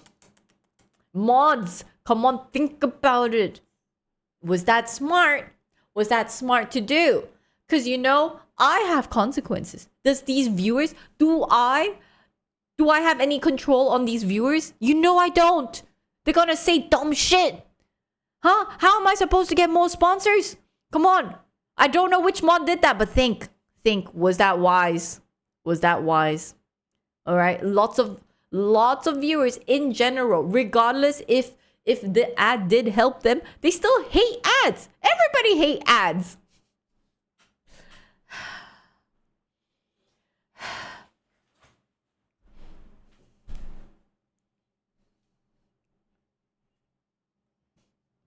You like rocks? Okay. Ads are good. The current eSIM is bad. True. You put it up on the green side. Oh, my lord. Oh, speaking of which, so there was this scare that happened that Stream Elements was going to get shut down. So for those who don't know, Stream Elements is the third-party site used by streamers so that, when alerts come, donation, everything, and it pops up on screen, it's all being used by third-party sites. So it's either Streamlabs or Stream Elements. Okay? So I've been using Stream Elements for like 6 years or something. Very long, right? And then I got news last week that Stream Elements might shut down, right? Because they posted it. They were just like, yeah, we have no money. We can't keep this running. So I freaked out. So over the weekend, I tried to set everything up onto Streamlabs. And oh my god, it was just a huge waste of time because all I had to do was just talk to a few other streamers, and then I found out none of them are moving over. None of them have started even thinking about moving over because they are smart. I don't know. They got news already that yes, that Stream Elements was going to get bought over and everything would be fine and there's no need to panic. I did it. So I was just like, oh my god, I gotta transfer. I'm like, mods, okay. Like, you guys gotta figure out how to use this system too, because I don't know how to use it. Who's buying that? I don't know if I can say because it's not confirmed. So...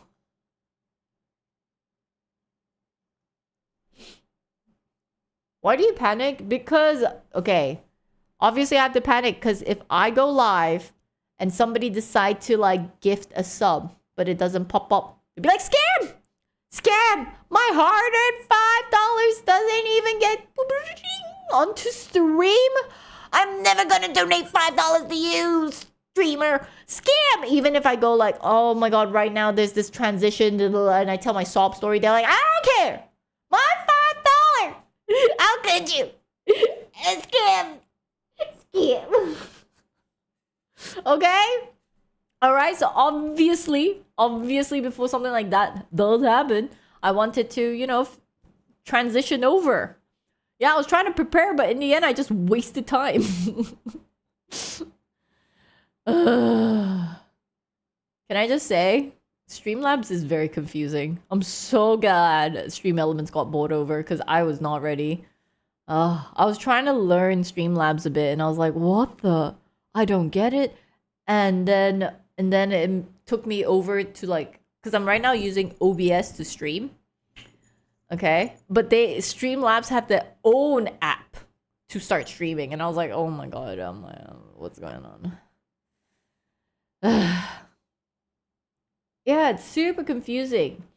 And on top of that, Streamlabs, no wonder they're not going broke, okay? If I wanted to multi-stream on Streamlabs, right, I will have to pay an additional, was it $40? I can't, every month? And I was like, what? Just so I can go live on other platform too? What the heck? Oh my lord, I'm like, that's wild.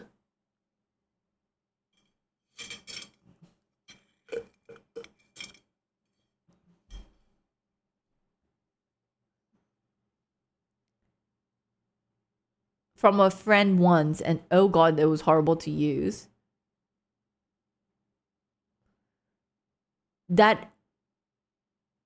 Chubby, are you trying to say that's not expensive? Can you watch the video, The Great Japanese Piracy Crash Out of 2026?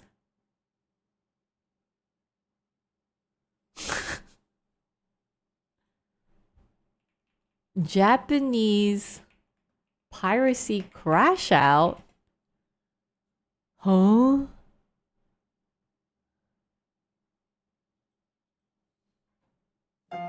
Nier Automata is a 2017 action RPG developed by Platinum Games and published by Square Enix, in which you play as an android protecting the last remnants of humanity in a post-apocalyptic world. Gamers and critics alike praised its fluid gameplay, nuanced storytelling, haunting environments, and thoughtful character design. Nier Automata was a massive success. Chubby. The current, for me, multi-streaming right now is free. It's free. Using OBS. Okay? $40 is not a lot of money. Excuse me! Excuse me. From free all the way to $40. Scam! Scam! And went on to sell over 10 million copies across PlayStation, Windows, Xbox, and Nintendo Switch. Naturally, Square Enix saw this beloved franchise, this triumph of artistic vision, this once-in-a-generation masterpiece, and asked themselves the only question that mattered. How do we turn this into a phone game? Nier Reincarnation is a 2021 role-playing video game developed by Applebot for iOS and Android, in which you perform quick-time events on a touchscreen in between buying upgrades in the gacha store. Bro, my hands are shaking too. This game looks awesome. Nier Reincarnation. Chubby, do you want to get banned? Come. Okay, we're gonna do this again. I already banned one person. Chubby? Chubby, you little shit. As an unpaid chatter, you think you can kind of be a dickhead in my stream? Oh my god, you really are part of the 1% of Singapore 99% literacy rate. Okay, even if I have misread the comment earlier. Huh? You think you can just tell me that? You think you can just say that? What did I do though?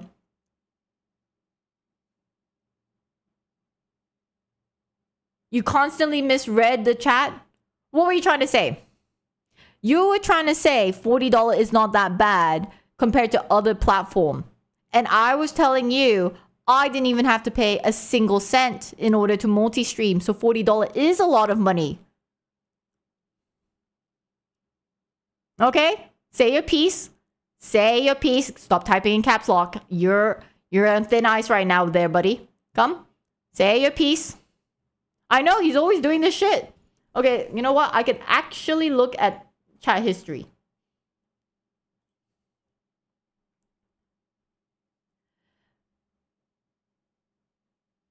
$40? Okay, let's see.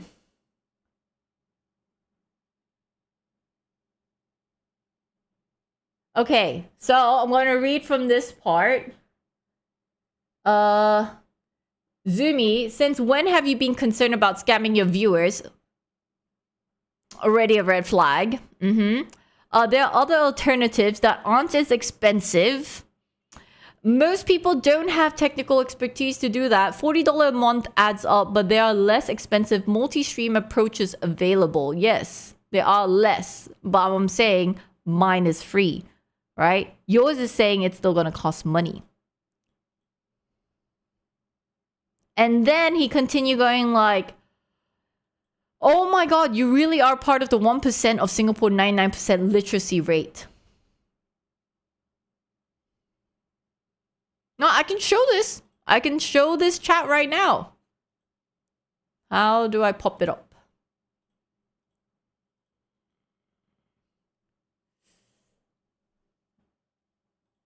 Okay, I think because I'm using OBS, it's a bit hard to pop up. I don't know how this works.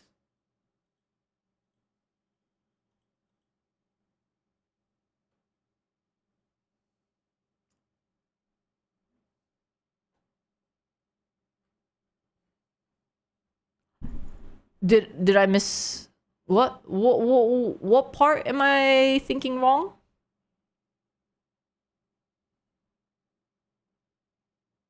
Kind of making his point for him right now.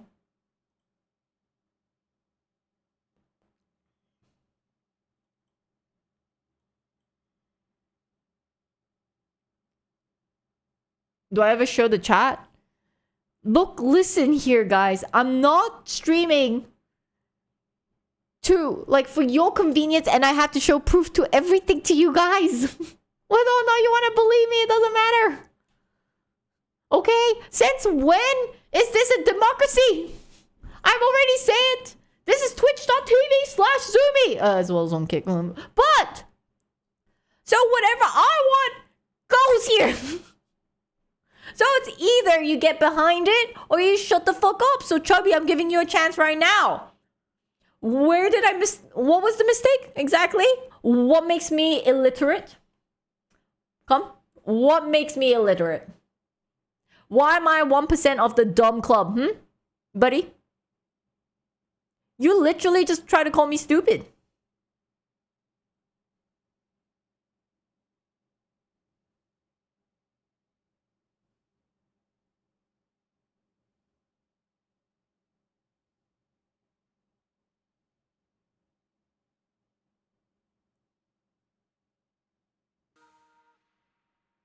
I'm a Barwick human. Giza has just donated one, peace on earth, goodwill to men.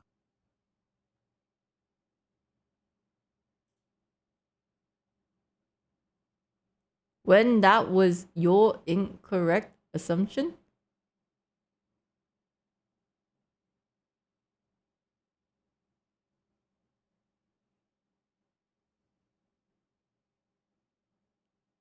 Zumi, count down from 10.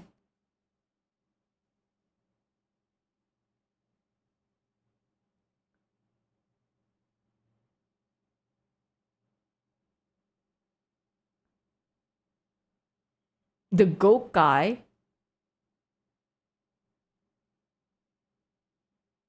Okay. So fine. I will take votes here. I'll take votes here. 1 chubby stay. 2 chubby goes. No, John, we're not banning you. This is Chubby. Chubby's in the hot chair.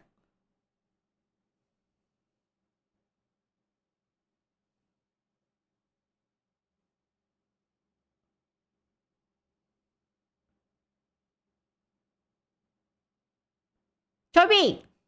Chubby. What is the 1 and 2 again? 1, not ban. 2, ban. 3, don't give a damn. Cleon, obviously, I have to give a damn. Okay, I create a community with good vibes. Clearly. Okay? So if somebody is disrupting my little happiness space, I gotta do something about it. I gotta do something about it. I wouldn't be surprised if Chubby decided to leave the chat room right now.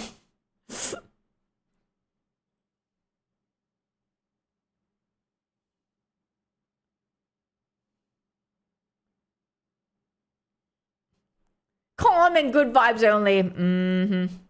Was a critical and commercial flop, and 1 month after wrapping up its story on April 29th, 2024, Square Enix pulled the plug. Can I just say, y'all, I may raise my voice, but I'm more or less cool-headed, I'm telling you, okay? I just really enjoy yelling. Why do I feel like you guys are, you know, the kids when the mom raised the voice and you're like, I'm fine. On the servers, rendering the game completely unplayable and royally screwing over every poor bastard who'd sunk money into it. Okay, wait, why are we watching again? The great Japanese piracy crash out? So why am I talking about this failed gacha game that hasn't been playable in over 2 years? Because for some ungodly reason, one app... X200, because of sales on TVs this weekend, you have been upgraded from second monitor to third monitor Zoomy Hyper. As in I'm on the TV screen? PogChamp! Absolute mad lad single-handedly brought the f***ing thing back from the dead. Ladies and gentlemen, I present to you Lunar Tier. User Walter Sparrow spent hundreds of hours painstakingly reverse engineering the game's entire infrastructure, implementing every single storyline, every character, every item, every skin, all for free. This is, without a doubt, the single most inspiring thing to ever crawl out of the corporate garbage fire that was Nier Reincarnation. And Japan f***ing lost their minds. Foreigners truly have no morals. Man, these foreigners pirating Nier saying, restoring and preserving lost artwork with other people's hands is common sense, you monkey jips, makes no sense to me. If the company has the data, even if you can't play it, it hasn't been lost, right? So you're just stealing someone else's belongings, aren't you? Yeah, that makes sense. So the logic here is that as long as the game exists somewhere on a developer's hard drive, it can't be considered lost media. And yeah, that makes perfect sense, right? Like, how could you say the Titanic is lost? It's just spatially displaced on the ocean floor. When people pointed that out to him, he did not take it well. I don't believe that the desire to play a game or the preservation of artwork or poverty are good reasons to trample on someone else's rights, and I have no intention of changing this stance. So it didn't matter that the game was completely dead, nor that Square Enix had made millions. Wait, I didn't know Nier was a dead game. I thought Nier is quite a popular game. Like, I've heard of it. I know people will cosplay the main character. I didn't know it on was a product nobody could play anymore. They wanted the guy who single-handedly revived the dead game for free to be sued and forced to pay massive compensation. There's only one the problem mobile here. version. One teeny tiny little problem. Compensation for what? The game you're not selling? People started posting this meme saying, "Stop pirating our products, then sell them to me." And this angered a lot of Japanese people, saying things like, "So you think that makes it okay? What the hell is wrong with your morals? Preserving games is more important than being a slave to a company. That doesn't justify ignoring the rules." Sounds reasonable. I wonder what this gentleman thinks about slavery. Well, if it were legal, I would tolerate it, though I wouldn't necessarily support it. So how did Japanese people end up like this? It's clear that there's an enormous cultural gap here because I think most English speakers who are watching this video probably think the solo developer is a hero. I mean, I know he only open sourced a gacha game that I didn't even hear about until a month ago, but hero is the word that comes to mind because of figures like Edward Snowden or Aaron Swartz, people who broke the law, but only to make information more free and accessible for everyone. And we already had this whole debate last year with the Stop Killing Games movement, and the general consensus was that, yeah, it is fucked up for a company to take a game offline and make it forever unplayable the second it starts to hurt their bottom line. This also isn't the first time Japan has... RuneScape Classic is now unplayable.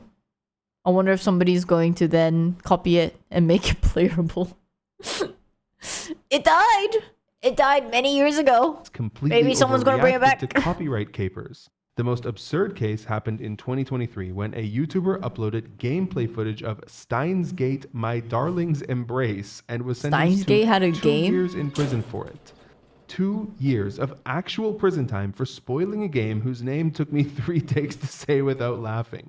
This pissed me off so much that I wanted to spoil it here out of spite, but I couldn't because the game has multiple endings. 2 years of hard time for telling people that, yes, you can get with all 6 of the girls.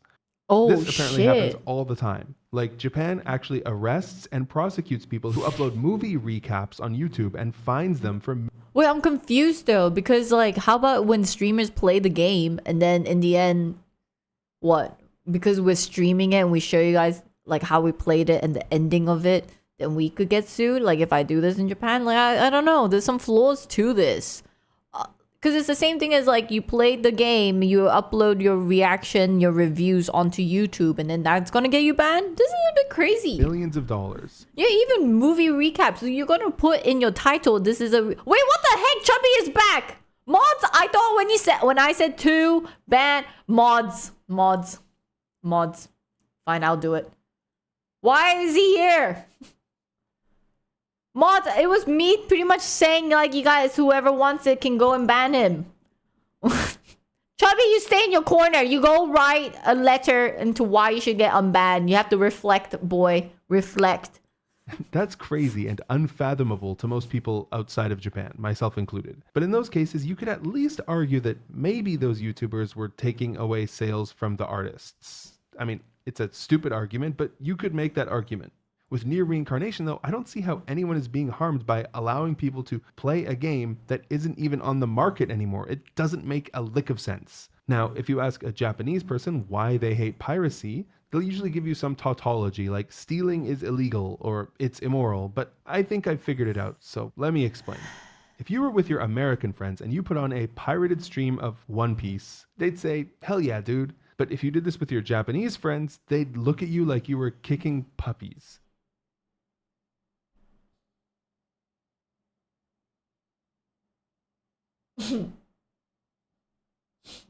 I know many Japanese people. Many that have pirated movies. Okay, no. They're not gonna be like, what? This is pirated? I can't watch this? How dare you? Oh my god, no. No, this is not right. Please. No, they're only acting this way because it was a foreigner that created this game, right? So that it's accessible for everybody, and they're mad about it. There is some Japanese people that are just racist, right? So the moment they find out it wasn't a Japanese person doing it, they're like, how dare you take our content? How dare you do such thing?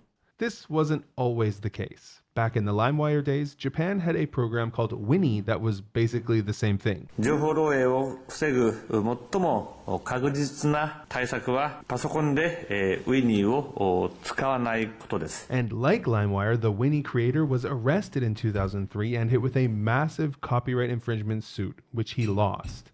Even though he was eventually acquitted on appeal, this was a wake-up call for the Japanese media industry, and they began aggressively lobbying to protect their IP. In 2012, Japan criminalized downloading copyrighted material with penalties of up to 2 years in prison or 2 million yen in fines. I feel like isn't this all across? Oh, there's a bone. Isn't this the same? anything copyrighted will land you in prison. If you get caught, yes, you're fucked. This is everywhere. It's not just Japan. This is no surprise, guys. This shouldn't be a shocker. It is illegal. All country is illegal to pirate. In 2021, they actually expanded the law so that print media like manga or magazines are also illegal to download. The law is so strict that you could go to prison for posting a screenshot of copyrighted material. Honestly, this shit is f***ing crazy. That is crazy, though. This part is crazy. Screenshotting will land you in prison. That one, If you get on a media company's bad side, they will find something to f you over. Oh, wow. Like a few weeks ago, some guy got arrested and sentenced to prison for writing a blog with movie spoilers on it. Yeah, you heard that right. Arrested for spoiling movies, like one of your annoying friends. You know who would get a death sentence in Japan? The guys who have that website, doesthedogdie.com. Actually, these guys would probably send f***ing Jimmy Wales to prison if they could. And that's not a joke. Unlike English Wikipedia, Japanese Wikipedia has no fair use, so it can't use official box art, cover art, and a lot of pages have no images at all. Is that why? I didn't know this. Wait, I, as a Japanese person, did not know this. Holy, oh my god, we can't use pictures unless we... Okay, you know what? That makes a lot of sense. So, I did work with a Japanese company last year, right? J-Fudo. And I was like so confused why we needed so like approval for so many things. Like for the smallest thing, like we decided to use a different brand or something like that. Then they needed to get, you know, the clear, like just something, just like a snippet of it. And then in the end, if we don't get it on the spot, like a green light, we had to like paste something over it and everything. And I was always like, I don't think it's that big of a deal. Like if we, because it would be under the same company, right? It's all under the same company. And they already said yes to using maybe their rice products and maybe their tuna cans. But then let's say, hey, instead of the tuna can, same company, okay? Let's use their sardine can. Then all of a sudden, like three of the like employees will be like, oh wait, let me ask the higher boss if it's okay from tuna can to sardine can if we can film this. And I'll be like, wait, isn't it still the same company? Like what? Huh? Huh? Huh? Like I understand if it's a different company, but this is like I'm promoting for this one particular company. So I'm like, what is going on? So I guess it's true about how strict it is. Have to resort to strange workarounds, like they're trying to avoid showing a picture of the Prophet Muhammad. Like the English Wikipedia page for Squirtle has, you know, a picture of Squirtle. But the Japanese Wikipedia page has a guy in a shitty Squirtle costume. And when it comes to gaming, basically any mod or customization has a chance to send you straight to prison. My favorite example of this was back in 2024 when a guy got arrested for modifying his Pokemon save data. Yeah, Buddy went to prison for telling his friends he found Pika-Blue. In addition to these draconian and frankly just insane laws, Japanese companies also invest a lot into what can only be described as anti-piracy propaganda. Wow. Like before every single movie, they play this ad. 劇場内での映画の撮影・録音は犯罪です。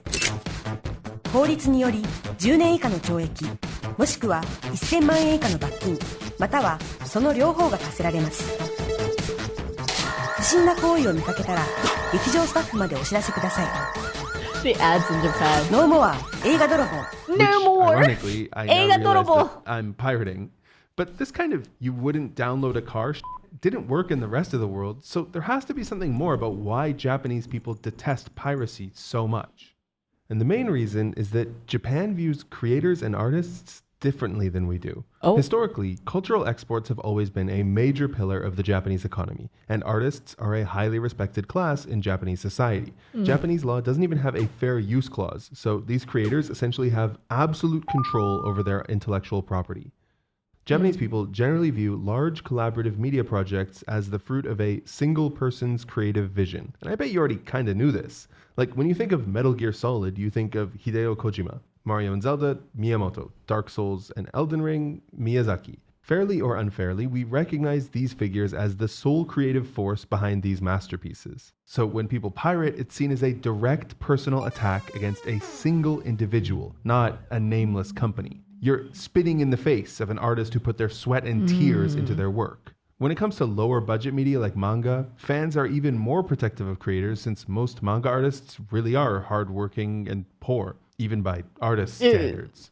This becomes even more obvious when you realize that in Japan, there is one type of media where intellectual property enforcement is actually surprisingly lax, and that's doujin. Doujin are basically unofficial fan fiction mangas that borrow from any IP, and they're extremely popular in Japan, to the point where tens of thousands of people go to conventions like Comiket, Comic Market, where doujin are bought and sold. And generally, the original manga creators don't care about doujin, and they just turn a blind eye to them, even when they get a little spicy. Spicy.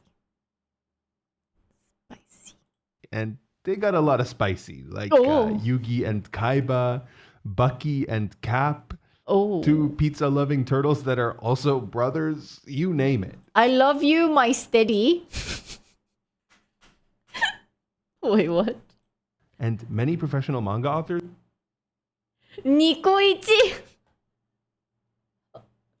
got their start drawing doujin of other people's characters before going pro. Oh no! Oh god! Why would they do that with Zoro and Luffy? Doujin culture is tolerated because doujin artists are viewed as fellow creators, not thieves trying to take food out of the artists' mouths. So this creator-centric view of giant media corporations has prevented the adversarial relationship between consumers and game publishers that we see in the West. Like, I don't think most gamers would lift a finger to help the CEO of Ubisoft or Activision, even if they were dying in a ditch. And that relationship... This just reminded me of, what was it? The meme where the McDonald's CEO was eating his burger, and then the way he was eating his burger, though, like, yikes. Then after his video went viral, every single burger joint, like Burger King, all the CEOs started eating a burger as well. Whether or not, it was still publicity. So all the CEOs were just like, nom, nom, nom. But you don't really remember the names. You just be like, oh, look at that. Another CEO trying to just eat a burger. Works, which is why Japanese people oppose piracy so vehemently. But is that zealotry starting to hurt both Japanese companies and their fans? Just look at Square Enix, the company that published Nier. When they went to remaster Final Fantasy Tactics, they realized they had lost the source code over time. Really? So Costco joined in They too? scraped fan sites for data ripped straight from ROMs. That's right, the exact kind of pirates their lawyers would sue were the only reason this remaster exists at all, and the director publicly thanked them for it. So the devs clearly don't give a shit. They're not losing sleep over a Nier fan server. More broadly speaking, the extreme stance Japan holds towards piracy is really a detriment to the gaming industry. And most You know what? I think this is actually pretty cool. Honestly. Like now that I know about it, and it is a bit of a weird thing, maybe because I don't live in Japan even, right? I'm so used to when you Google stuff or when you YouTube things, there's already spoilers and everything like that easily, right? We can get easy access, know how to clear a game. But the fact that Japan frowns upon this, it might not be that bad of a thing. It might not be that bad, right? And I guess this is the time you should make friends and discuss it offline so they don't catch you. Developers secretly know it. Fan content like streaming and mods not only make the player experience better, they're just free marketing. Companies that don't hold such an adversarial view towards their fans often benefit tremendously from word-of-mouth advertising. So ironically, Japan's respect for artists actually creates an oppressive social stigma and atmosphere of fear that reduces fan engagement, inhibits viral marketing, and ultimately harms... Oh, I feel like this YouTube video is trying to debate with me.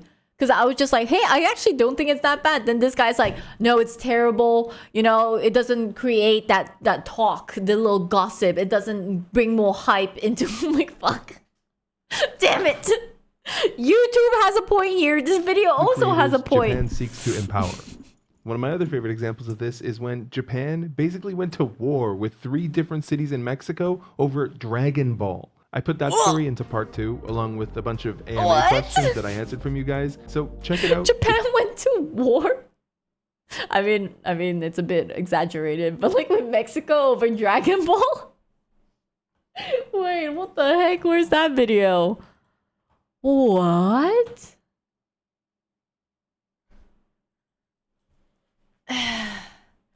Dragon Ball Japan vs Mexico. Okay, wait, before this, let me go to the bathroom. Do I get more coffee? It's 5:37 now. Maybe I'll change it. I'll get like something else. Both of your home country. I used to bring CDs for Dragon Ball and share with viewers around my country as many of the episodes were not available. Hi, Waffle. Watered down coffee. Okay, wait, let's hear. What is everyone's opinion on this? Japan frowns upon that piss me off English subtitle. Japanese film companies just do not care to add English subtitle to the physical media disc.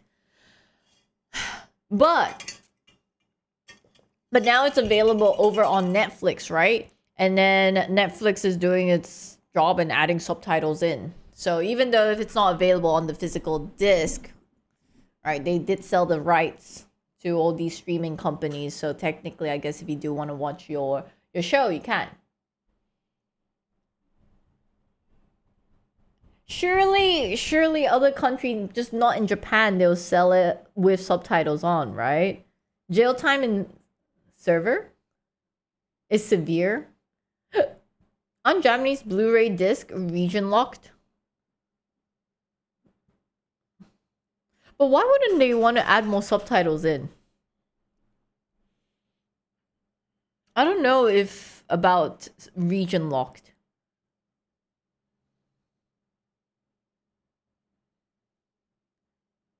If I can't consume it in the easy format, look for Alt.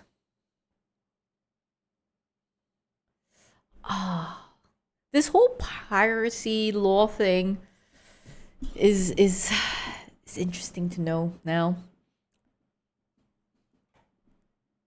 The more you know. Okay, I need to really pee. Oh my god.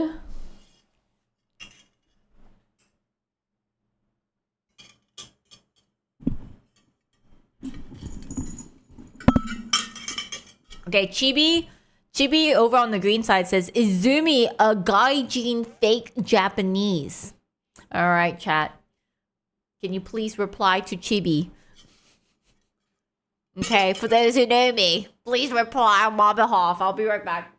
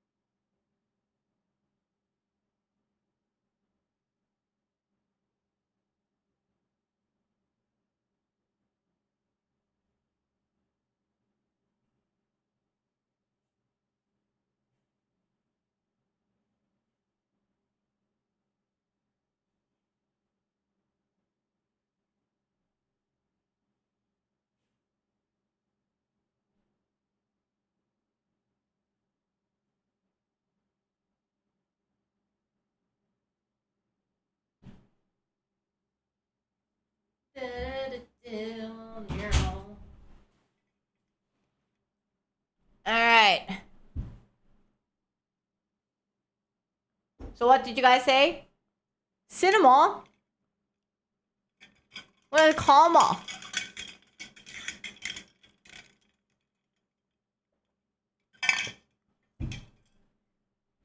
Chibi is one of us? Oh. Dude, I need to air out this place. My pasta is like so fishy smelling and I'm still not done. I've been streaming for 4.5 hours and I'm still... Dude, I can't wait until like I have like everything is back to normal. I need to keep taking breaks for my chew. Oh my lord. I'm not even chewing on this side, but like it's like fatigue. I don't know what it is. Ugh. Yeah. This is a salmon pasta. That's why I just got like a bone out earlier. Salmon rosé sauce pasta. Don't you normally take forever to eat? Which is true. It's true. But this is already a small bowl to begin with. You know, normally it's a lot bigger. So I think I ate like half now. So half more to go. Upgrade from eating smoothie. True. 100% Mexican. Okay, because guys, I do believe I can actually go back and do my food content again tomorrow. Because I want to do the makan and meh, right? Makan or meh content. So I think maybe we gotta go with something that's like soupy or easier to eat, maybe. But I think it's fine. I think so, Luxao. Because the dentist was very confident. He was just like, yeah, you can do everything as normal, per usual. Oh no, this one is like the surgery more to, I guess, strengthen the tooth, right? Because I'll actually have a proper crown fitted on. So it should be protecting my tooth, essentially. So right now it's at more the vulnerable stage at the moment. Yeah, I've been doing... so my goal is to try and eat at 123 Hawker Center and give my review on it. So I've done 4 right now. So we have 119 more Hawker Center to go and visit before I quit streaming. 119! 119.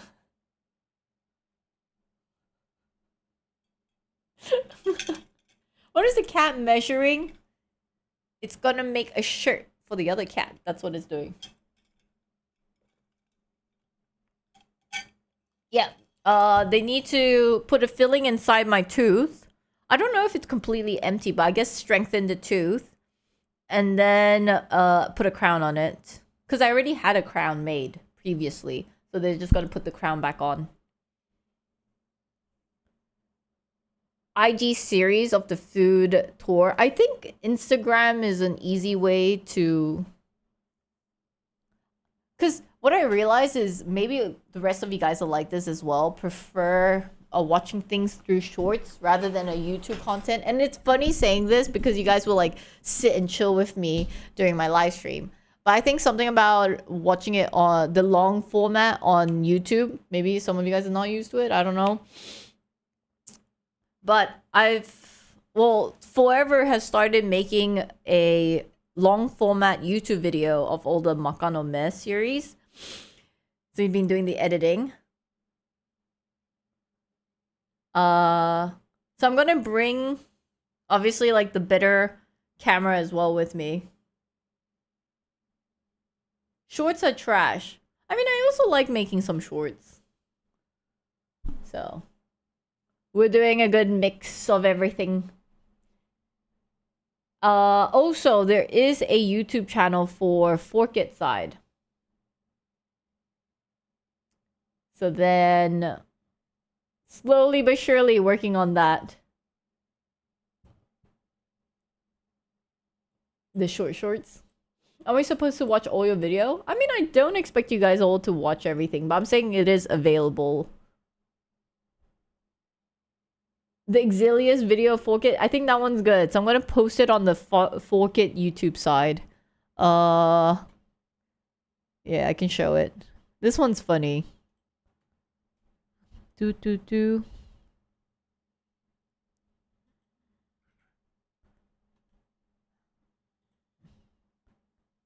Oh, it gets automatically downloaded? I guess that's fine too.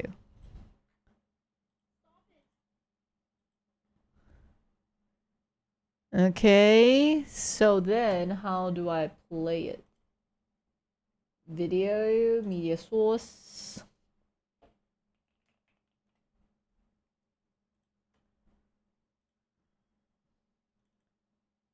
Stop it! Alright? Why are we banning true love? It should be allowed. You can love whoever you want to love, but I totally understand. Don't bring in Denji. Huh? I love my dog. Okay, but I think that's like entering a different kind of like argument, right? Okay? But first cousins. So wait. First cousin is like saying It's not like you really grew up with them. Your dad's or your mom's siblings, children. Is that first cousin? Is like your dad or your mom's siblings' kids? Yes.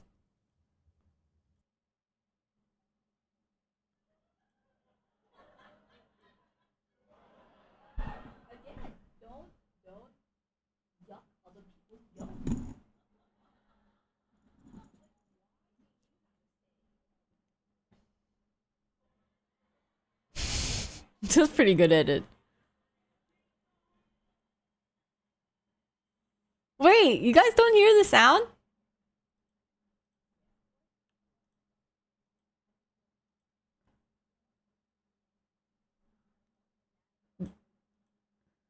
Oh. Just don't reproduce.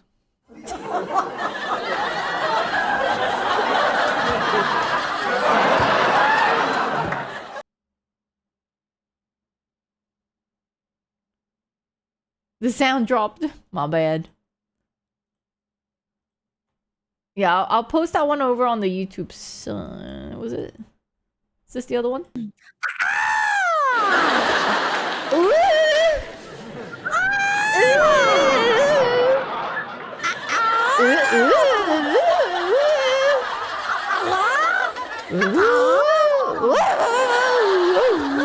So weird. So weird. Alright. Okay, bye. Alright, let's play the Forkit song! Forkit time!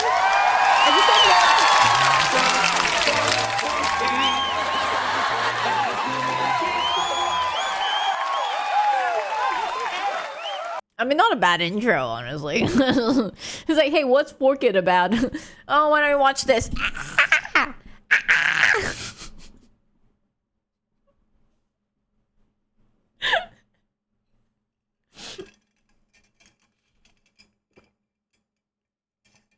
Yeah, great job on Exilius with that one.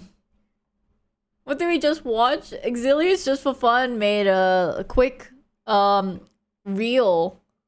And I was like, this is hilarious.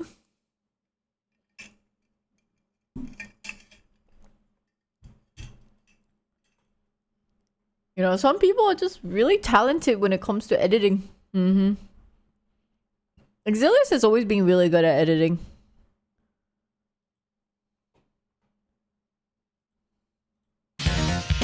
So, now we're on this whole...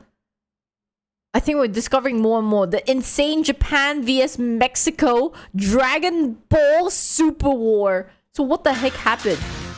Do any of you guys know about this? Dear viewers, the sheer insanity of the time the Mexican Dragon Ball fanbase incited the wrath of Toei Animation can be summarized by these two pieces of paper I hold in my hand right now. One being an official real flyer from La Premiere Men's Sports Bar promising patrons that if Goku defeated Jiren, free lap dances for everyone. and the other being an official cease and desist letter from the Japanese embassy in Mexico acting on behalf of Toei Animation, ordering that all watch parties and others like them be shut down. See, clearly these weren't going to be any ordinary anime watch parties.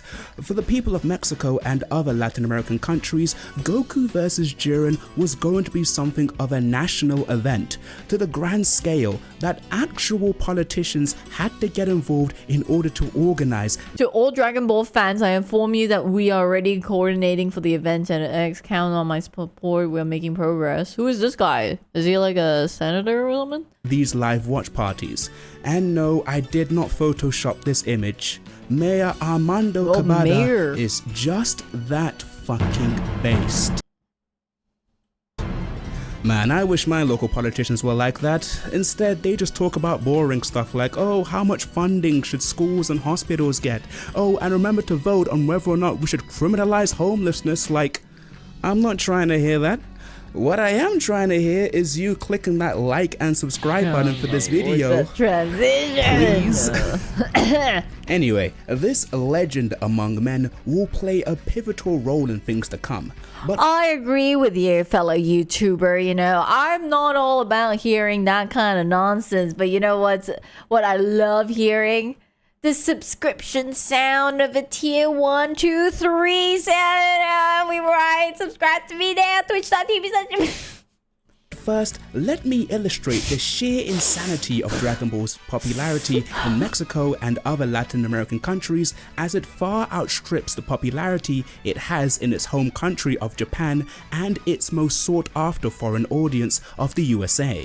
For example, the upcoming series Dragon Ball Daima, according to Google Trends, the top 10... You know, the thing is, I actually have not really watched Dragon Ball, like everything. I watched Dragon Ball Z, but I didn't watch the rest. I kind of grew up reading the manga, but I still didn't follow everything. So maybe I countries talking about it the most are all Latin American countries, with Japan barely even registering on a relative scale. But why though? How did such a phenomenon come to be? Well, this is a story of how, in an attempt to gain some soft power... Yo, Spicy, it's never too late. What do you mean? I watch a lot of old anime and it's still just as good. Japan were arguably too successful and ended up creating... Wait, Brenner with the $10! Thank you! I'm sure this is a good sound alert too. Hells yeah, thank you, Brenner, for the $10.777. Woo! The most powerful Dragon Ball fanbase on Earth. See, it all centers around the importance TV once held as a hub of entertainment and influencer of pop culture. If you grew up when I did in the 90s and early 2000s, you remember a time when phone screens weren't the most important screens of all. Yeah, that's right, we're old now. That laugh was so painful. Such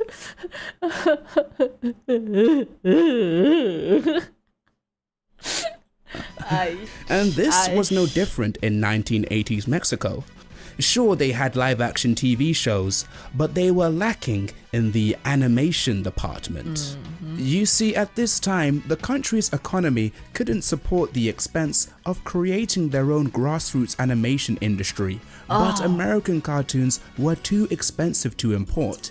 Here's where Japan comes in. Their government wanted to spread Japan's cultural influence and relevance with exports such as anime, and so offered Latin American countries the ability to license and dub anime at a much lower cost than what the US offered. This led to Latin American countries... That's crazy! Oh my god.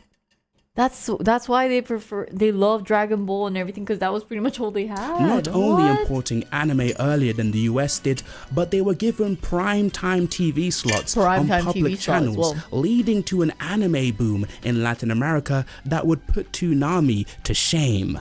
Saint Seiya, Heidi, Mazinger Z, Captain Tsubasa, Marco 3000... This is crazy. That means if I were to talk Like if somebody from Latin America or whatever, you know, if I meet them, they find out I'm Japanese, they might know more anime than me. Cause they like legit grew up watching this, right? Whereas for me, you know, I watched anime, but I also watched like Cartoon Networks, Disney, you know, MTV or like other stuff. And I was watching like American cartoon a lot of it. I think they might know more than me. Have all become renowned anime classics in Latin American countries, and of course Dragon Ball, which was dubbed by Mexican dubbing company Intertrack in 1996 and followed up by its sequel series Dragon Ball Z in 1997. See, Latin American fans got to experience Dragon Ball the way it was intended, instead of being thrown into it halfway through the series like us English. Look, listen, the word otaku means hobby. It means you're passionate about it, right? So that's why you would say train otaku, anime otaku. That's how you would normally use it, all right? That's the proper way to use otaku, okay? Yes, I do like anime. English fans.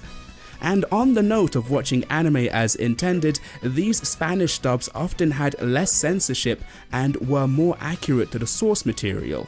So there was no dealing with any jelly-filled donut or water pistols instead of guns BS in these Spanish dubs, although in the case of One Piece, the Marines being armed with water pistols makes a disturbing amount of sense, I'll admit that. Also, the soundtracks used for these dubs often just used the original Japanese soundtracks, or they just made Spanish versions of the songs. Like the music I've been playing throughout these videos have been the dubbed versions of the original Dragon Ball Japanese soundtrack. See, this is a bit of a double-edged sword in my opinion, because as far as I'm concerned, the OG Dragon Rock the Dragon, it goes harder than the English version of Dragon Soul. Like, I'm sorry, man, but if you're gonna hate on me, at least we can both agree that the English dub. I don't know. I can't relate because I didn't really watch Dragon Ball. Oh, I'm ashamed. Like he's like going like, oh, you guys are gonna argue with me in the comment section. I don't know. Version of Dragon Ball GT's opening, Welcome to the Grand Tour, is absolutely terrible and becomes an absolute disgrace when compared to Dan Kokoro. Come on, we can come to agreement here. But if you still disagree with me about that, see, this is why Mexican and other Latin American Dragon Ball fans, that's why they laugh at us English-speaking fans. Because some fans will still defend the god-awful dub dialogue from the Ocean and original Funimation dubs of Dragon Ball. Like, what the fuck was this shit? Seriously. Yeehaw! That's it, buckaroo. Ride 'em, cow.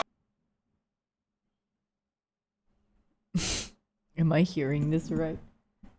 Why does it look so wrong? Your father was an average fighter, Kakarot, but he was a brilliant scientist. I want to caress them. Shoe came untied. I'm not going to fall for that. I don't even have shoelaces. Oh no! Oh, that's pretty bad. Man, all that cringing sure made me hungry. Let's get a bite to eat at Taqueria Goku. The impact Dragon Ball had on Mexican culture cannot be understated. Many other Mexican and other Latin American businesses have been influenced by the love their owners have for the series. What? The drug? Even drugs? Shut up. Shut up. Dealing business is illegal, but it's still a business, you know? Although maybe some Latin American fans would disapprove of using the sacred name of Padre Ball in order to deal drugs. Padre Ball being the affectionate nickname Latin American fans have given Dragon Ball, which translates to Father Ball, because it was so integral to their lives when growing up. Even when GT ended, Dragon Ball never really faded from the public consciousness for Spanish-speaking Dragon Ball fans. In 1999, the voice actors themselves starred in an unofficial live-action Dragon Ball Z stage play. With what pixels I can manage to count, it actually does look kind of cool. And need I remind you, it was Latin American fans that made Dragon Ball Z Budokai Tenkaichi 4 years before Sparking Zero was announced. Clearly, we aren't dealing with the average Dragon Ball fanbase here, and when Dragon Ball came back with Dragon Ball Super, the worldwide Dragon Ball fandom would witness firsthand, in real time, the unhinged passion of Dragon Ball's most powerful fanbase during the Tournament of Power. But first, if you've ever felt like Zeno and wanted warriors from other worlds to fight for your amusement, you should definitely check out today's sponsor, Raid Shadow Legends. Oh my god, this Raid Shadow Legend is everywhere. Oh god, okay. They're everywhere? About these characters are in the millions. It's hard to tell when the genuine fan craziness ends and when the ironic ship posting begins, like the Gohan Blanco manga is actually fucking hilarious. Gohan travels back in time to become Grandpa Gohan so he can raise Goku to become even stronger. Like what? And why did so many what-ifs revolve around Goku cheating on Chi-Chi with Vados? Like that is straight out of a telenovela. All of this chaotic, creative fan energy clearly needed a beacon if it was to achieve something truly great that would have a real impact on Dragon Ball as a whole, and not just chuckle-worthy memes. And by God, was it given one. On March 4th, 2018, during episode 129 of Dragon Ball Super, it happened. What happened? The gods of destruction themselves stood for the Saiyan mortal, as Son Goku attained a new transformation, which approached the same gravity of his original Super Saiyan transformation on planet Namek all those years ago. Mastered Ultra Instinct. True, if I grew up in Mexico. The Blanco was real. Well, actually, in an interview he gave... Is anybody else confused? What is this Blanco? God damn, I can't be the only one here that didn't really watch Dragon Ball. A couple years before I'm slightly the debut lost. of Ultra Instinct, Akira Toriyama did say that he was interested in giving Goku a white-haired transformation. So that interview is probably what influenced the creation of Gohan Blanco. Yeah, no, Blanco means white. Oh, come on. Like, I can accept that the Latin American fan base are very passionate, but them being prophetic? I didn't know about that. But then again, there was the instance where South American DeviantArt user Negative Goku x20 submitted a picture of a pink-haired Goku donned in a black and grey gi named Evil Goku in the year 2009, years before Super Saiyan Rose Goku Black was a twinkle in Toriyama's eye. For me personally, that's a bit too much of a hair color coincidence. But on the note of hair recolors, in order to coincide with Isn't that crazy? So maybe they took that work and used it, right? Like actually not, I mean, is stealing the right word? Stole from a DeviantArt, right?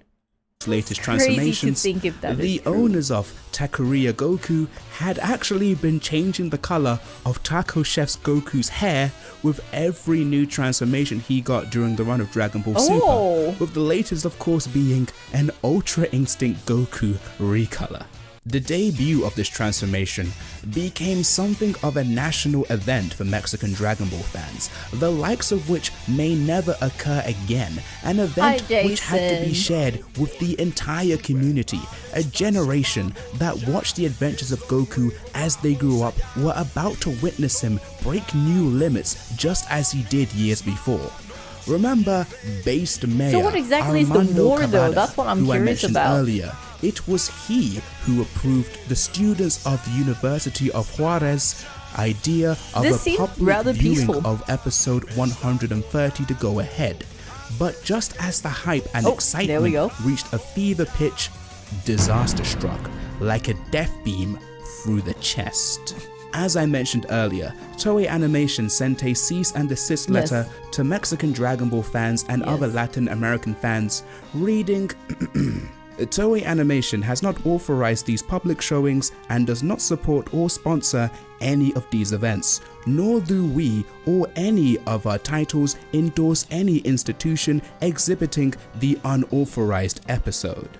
Why, you ask? Well, to protect their precious IP, of course. You know how Japanese fans get when fans are having a bit too much fun with it without permission?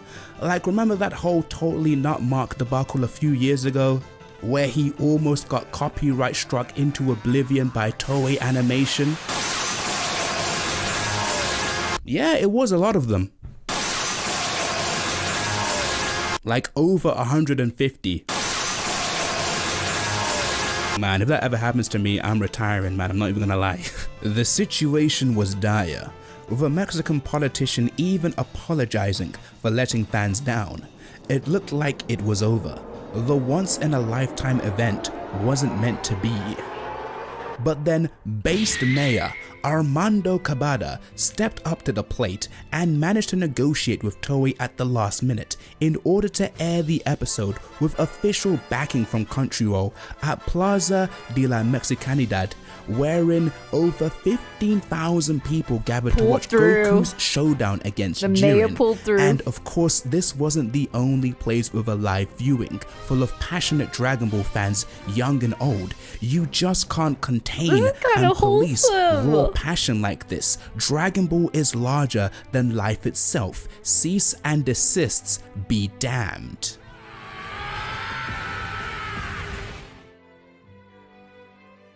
With Dragon Ball's insane popularity in Latin American countries, you've probably heard the meme about the cartel loving Dragon Ball so much that when new Dragon Ball content releases, that the crime rate plummets. No way! Even the cartels love Dragon Ball? Okay, where does he even get this facts from? Seriously? Which is funny and all, but according to statistics, the crime rate actually did drop around the time Battle of Gods and Resurrection F came out, but then rose to an all-time high around the Tournament of Power. They entered Saiyan mode. Jesus Christ. You know, when fan favor was at its highest. So the memes may not be true, however, the sentiment of the meme is. The feeling of Dragon Ball, bringing people from vastly different walks of life together, as said by Mayor Cabada. Public events such as the Dragon Ball showing are a form of social cohesion that helps boost the city. Wow, it's I simply didn't a way think for Dragon the Ball can bring people to together. Support youth. Let's say it, there are not a lot of programs to help our boys. You can somehow For one get night, peace. The people of Juarez could forget all of their problems and just come together as Dragon Ball fans, cheering for Goku to save the universe. Throughout this video, for the sake of a compelling narrative, I've portrayed Toei Animation as this mustache-twirling corporate bad guy oppressing passionate fans.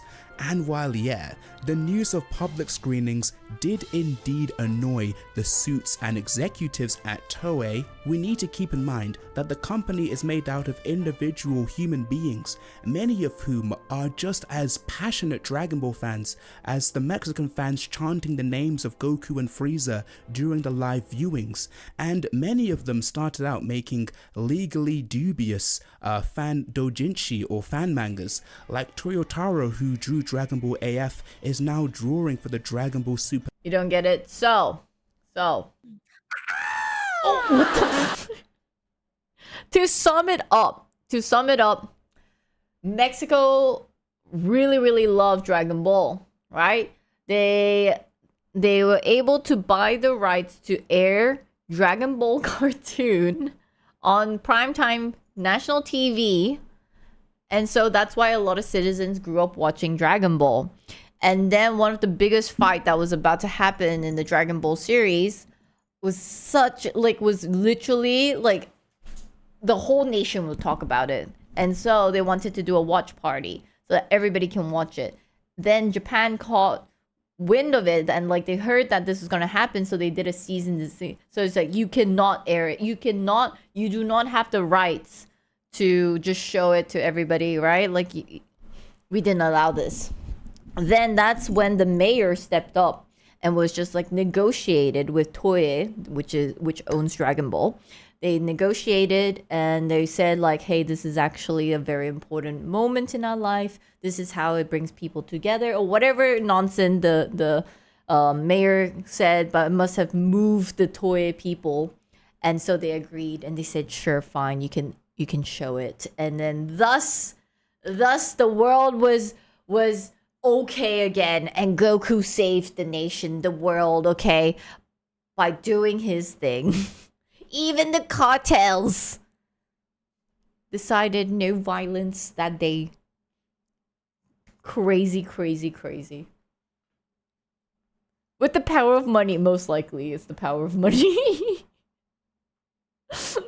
You know what? Maybe the cartel even had something to do with it. It's like, let us watch. Let us have our watch party. In the early 2000s in Italy, you were heavily bullied if you watched anime movie like Harry Potter. The other thing you had to watch was wrestling and football with Dragon Ball coming up. They were bullying you if you didn't watch Dragon. They bullied you? Really? In Italy, you get bullied if you didn't watch Dragon Ball?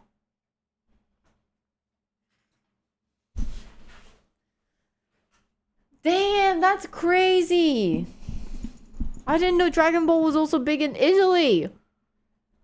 Okay, you know what? Like, I have to say, Dragon Ball is, like, really up there as one of the like, most loved anime worldwide. But which other anime is highly regarded on the same level as Dragon Ball? Like, is there any other ones? I feel like One Piece is not the same. I mean, people like One Piece, but I don't really... Oh, Pokemon!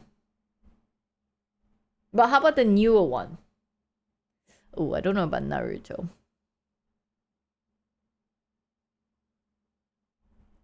Really? You guys also think Naruto? Captain Tsubasa? Sailor Moon? Gundam? Maybe Gundam. No, but those are all the old ones.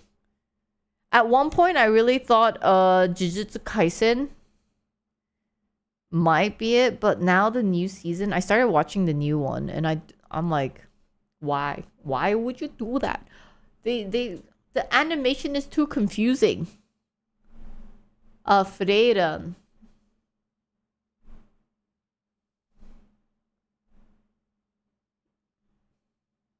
You didn't hear the question, honestly. I mean, I feel like this is only for people that do enjoy watching anime. Doraemon! I'm not complaining on JJK, it's cinema. Black Clover. I don't think so. I wouldn't say Black Clover. Inuyasha? I feel like now you guys are naming anime that you guys like. I don't think a lot of them is like Dragon Ball level. Yeah, Dragon Ball, Pokemon, I would agree. Those two.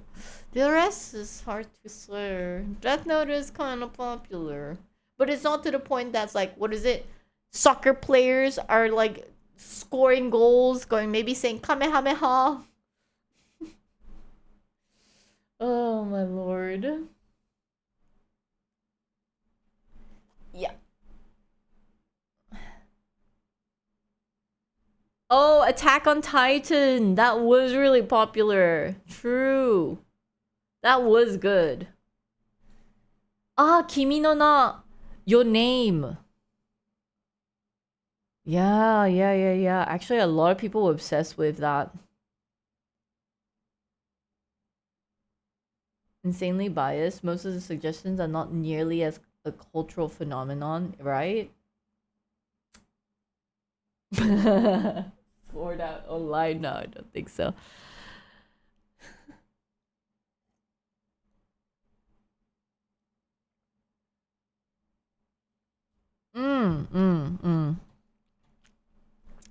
Wow, I feel like I'm discovering a lot. We're like watching random YouTube video, but I feel like I'm learning quite a bit. I don't really scroll and watch other YouTube videos. I always watch like the same bunch, always about like murder cases kind of story, or like more podcasts. Berserk. I think I watched it. It was kind of a weird, a lot of gore. About your hometown lore, I am. I really, really am. Not bad having some YouTube sessions sometimes, huh? The Cholo culture in Japan. Do I need to?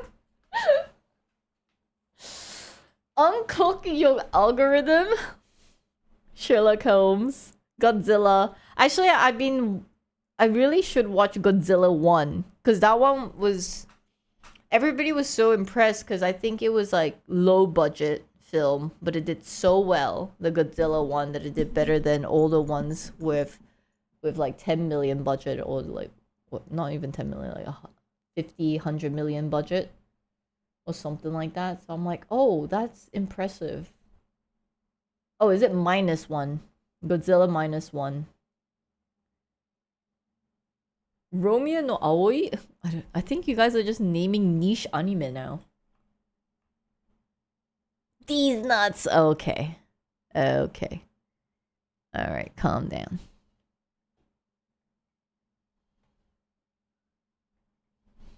But I think because we watched that one video from Will or something like that. So now his video comes out. Will Tennyson. To watch the new Godzilla.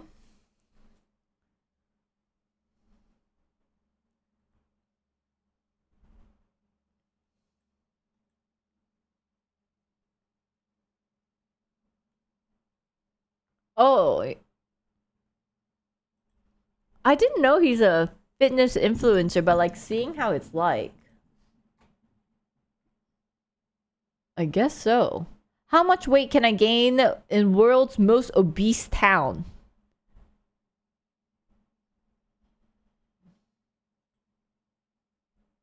Obesity is no. Which town is this? Before, can we all make a guess?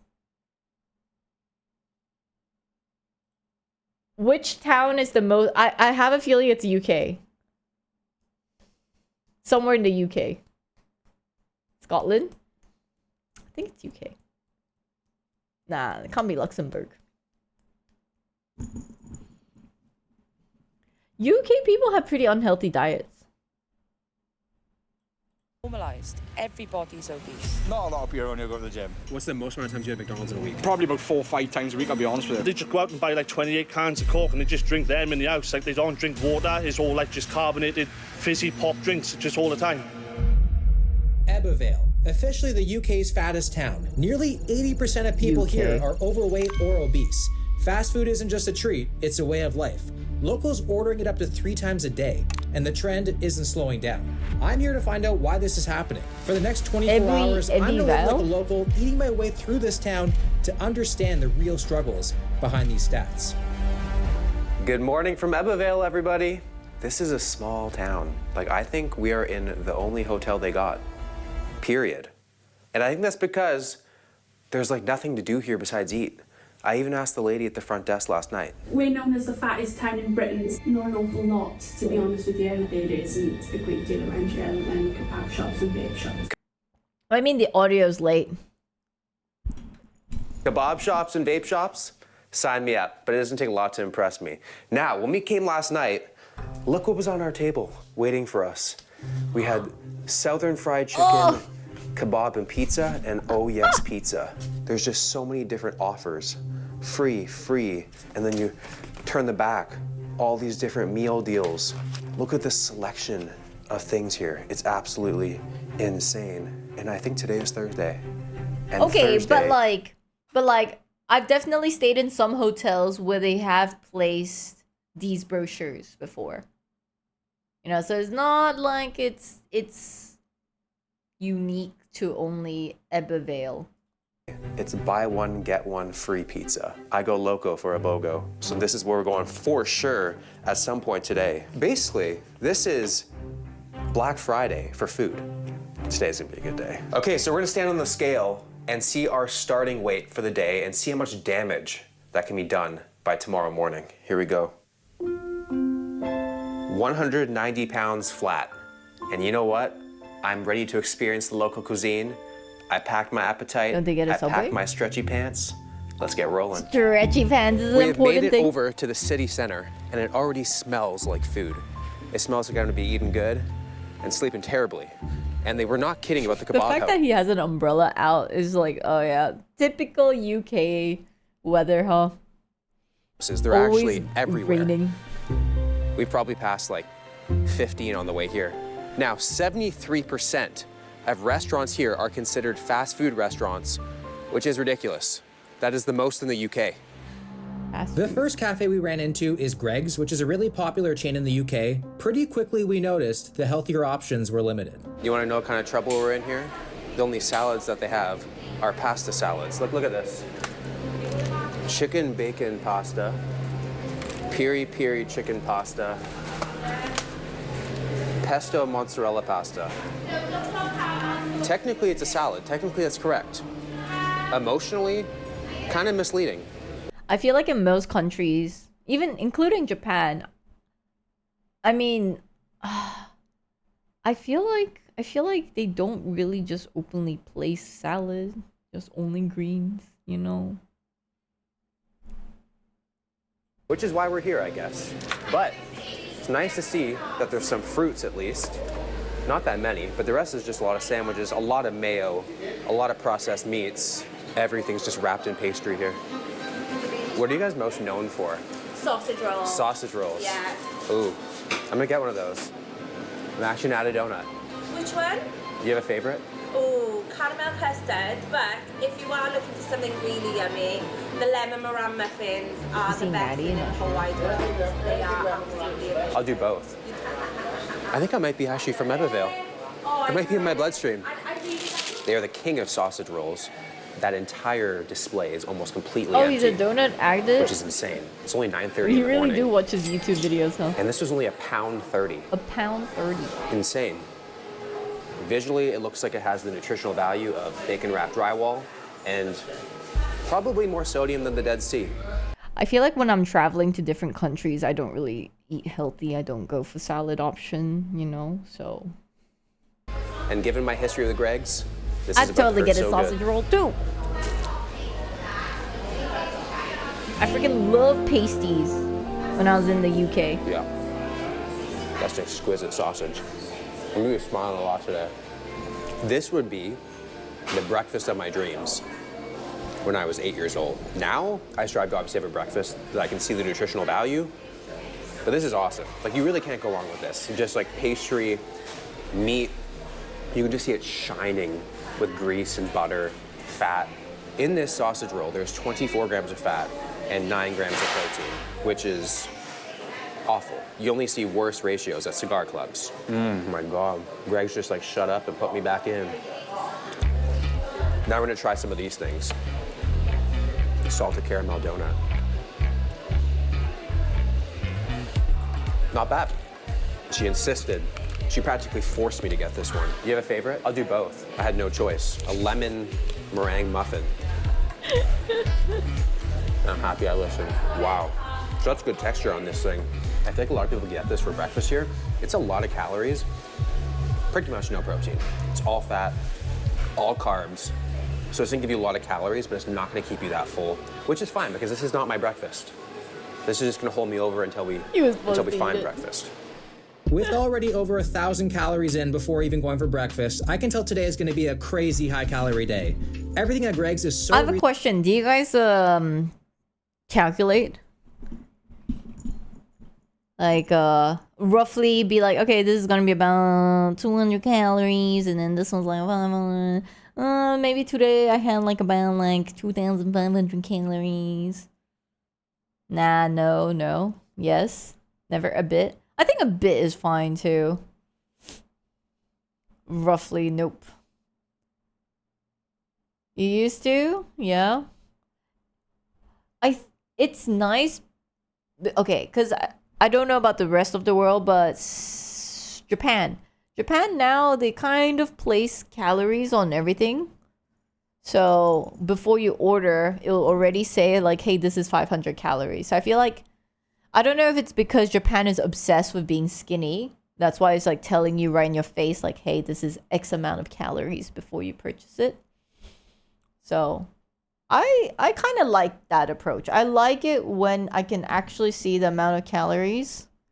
So if I go to a restaurant and open the menu as well, it says how much calories. That's everywhere now. So do you guys like that? I actually kind of appreciate it. You know, I'll still get what I want to eat, but then it's nice going like, ooh, oh shit, that's a 1,000 calorie right there. More information is not bad. Oh, it's a legal requirement in Australia. Yeah, Singapore Hawker Center. I don't know if they do it. I'll keep my eyes peeled tomorrow when I do an outdoor stream. Yeah, I feel like maybe some of them do, but not all. I would say like Food Republic maybe do it, but I'm not sure about Hawker Center. Reasonably priced. It's easy to end up leaving with so many things you didn't expect to get. Singapore Like this doesn't. pack of 4 sausage rolls, which I'm heavily considering. Hey yo, we made it to Frenchie's for some brekkie. It's a local Frenchie's. spot with some pretty lit reviews, mainly about the massive portion sizes, obviously. Here are some of the reviews.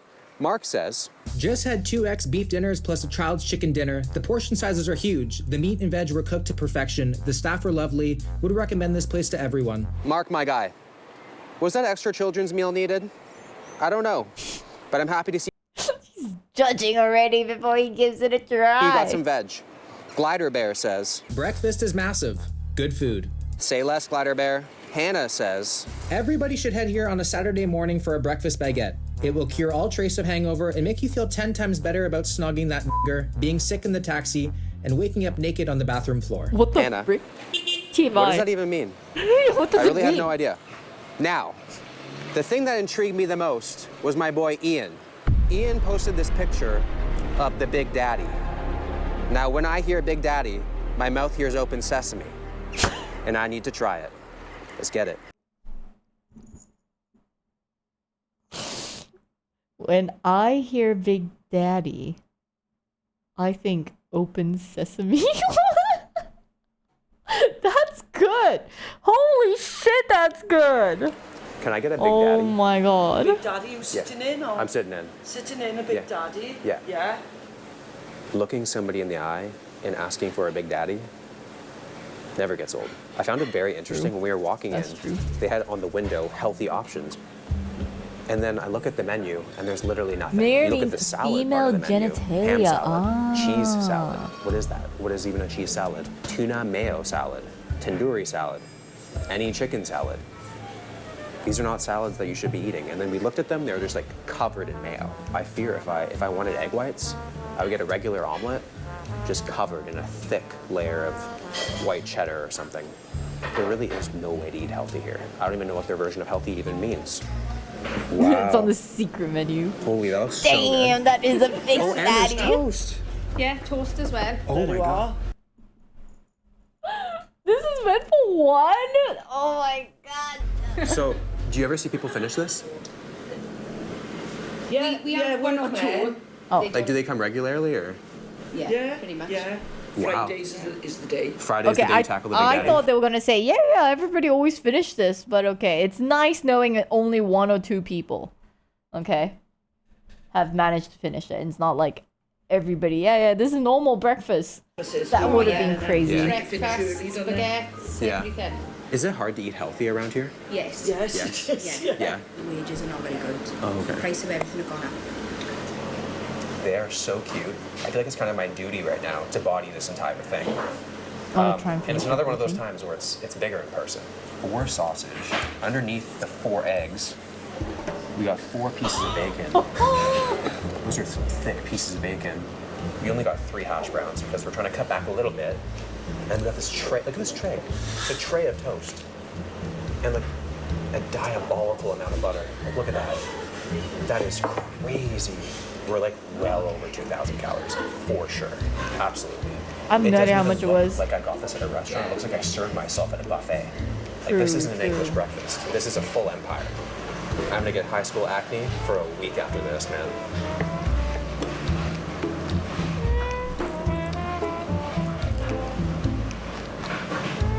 Wow. Me too. A piece of I fruit also right feel now, very like a full just slog. looking at it.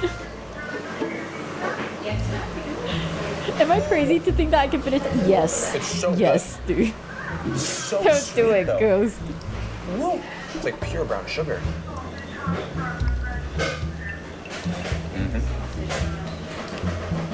Part bypass. After this breakfast, I'll have my 5th sausage before 11 a.m. And that's not even a PR. The thing about this meal is that there's literally zero relief. It's like playing Russian roulette, and every chamber has a bullet in it. Like there's nothing that you can go to just give yourself a little bit of a break. Like you would think it would be the toast. But the toast is wet. It's just butter. Just butter, butter, butter, butter, butter. My pores already feel so clogged. And based off today's fiber count, that's not the only thing that's going to be clogged. These hash browns are fire. I wish I got 4 of those. Ooh. You guys just made that? Yeah, I just made it. Oh. Wow, that smells good. If I It's a could, little piece for you to share now, because I don't suppose you've ever had a corned beef pie about. I've never had that before. It's a Welsh thing. So what's in there? Corned beef pie. Corned beef So it's pie. like potato, corned beef, carrot, onion, with the pastry, and then you get our homemade gravy. Thank you. You're the best. Love you. Yeah. Proper Welsh. Okay, here we go. Yeah. It smokes with a bit of fat.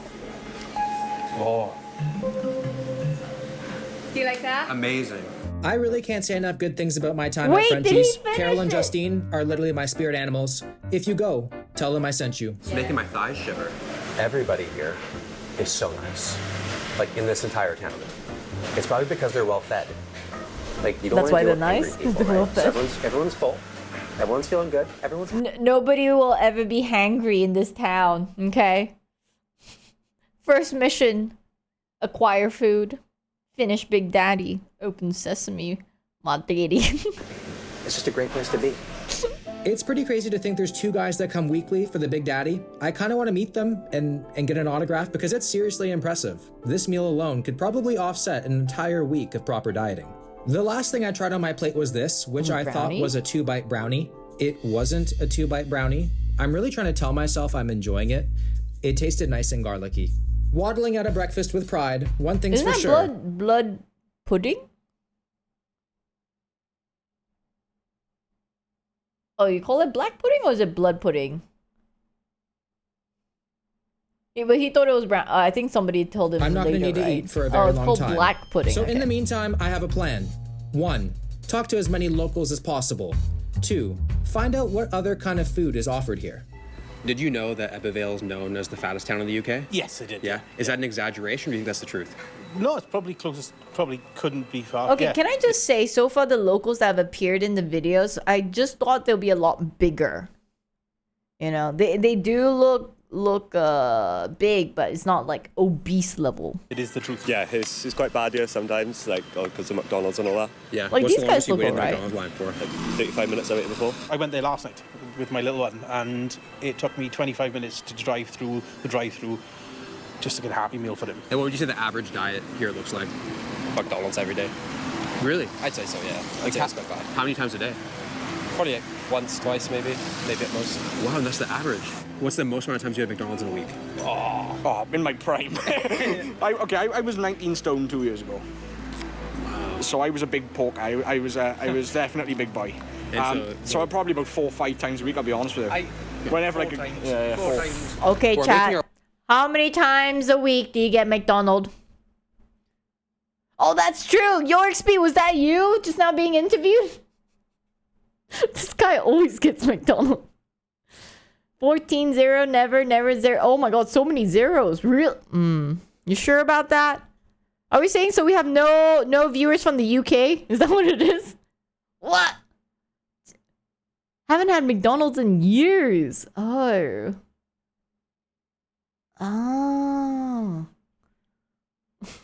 I make my own food. Better fast food option. Damn, guys. Way over to the McDonald's because apparently it's always busy, like 30 minutes minimum in the drive-thru, and it gets so busy sometimes it even blocks people's driveways to leave their home. It's like pretty much prime lunch hour, so let's see what happens here. The place is absolutely packed. I was walking the town, I was like, where is everybody? They're all right here. This is like, this must be the unofficial town hall. Just a constant stream of cars, and then inside is ridiculous. With McDonald's being so popular, I was curious to see if the menu is any different than what I'm used to, and it was. There was so many options, it was crazy. Katsu chicken. You could come every single day for a very long time and get something different each day. What's the most amount of times you've seen one person come to McDonald's here in a day? 4 times. 4 times in one day? 4 times McDonald's, in one day? 4 times a day.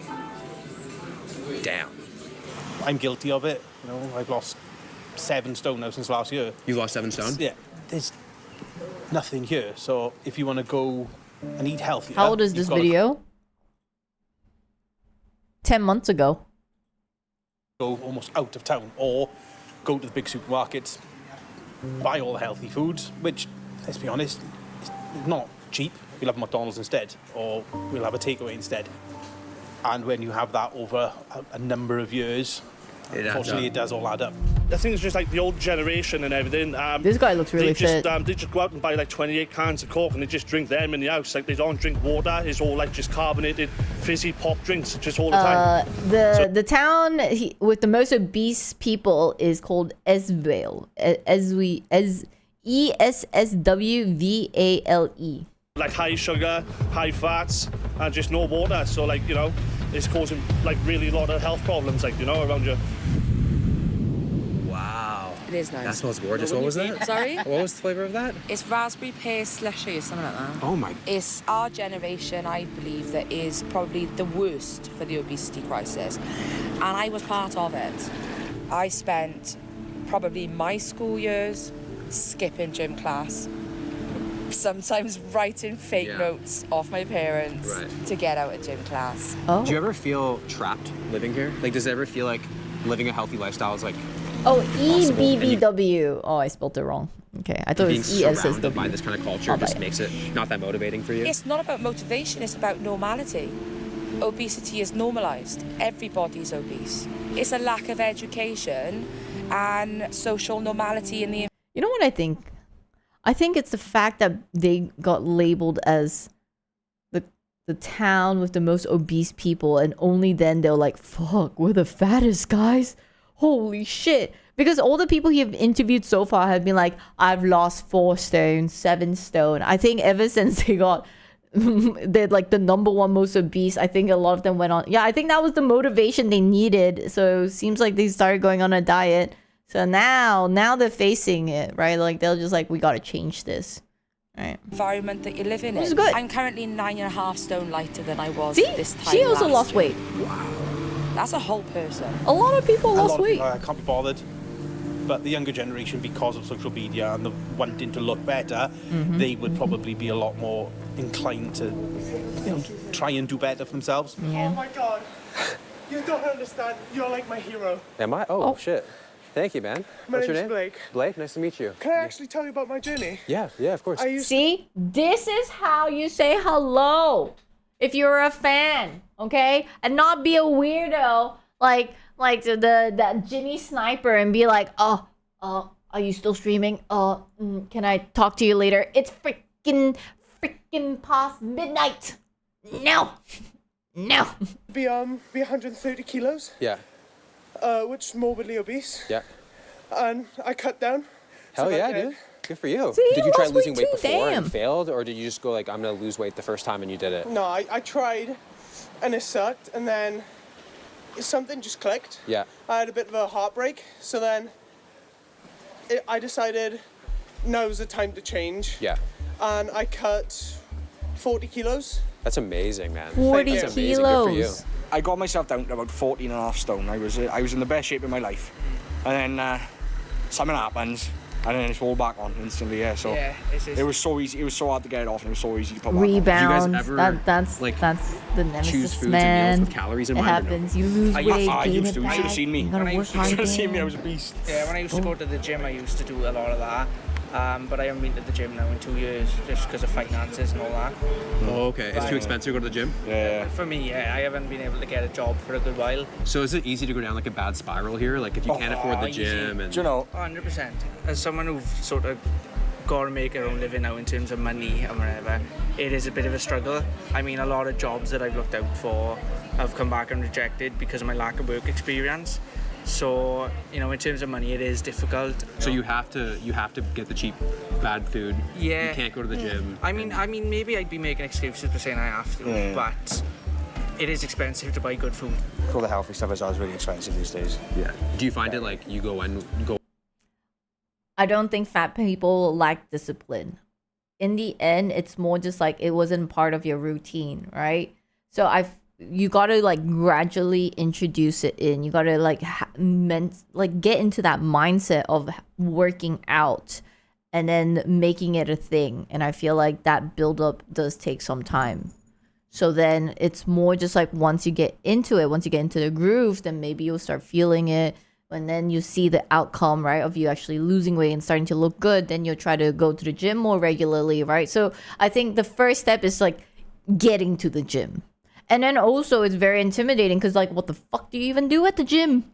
You're there, so it's like, well, okay, I'll go on the treadmill for an hour, but that's not it, right? Like there's more to it, and then you got to do some research. Then you like feel overwhelmed, and then you might quit the gym. You're like, oh fuck it, right? So I think it's a long process. I mean, you can say laziness, but I think it's more just like the self-motivation part.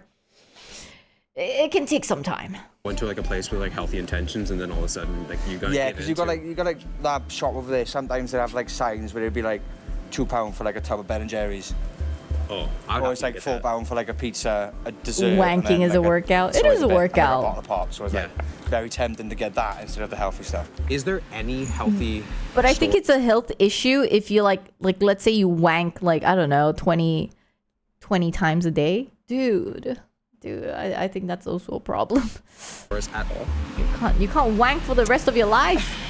Well, the next sort of big town over would be Merthyr. Oh, we have to go to another town? Yeah.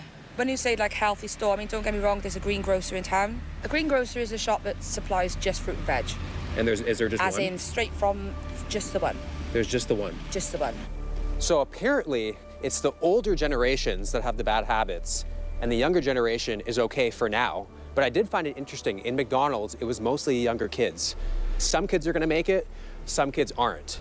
And she also mentioned that a lot of people here don't even have jobs. They're living off the state. The cheap food is absolutely crucial for them to survive. They can't afford the healthier foods, which is why there is only one green grocer in the entire town, which is what we're gonna go see right now. And I have no idea how they're gonna compete with some of the deals that we're seeing, because everywhere that we walk, Oyster. there's just Sometimes crazy you deals, don't have deal to after share deal after certain deal. things. This isn't a food desert. This is a food jungle. It's pretty much a theme park of food.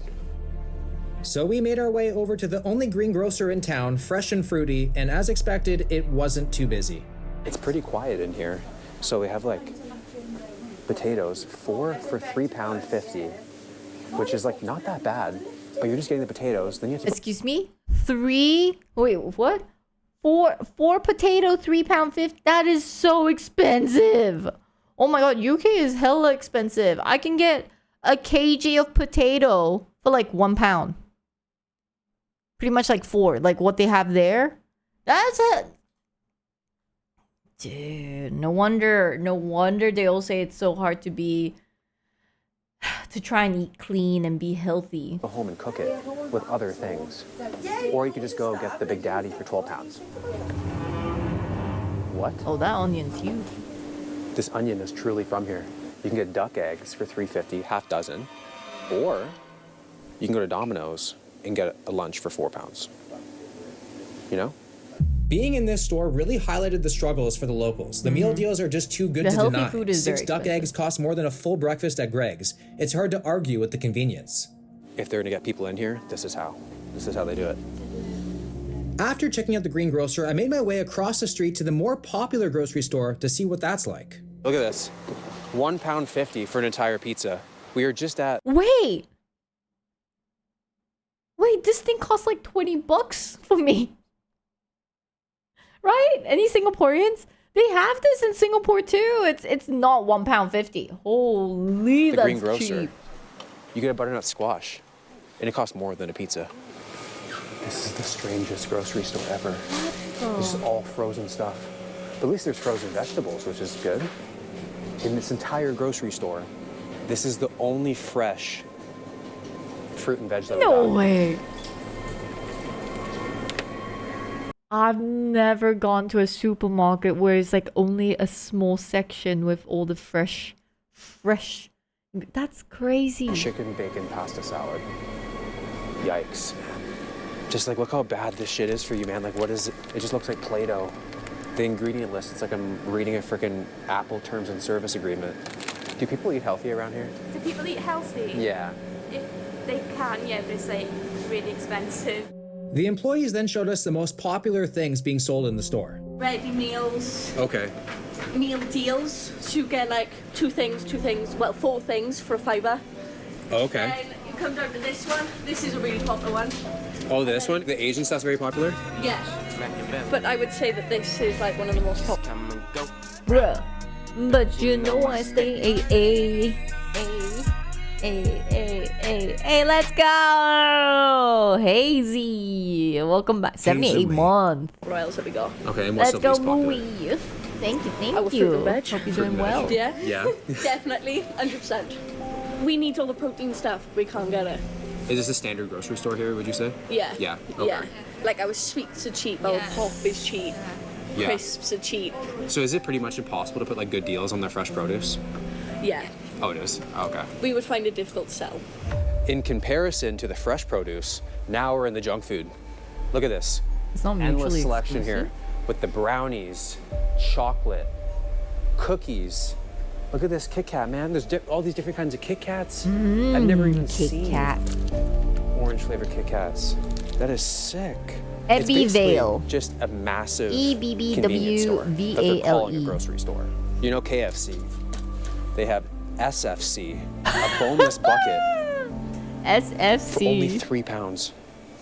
I'd totally buy that. 1,081 calories, 76 grams of fat. Actually, I would. For £3. That You is a know, for problem. those cheat That's days. a problem, my friends. I It freaking was truly love incredible popcorn to see chicken. the deals this store has, but with income being so little or non-existent, it's essential. The crazy thing is, even with all the financial struggles in this town, there's still casinos and places to gamble. It's pretty crazy. So everyone's talking about they don't have jobs. It's hard to get a job. They're making no money, so they have to resort to getting unhealthy food. And then yet in the town, there's slots. No, but it just makes sense because I'm guessing these are gonna be like penny slot machine. So you're gonna get the AC. You have the bathroom, right? You all you gotta do is like have a drink by your side, and you can just stay there all day, right? And then kind of escape from reality. So this does not surprise me. It's also very common in Japan. They have penny slot machine. And you can just stay there for hours and hours and hours, and they won't kick you out as long as you know you're using the machine. With what money? Pennies. Just go across the street and get some fruit. You see this place behind me? They're known for pizza, burgers, kebabs, and fried chicken. You mean known for greatness? No, not even £1. I'm guessing they have penny slot machine. Surely, because they cannot charge £1 in this town. A pound is too much. That's an elite lineup. Back where I'm from, if a place served up all those things, I would see that as a warning and I'd probably never go. But here, I think that just means there's a master at work in there.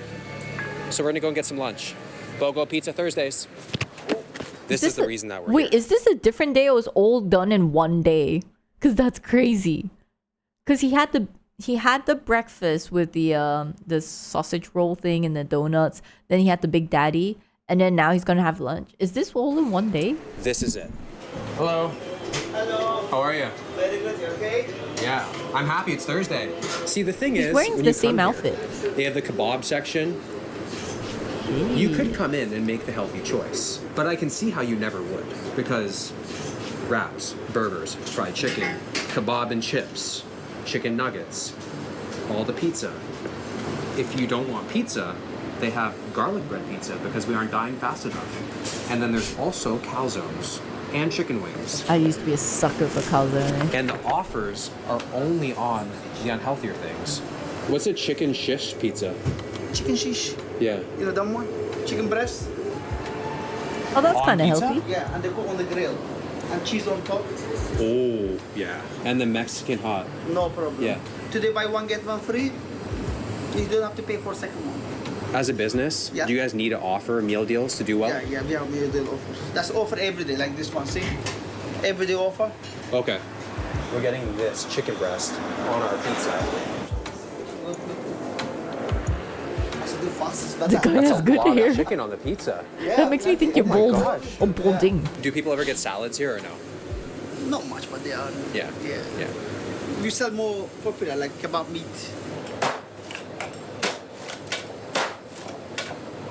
We got both pizzas and then we got some fries on the house. 'Cause that's That was a exactly bit what we need aggressive. right now. The amount here, it's overflowing. Oh, I'm a sucker for fries.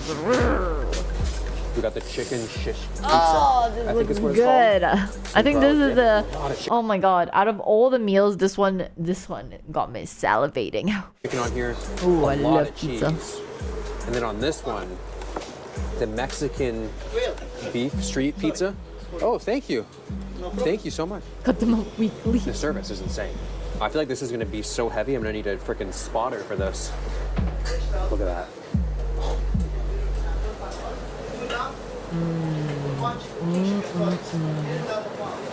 Yeah. Oh man. You know what? You know what this is like? What? It's like when you start playing GTA What? and you want to be a law-abiding citizen, and Uh-huh. then 10 minutes later, you're running over hookers on your way to 5 stars. That's what it's like coming in here. Like, I could have made the good choice, getting the kebab with a salad, and look what happens with the deals. I'm gonna need to spend a week at a Buddhist temple after this. Directly across the street from Bargain Beer. Oh, he's low-cost also a good beers, cook. Wines Oh. and spirits. You are literally set up for failure everywhere that you go here. Think about a recovering alcoholic working in a brewery. That's what it would be like. Like if you're trying to lose weight and you're surrounded by this culture, I can't imagine how hard it would be. Even for me back at home when I was trying to lose weight when I was younger, it took me so many times of starting and stopping. And eventually I did it. But just being here, I don't know if I ever would. I think so. The environment you're in at this Abbey Vale place, you know, where fast food is everywhere, and there's always some sort of promotion, and like a healthy option is just so expensive. Even though you want to change that, you want to change your diet and everything, once you step outside, you just be like, oh, maybe I'll do it tomorrow. Right? Because that's the environment everybody's raised in, so it is tough. You know, so I think it's kind of scary to think about, and I feel really bad for people that are here because it's, again, all they know. Yeah. They only know what they know. They're brought up with the same habits as their parents, and it's just kind of like a generational trickle-down effect. The amount of cheese on this one is very overwhelming. Just makes it kind of fun. Cheese, after all, is an Peer antidepressant. pressure with extra steps. Yeah. I don't know My if peer favorite food pressure is the right. It's just what I'm currently eating. Like, this is my favorite, then this will be my favorite, then the fries will be my favorite, and then dinner is going to be my favorite. I don't want to have to do all this, but this is just good investigation work. This is why we're here. I'm loving life right now. The ratio of meat and cheese to crust is How unlike can you anything still I've ever manage seen to before, eat and the so fries are much? so salty and crispy. This is exactly what I needed. Yeah, we're putting fries on the pizza. Oh, I would do that too. Calorie count today? I'm not sure. We've had all of them, pretty much. Everything that we've eaten today is just highly palatable foods. And when you have that nonstop, even though it's a lot more calories, it just makes you crave it more and more and more. So I've been eating so many more calories than I usually do, but I'm just ready to just continue eating. There's no way. What? I don't understand that. I really don't. I mean, for me, if I overeat, I feel like I want to puke. I feel like I don't want to eat for like a good 2-3 days. And if I do eat something the next day, I'd rather eat something healthy. He still wants to keep going? And am I that hungry? Not really. But I just want to continue this parade. And that's a dangerous, slippery slope. And imagine having that every single day.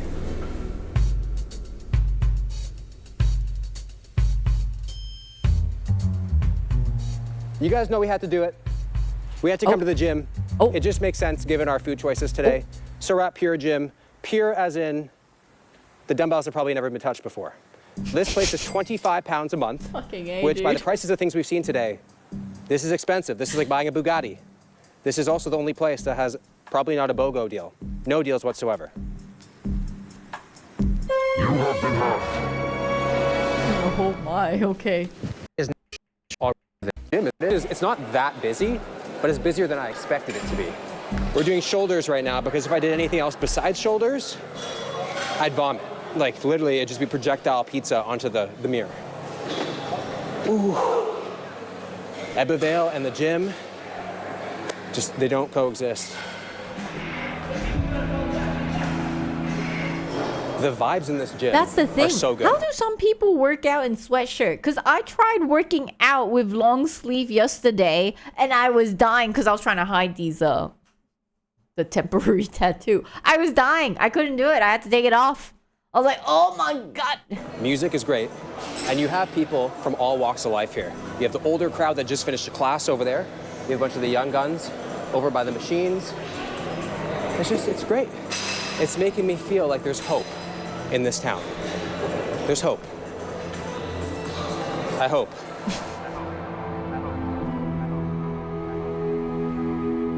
It's Wales, so it's not that hot. All right, let's reveal the greasy food pump. All right. Definitely not bad. I mean, this is one day. It's not going to be like training to fight drastic off change. the kebab cartel. They're not going to get me fat. Every time I try to grind a rep, I feel like something's going to slip out, man. My freaking tummy is vulnerable.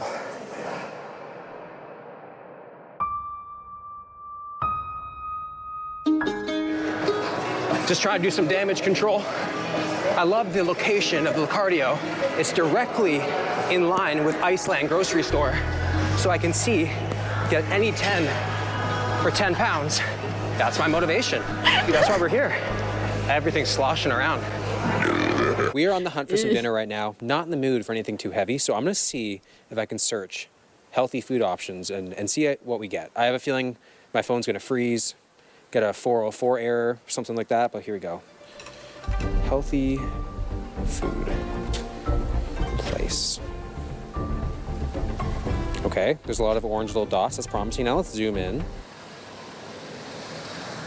Are you guys seeing what I'm seeing?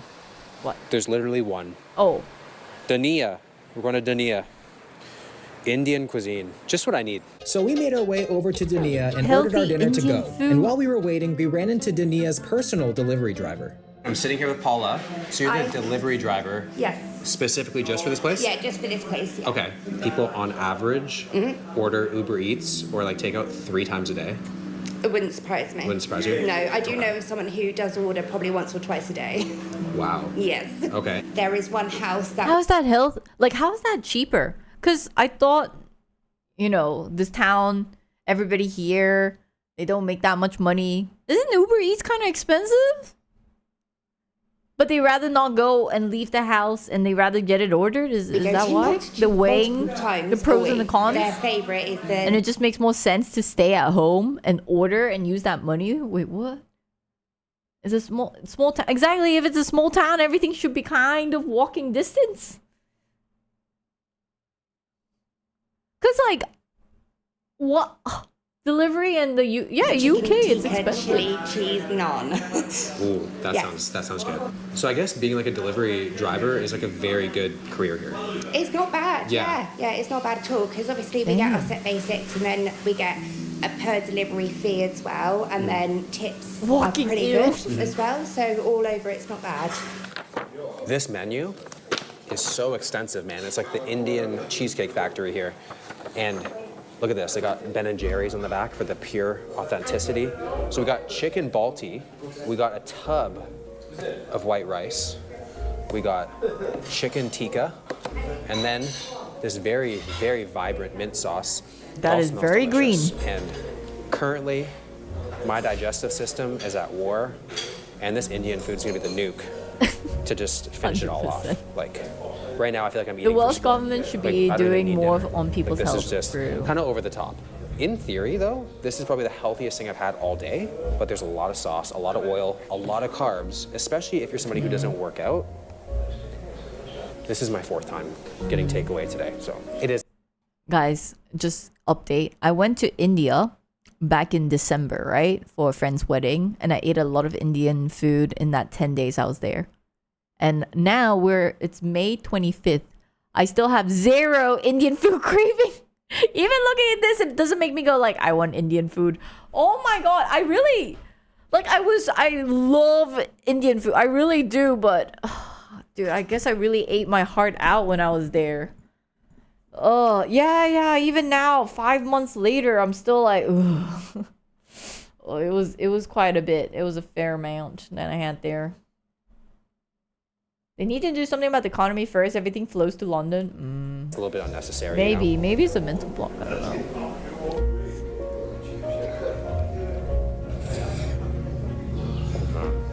That is so flavorful. No Delhi It's belly. creamy.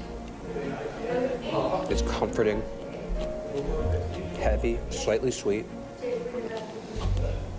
Indian food is not just food. It's like a weighted blanket for your insides. It's so heavy. I'm gonna be sleeping so good tonight. I may not even wake up tomorrow. So he did. Don't talk with your mouth open. He did say the average person would get a starter and then a curry.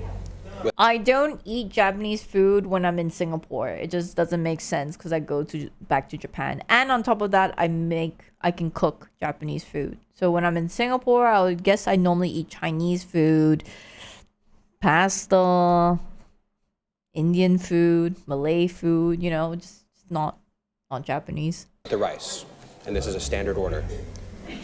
Calorie-wise, this is a lot. Like, this is probably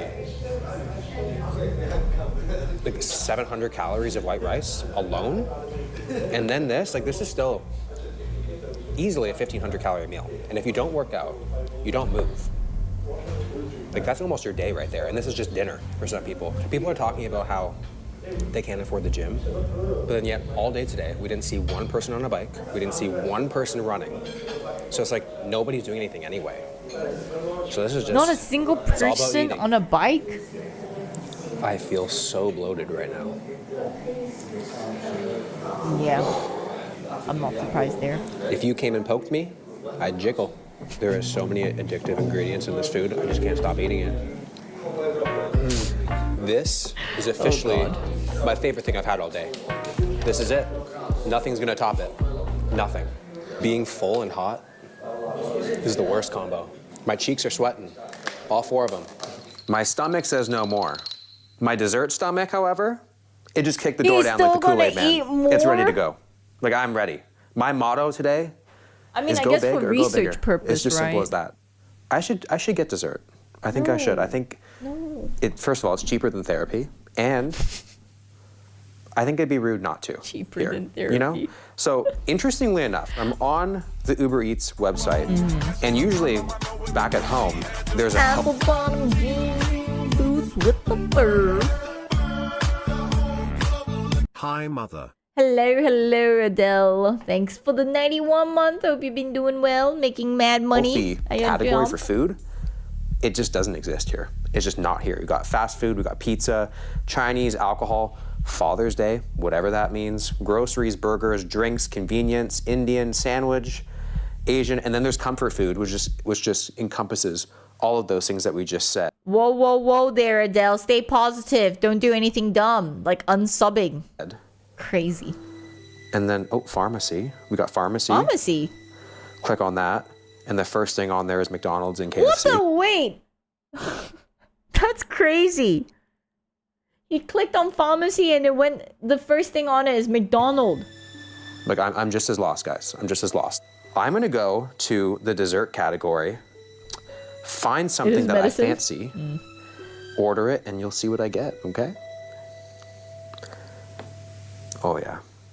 Made my Uber Eats order, and I was shocked to see that it could take nearly 2 hours to get my order. My anxiety about my ice cream was actually getting so bad. But my driver, Abdikadir, has me feeling hopeful that everything will be okay because he has 14 delivered with care compliments, which is great. Finally, after 1 hour, Abdikadir was close. I thought it was him in the car coming towards me, but then all of a sudden, this happened, and I got kind of scared. Abdikadir was on foot. It must have been a glitch because this was him in the car, and he was so sweet. Hopefully like my dessert. Thank you. Apologies for the late. No worries, man. Take care. This took an hour and a half to get here, and the status of my ice cream is truly tragic. Look at this. It's soup now. Delicious soup, though. Wow. A brownie explosion tray. I cannot express to you how heavy this thing is. It's a dense boy. I'm confused. It's a small town late at night. Why does it take that long? Wow. Why does a it lot take of stuff over going an on hour in here. Brownie and a explosion half? tray. Because it comes to destroy your waistline and your relationships. He had This many was orders. Limited drivers? 100%. 15 reviews. How could I Oh, not? because everyone's Costed ordering. 7 pounds to gain 12 pounds. Oh my God. That is spectacular.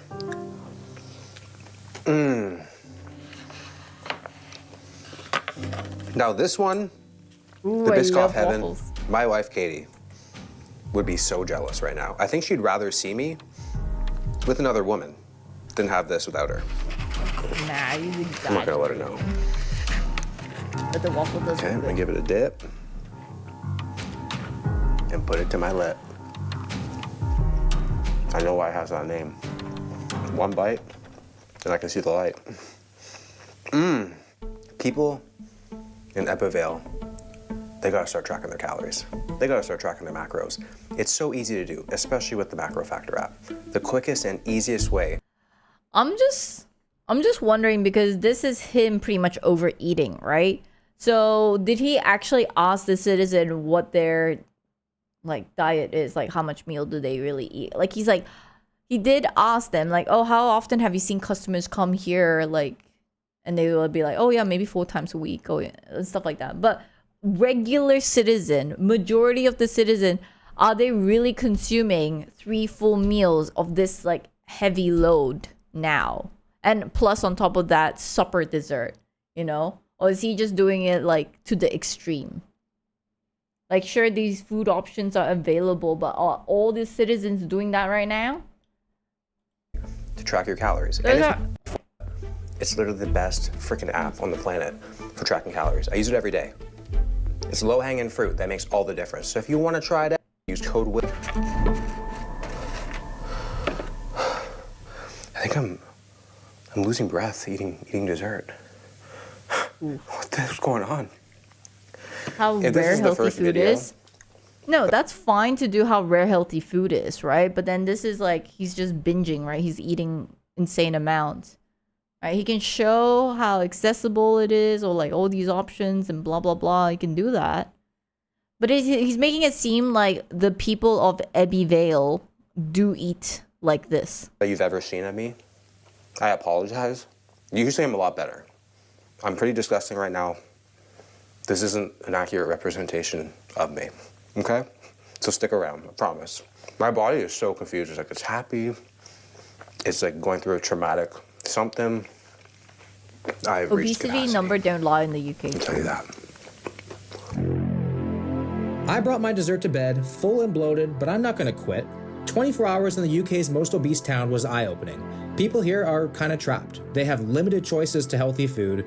Breaking the norm is extremely difficult, and when financial troubles are in the mix, it isn't about health. Like, I'm not trying to trash the way he did the video. I think the video was very eye-opening and it was very interesting. But what I would have liked to know when he was interviewing the people, because a lot of them, they're like, hey, by the way, I actually lost 4 stones. I lost 7 stones, you know? It would have been nice to hear what the current Abbeville citizen, how often do they really go to... They did say like, oh yeah, I'm guilty. I go to McDonald's like twice a week or something like that. But besides that, how many meals do they really eat every day now? It's purely about survival and putting food on the table. Oh.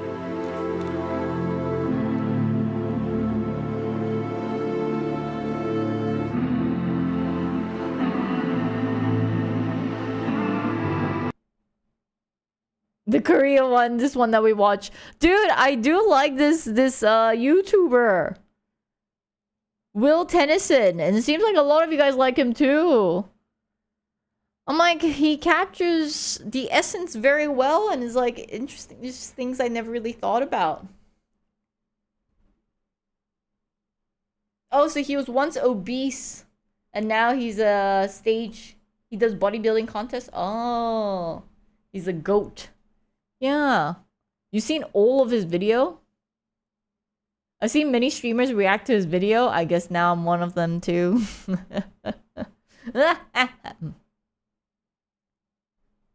A fugly contest. I feel like how beauty, it's the standard of beauty as well. You know, everybody sees beauty in different people, right? But I think it's also the same with fugliness, ugliness, right? Maybe some people might find this person ugly, but other people might not. It's hard. I don't watch everything he does, but his food video is good on chicken, potato, carrot, and broccoli only. What? Beauty's in the eye of the beholder. Obviously, I feel like we like criticize ourselves the hardest, right? Of course we will say like, oh, I'm ugly.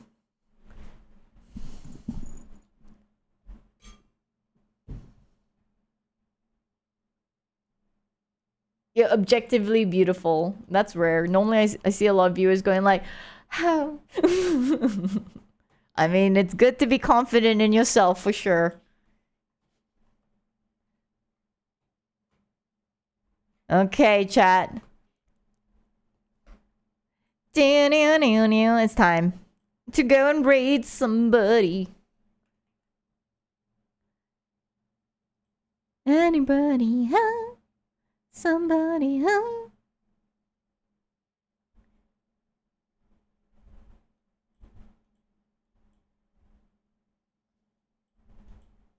You need to sleep.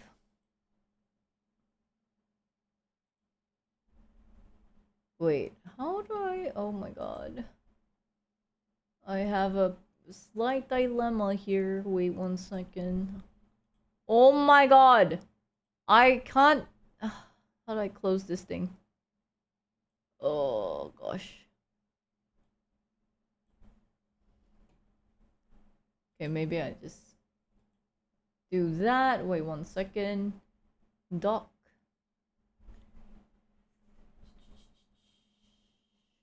Okay, open it again. Dude, OBS kind of sucks with this whole chat system. You're gonna go hit the gym now? Okay. You're gonna enjoy your time at the gym. I will gym tomorrow, folks. Yeah, no, we're good, we're good.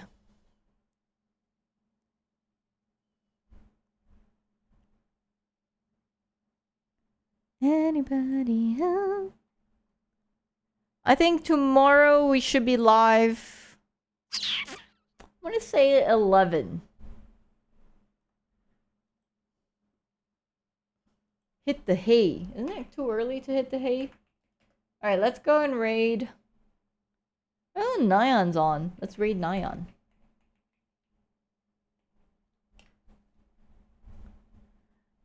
Yeah. Yeah, I'll go live after my tooth surgery. After I fix up my tooth situation, folks, then I'll be live, okay? Till then, everyone. Bye-bye, all. Caramel donut with fries. Alright, you do you. Good night, guys. Thank you, everybody. Tomorrow, I'll see you all in the outside. We won't be indoor. We'll be outdoor. With the sun and people. And I guess some sweat. Maybe we'll find ourselves a big daddy to open sesame. Bye Light, bye Bars, bye Wretched, bye Amy, bye Des, bye Fed, bye Nave, bye Chief, bye Drake, bye Luxal, bye Felford, bye Jason, bye Sloth, bye Junior, Bye Froze, bye Paperslip, bye Zukram, bye Alvin, bye Slow King, bye Sly, bye Bars, bye Iceman, bye Ami, bye Ham, bye Kutrang, bye Rev. Say hi to Nayan, my waifu. Okay?